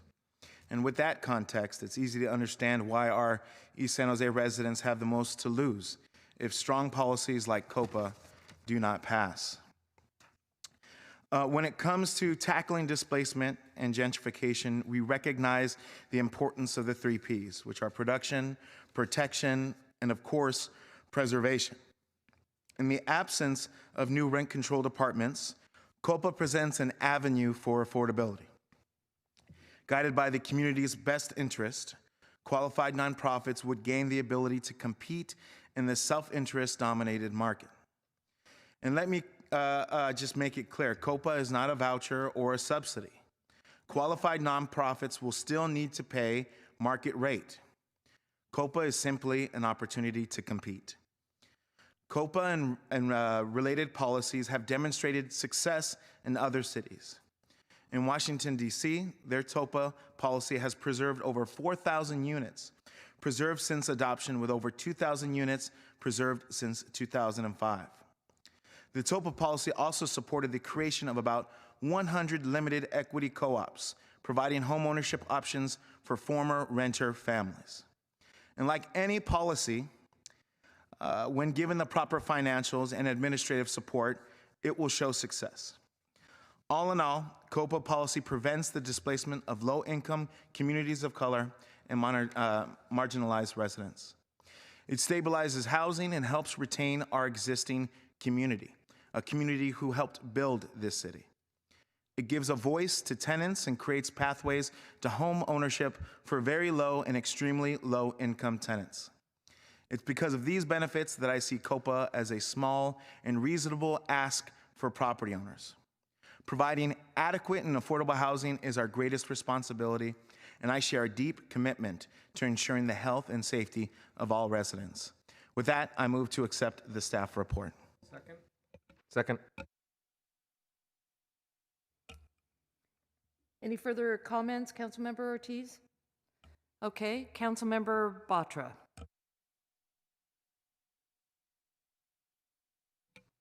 Good evening. My dear fellow San Jose residents, housing advocates, Copa defenders, Copa opposers, I admire that you took the time to come here and on Zoom to express your opinion because, as the chairperson said, this is a very important matter to the community. Now, I also thank some of the rally people who had planned and had the ads produced here talking about giving families deserved dignity, not displacement. President Biden said the other day that when people get jobs, they don't only get a paycheck, they get dignity, they get esteem, self-esteem. We want to make sure that the renters have a dignity, they have self-esteem. But when you pay your own rent, there is a different dignity than when you are living on subsidies, okay? So we want to make sure that the people are able to afford to pay their own rent, not living on subsidies. That is the structural improvement we need to make in this society. People are not able to pay their rent because we haven't built enough of the property in San Jose and in the entire nation. And specifically where the jobs are, we haven't built enough, okay? So we need to build enough of those supplies so that everybody can live with dignity and have self-esteem and have a property to live in, okay?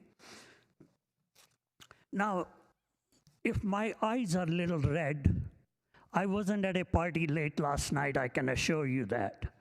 It was because I was reading through all the economists, politicians, op-ed writers, housing advocate, opposers, NIMBYs, YIMBYs, stuff to get ready for this meeting, okay? And I can assure you that even though it is my 57th day at the council, I've been studying this material for months because this is a problem which is hitting us hard, and unless we properly address it, we are all going to be living very unpleasantly in this city and most in this region. Okay. So I am going to be asking some very strict questions to my fellow staff members from the city of San Jose to establish three things. The problem is well known. Nobody can disagree that we have a problem of having renter displacement and not enough homes for the homeless, unsheltered people. Our mayor has said that we need to focus on this problem and we need to solve it. I really want to ask my staff members here three types of questions. Number one, is Copa the solution for this problem? Is Copa the best and the most cost-effective solution for this? Okay. And are Q&Ps the right intermediaries to really provide this solution? So my questions will be very direct, and I'm going to ask those right now to the staff members. First question is, okay, are the Q&Ps going to be paying transfer tax for Measure E when they buy the property? Thank you, Councilmember Batra, and thank you for all your studying. At this time, there is not an exception to pay transfer tax in Measure E for any properties bought through Copa. It is something that many stakeholders mentioned that they would like. Some property owners said, well, gee, if you reduce my transfer tax, then I would be more likely to sell to a nonprofit that I met, as long as I thought they were reputable and would give me a fair price.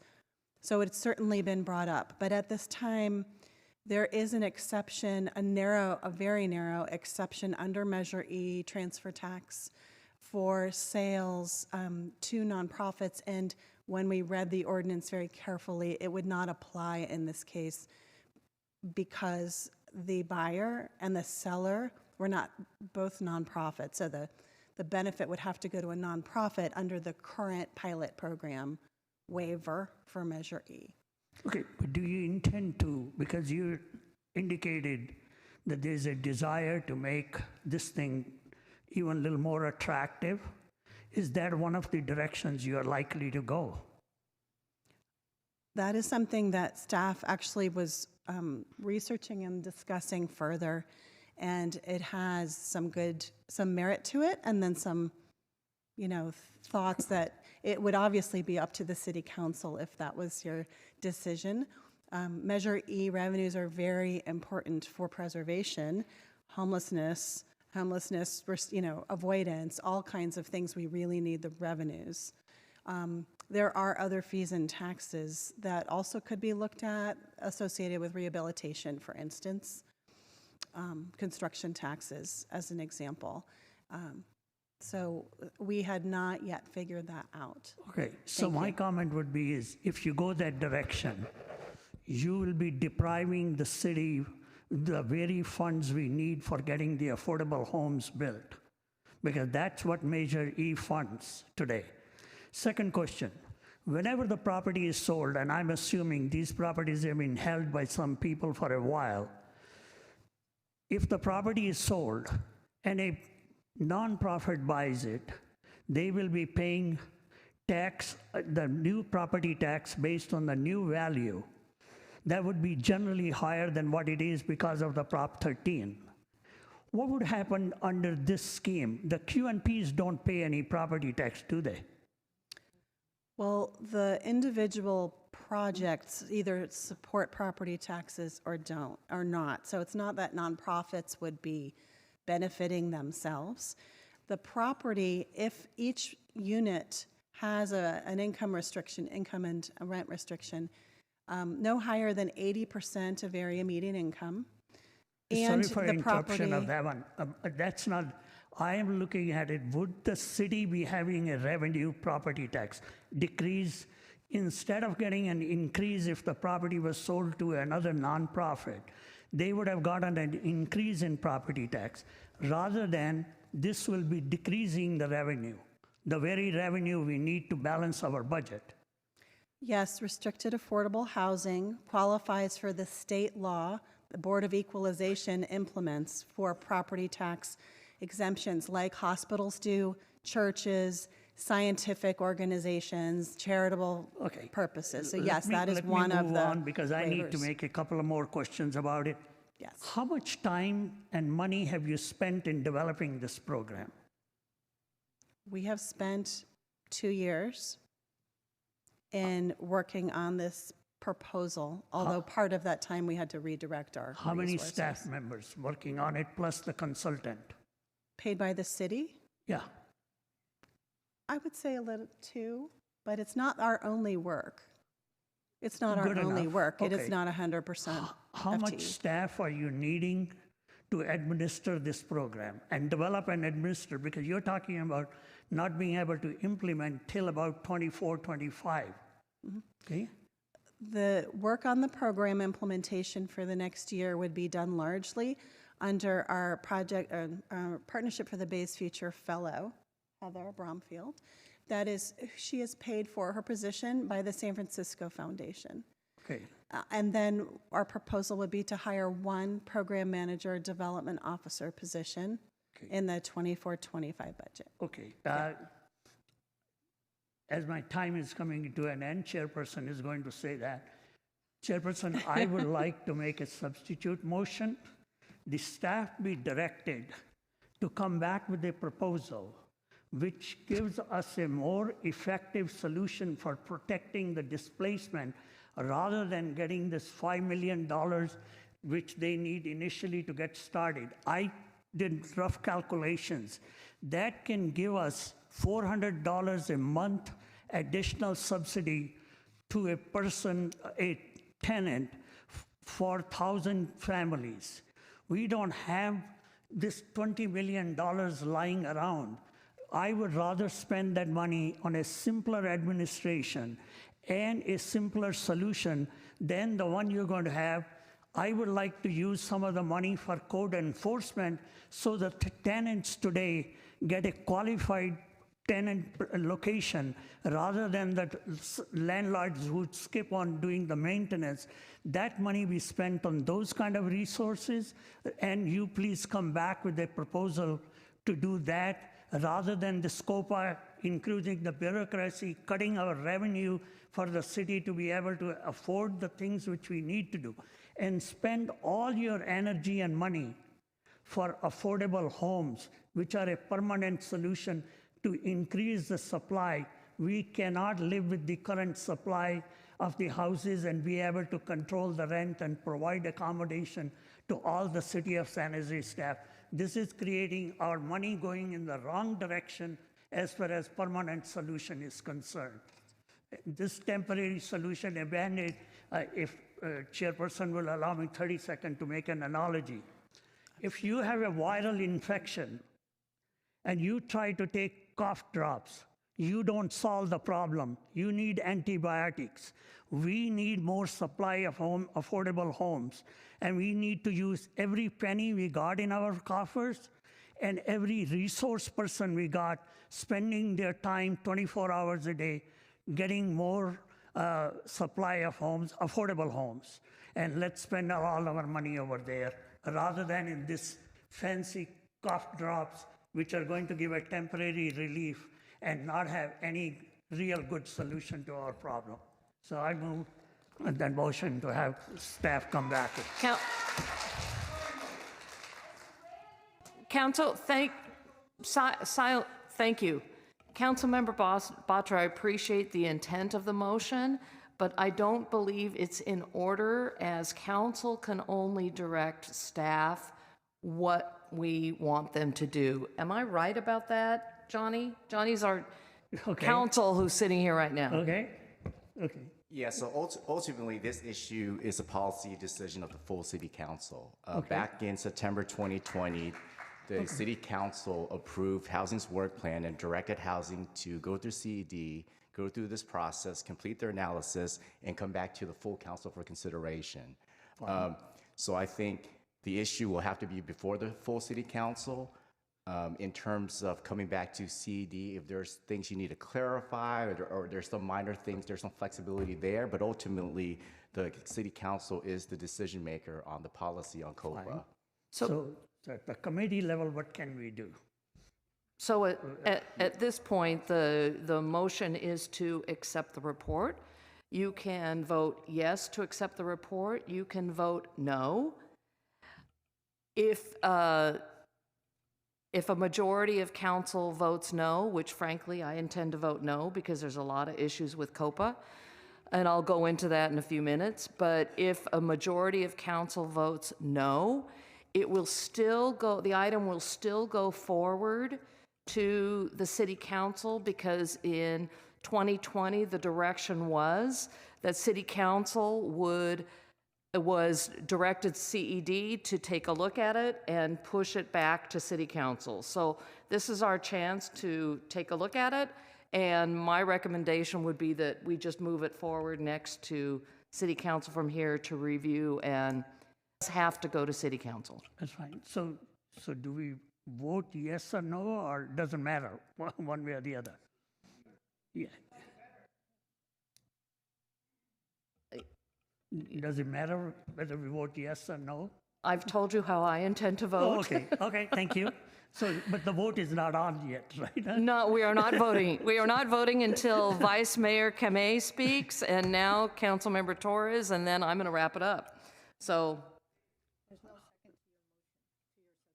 well, no, it's out of order anyway. There's no motion, so there's no second needed.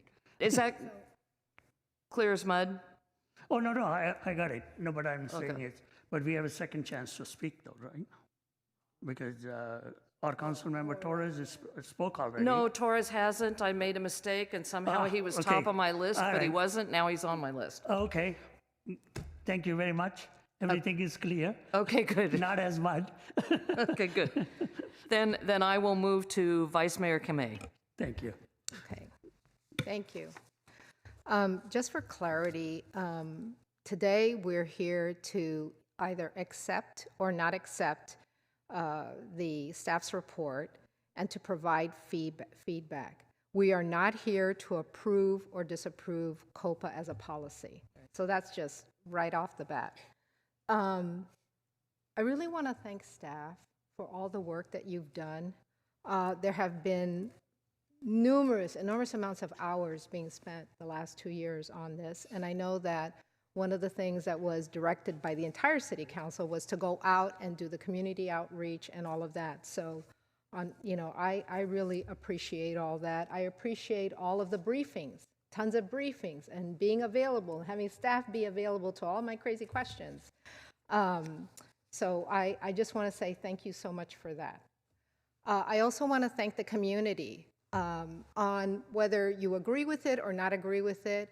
I really appreciate your engagement because that is what our civic process is all about. That's what we're here for, that we allow differences of opinions to be heard. I personally acknowledge the need to address displacement and see the tremendous need of affordable housing. The one thing that I will say is that I do have my concerns as to the completeness of the way this is before us. According to some of the staff information, in the short term, this would provide 15 units annually for the $5 million of investment. So I see a lot of concern around the funding, the sustainability, and that is just the initial costs. Most of these units, since they're going to be older units of 15 years or more, it's going to need some either rehabilitation, upgrade, and what I would ask is, where's that money coming from? I really worry about the whole sustainability of how that's all going to happen. I understand that Measure E has some funding to deal with some of the housing, but over time it seems like 15 units on an annual basis is not enough. I mean, there's an enormous amount of funds, city funds, that would go into this. Plus, Councilmember Batra mentioned the taxes. They would not be charged the property taxes.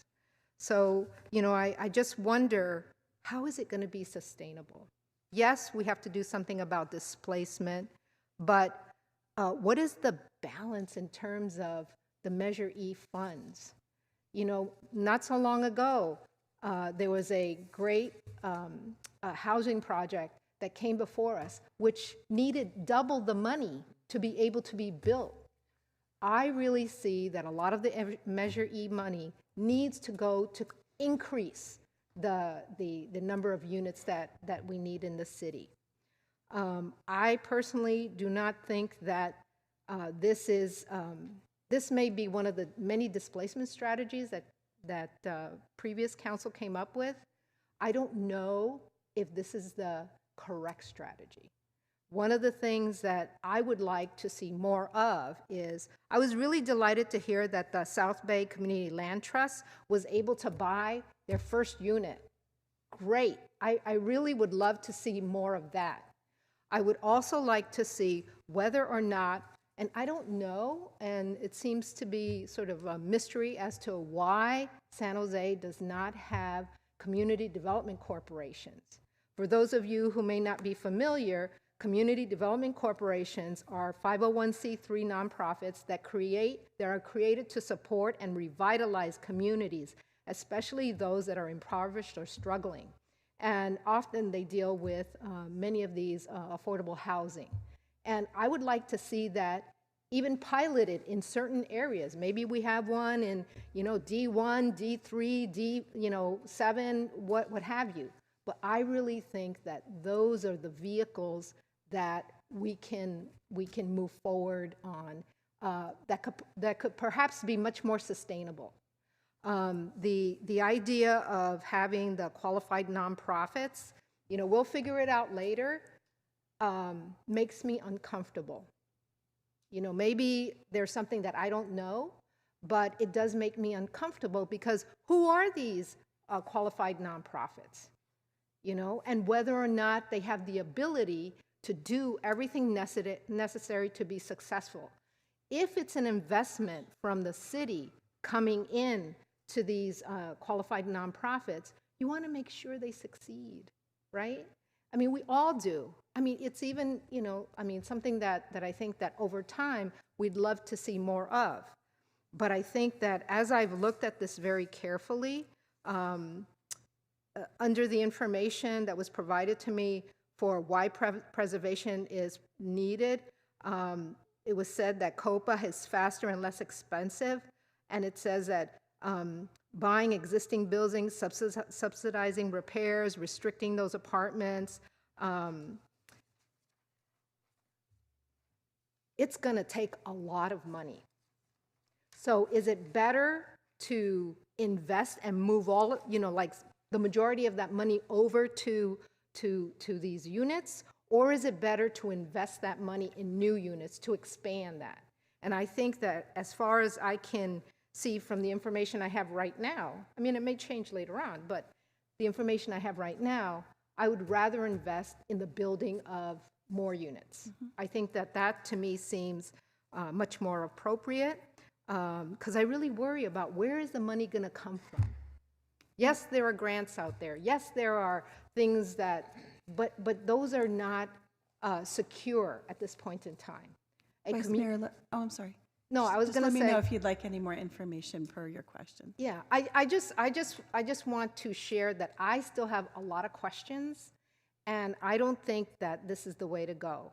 I acknowledge the need for displacement strategy and the need for more affordable housing, but right now this is not the time to add another layer of restrictions or regulations with the housing crisis. I'd rather it be more solutions-based and really look to perhaps having the city and the city staff be facilitators of a community development corporation.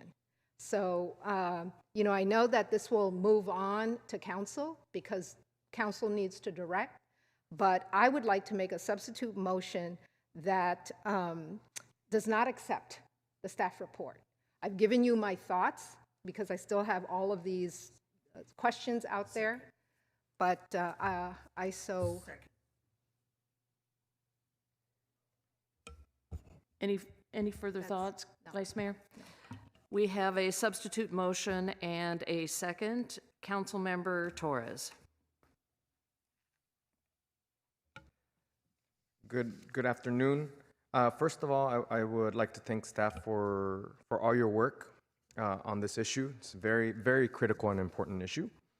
I also appreciate our community for being here, whether you are a proponent or not. Some of the commentary, though, was very, very interesting, but it is what it is.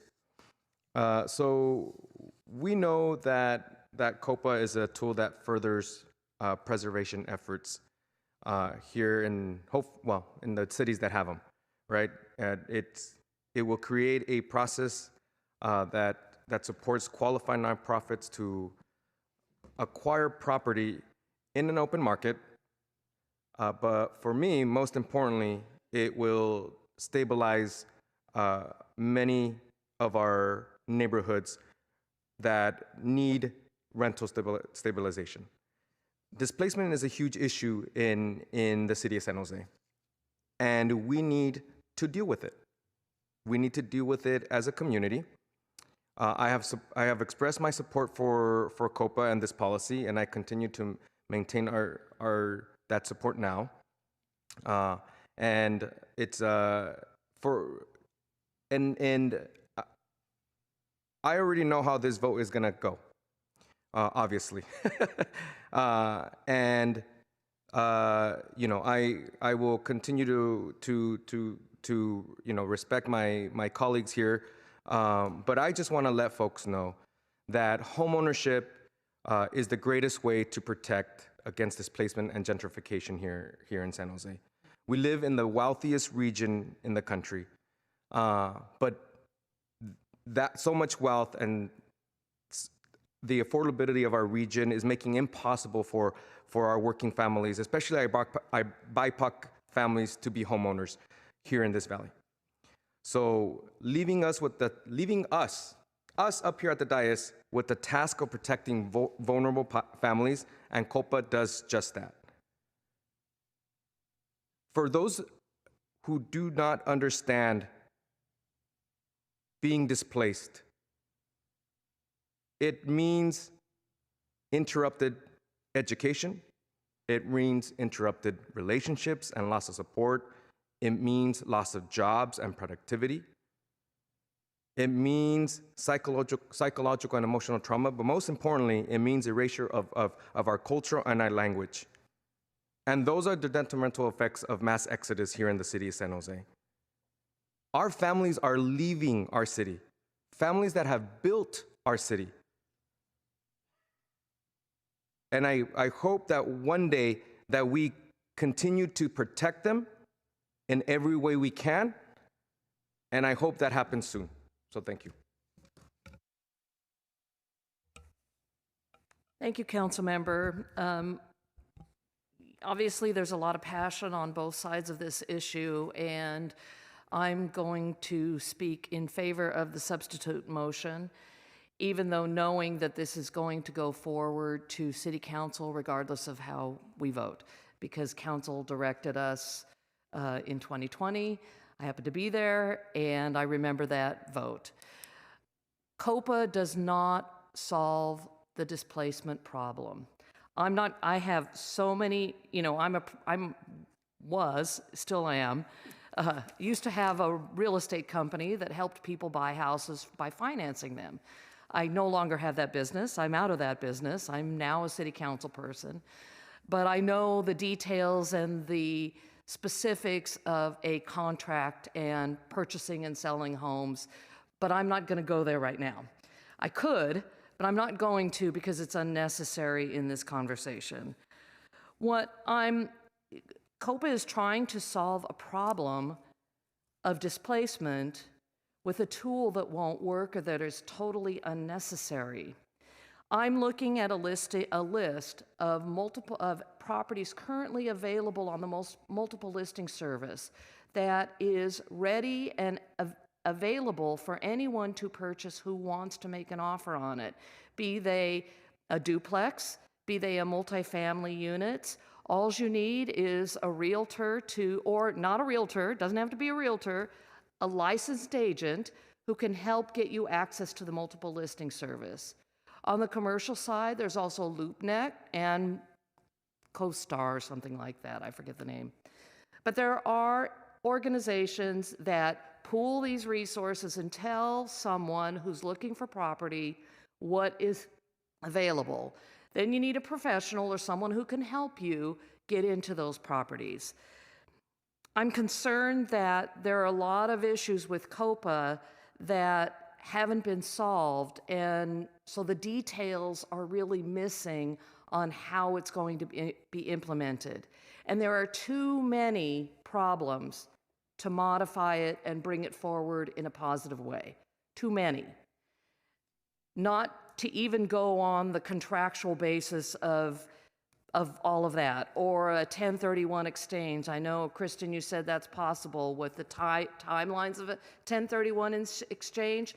It's impossible. It's not going to happen. There's a lot of things that are of concern to me.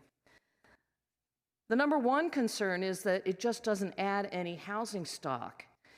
And the cost, the $5 million that you referenced that's going to come from NOFA funds, we already heard, I think, the last council meeting, that cost of developing affordable housing projects that are multi-units, that is what we really should be focusing our attention on and our dollars on.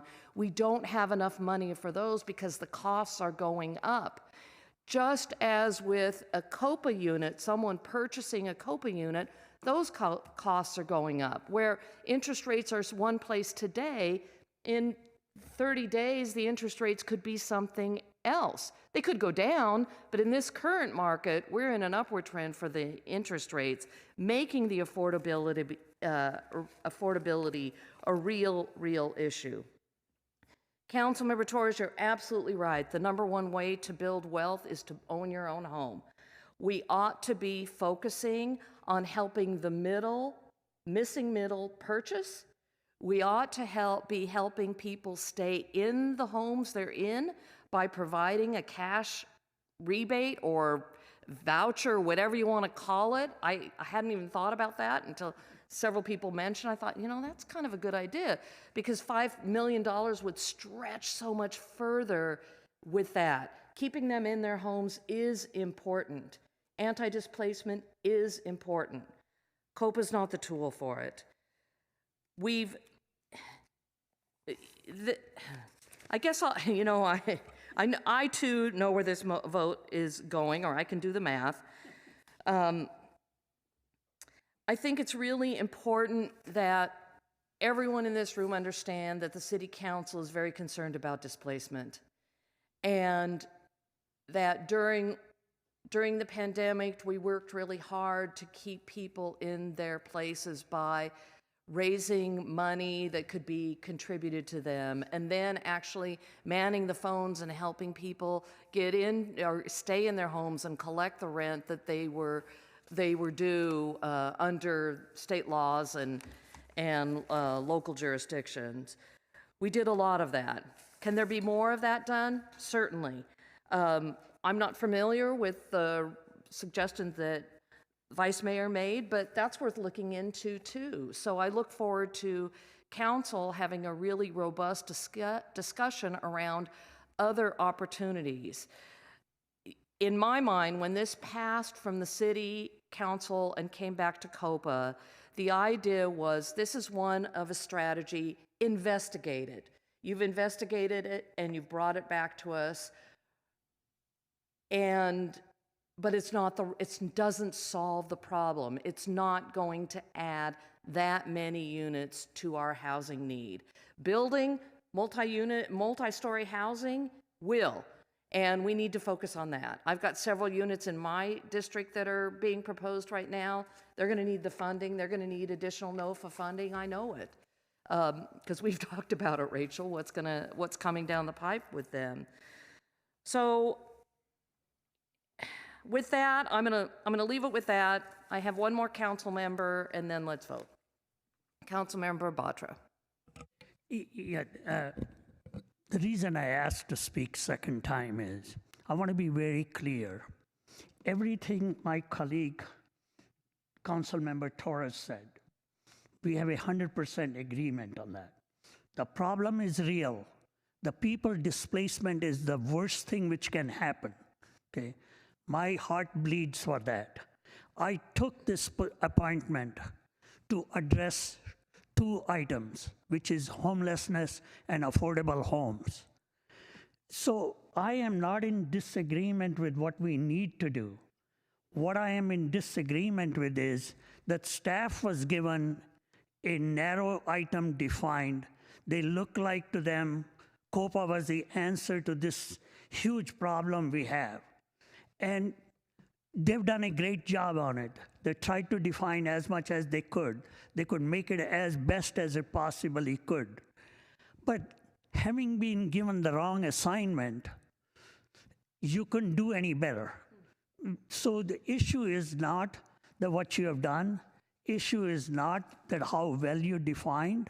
It is really the wrong tool with a lot of missing element. Even if we try to fill in those, it really won't help us solve it. There are many questions in my mind. I didn't even go there because I didn't think that was going to get us to the solution, okay?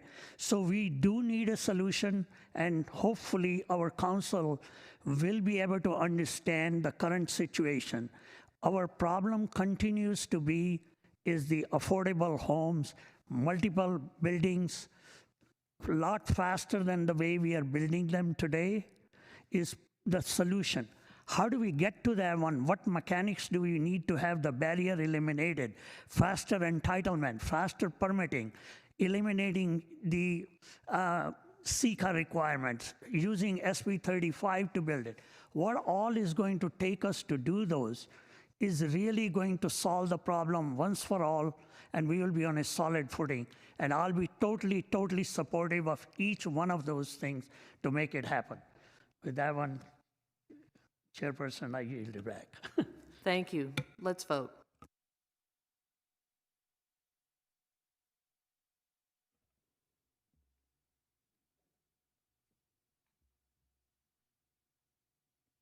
Okay, the substitute motion passes.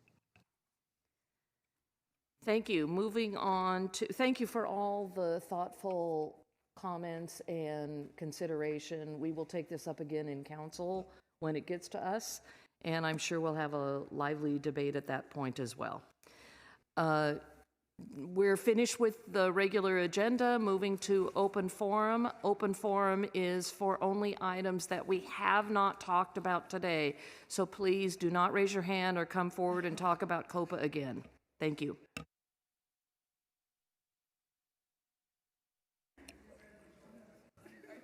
Galaxy 813. I'm sorry? Oh, the caller, sorry. Caller named Galaxy A13.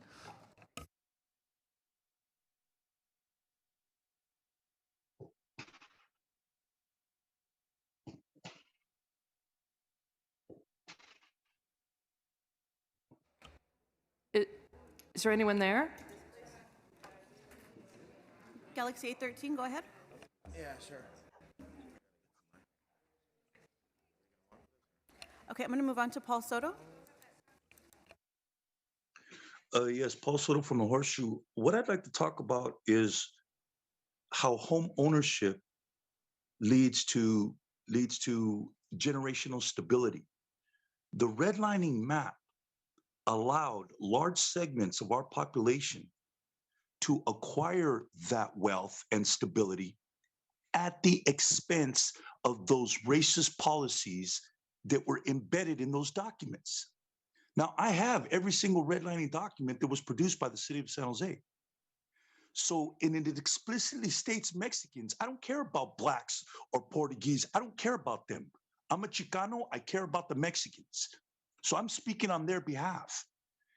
We were robbed of that ability to do that.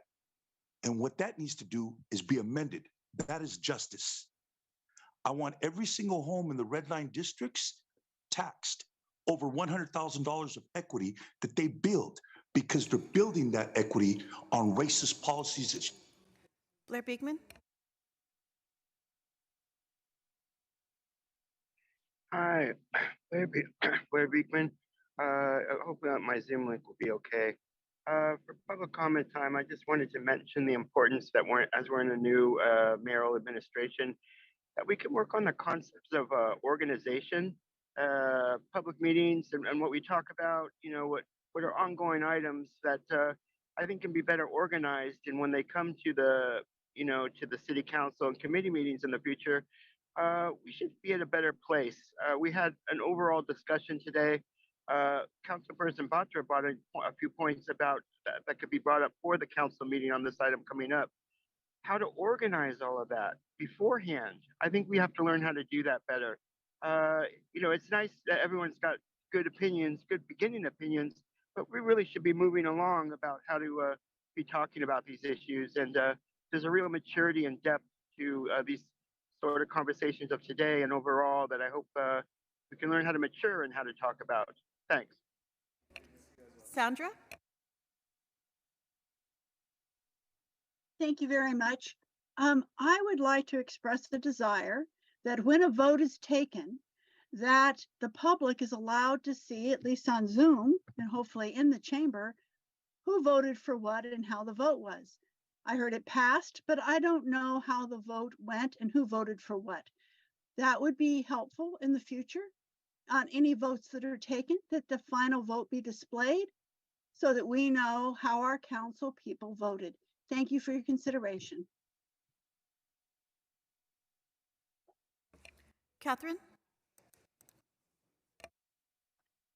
Thank you very much. And I agree with all the previous speakers. I'd also like to say that if my mic on Zoom gets cut off at 60 seconds, it should be cut off for the people in the chamber as well. A lot of people went way over their time talking over the cue to stop. And the city needs to look into the living conditions at the permanent supportive housing complexes and any other housing where there are more than, where there's a substantial group of permanent supportive housing tenants. They're not getting the supports they need. And some of them are being disruptive enough that they are traumatizing the rest of the tenants in the building. I'm sure this is in the outcome the city wants from their funding. So there needs to be an investigation. Thank you very much. Back to the committee. Thank you. We stand adjourned.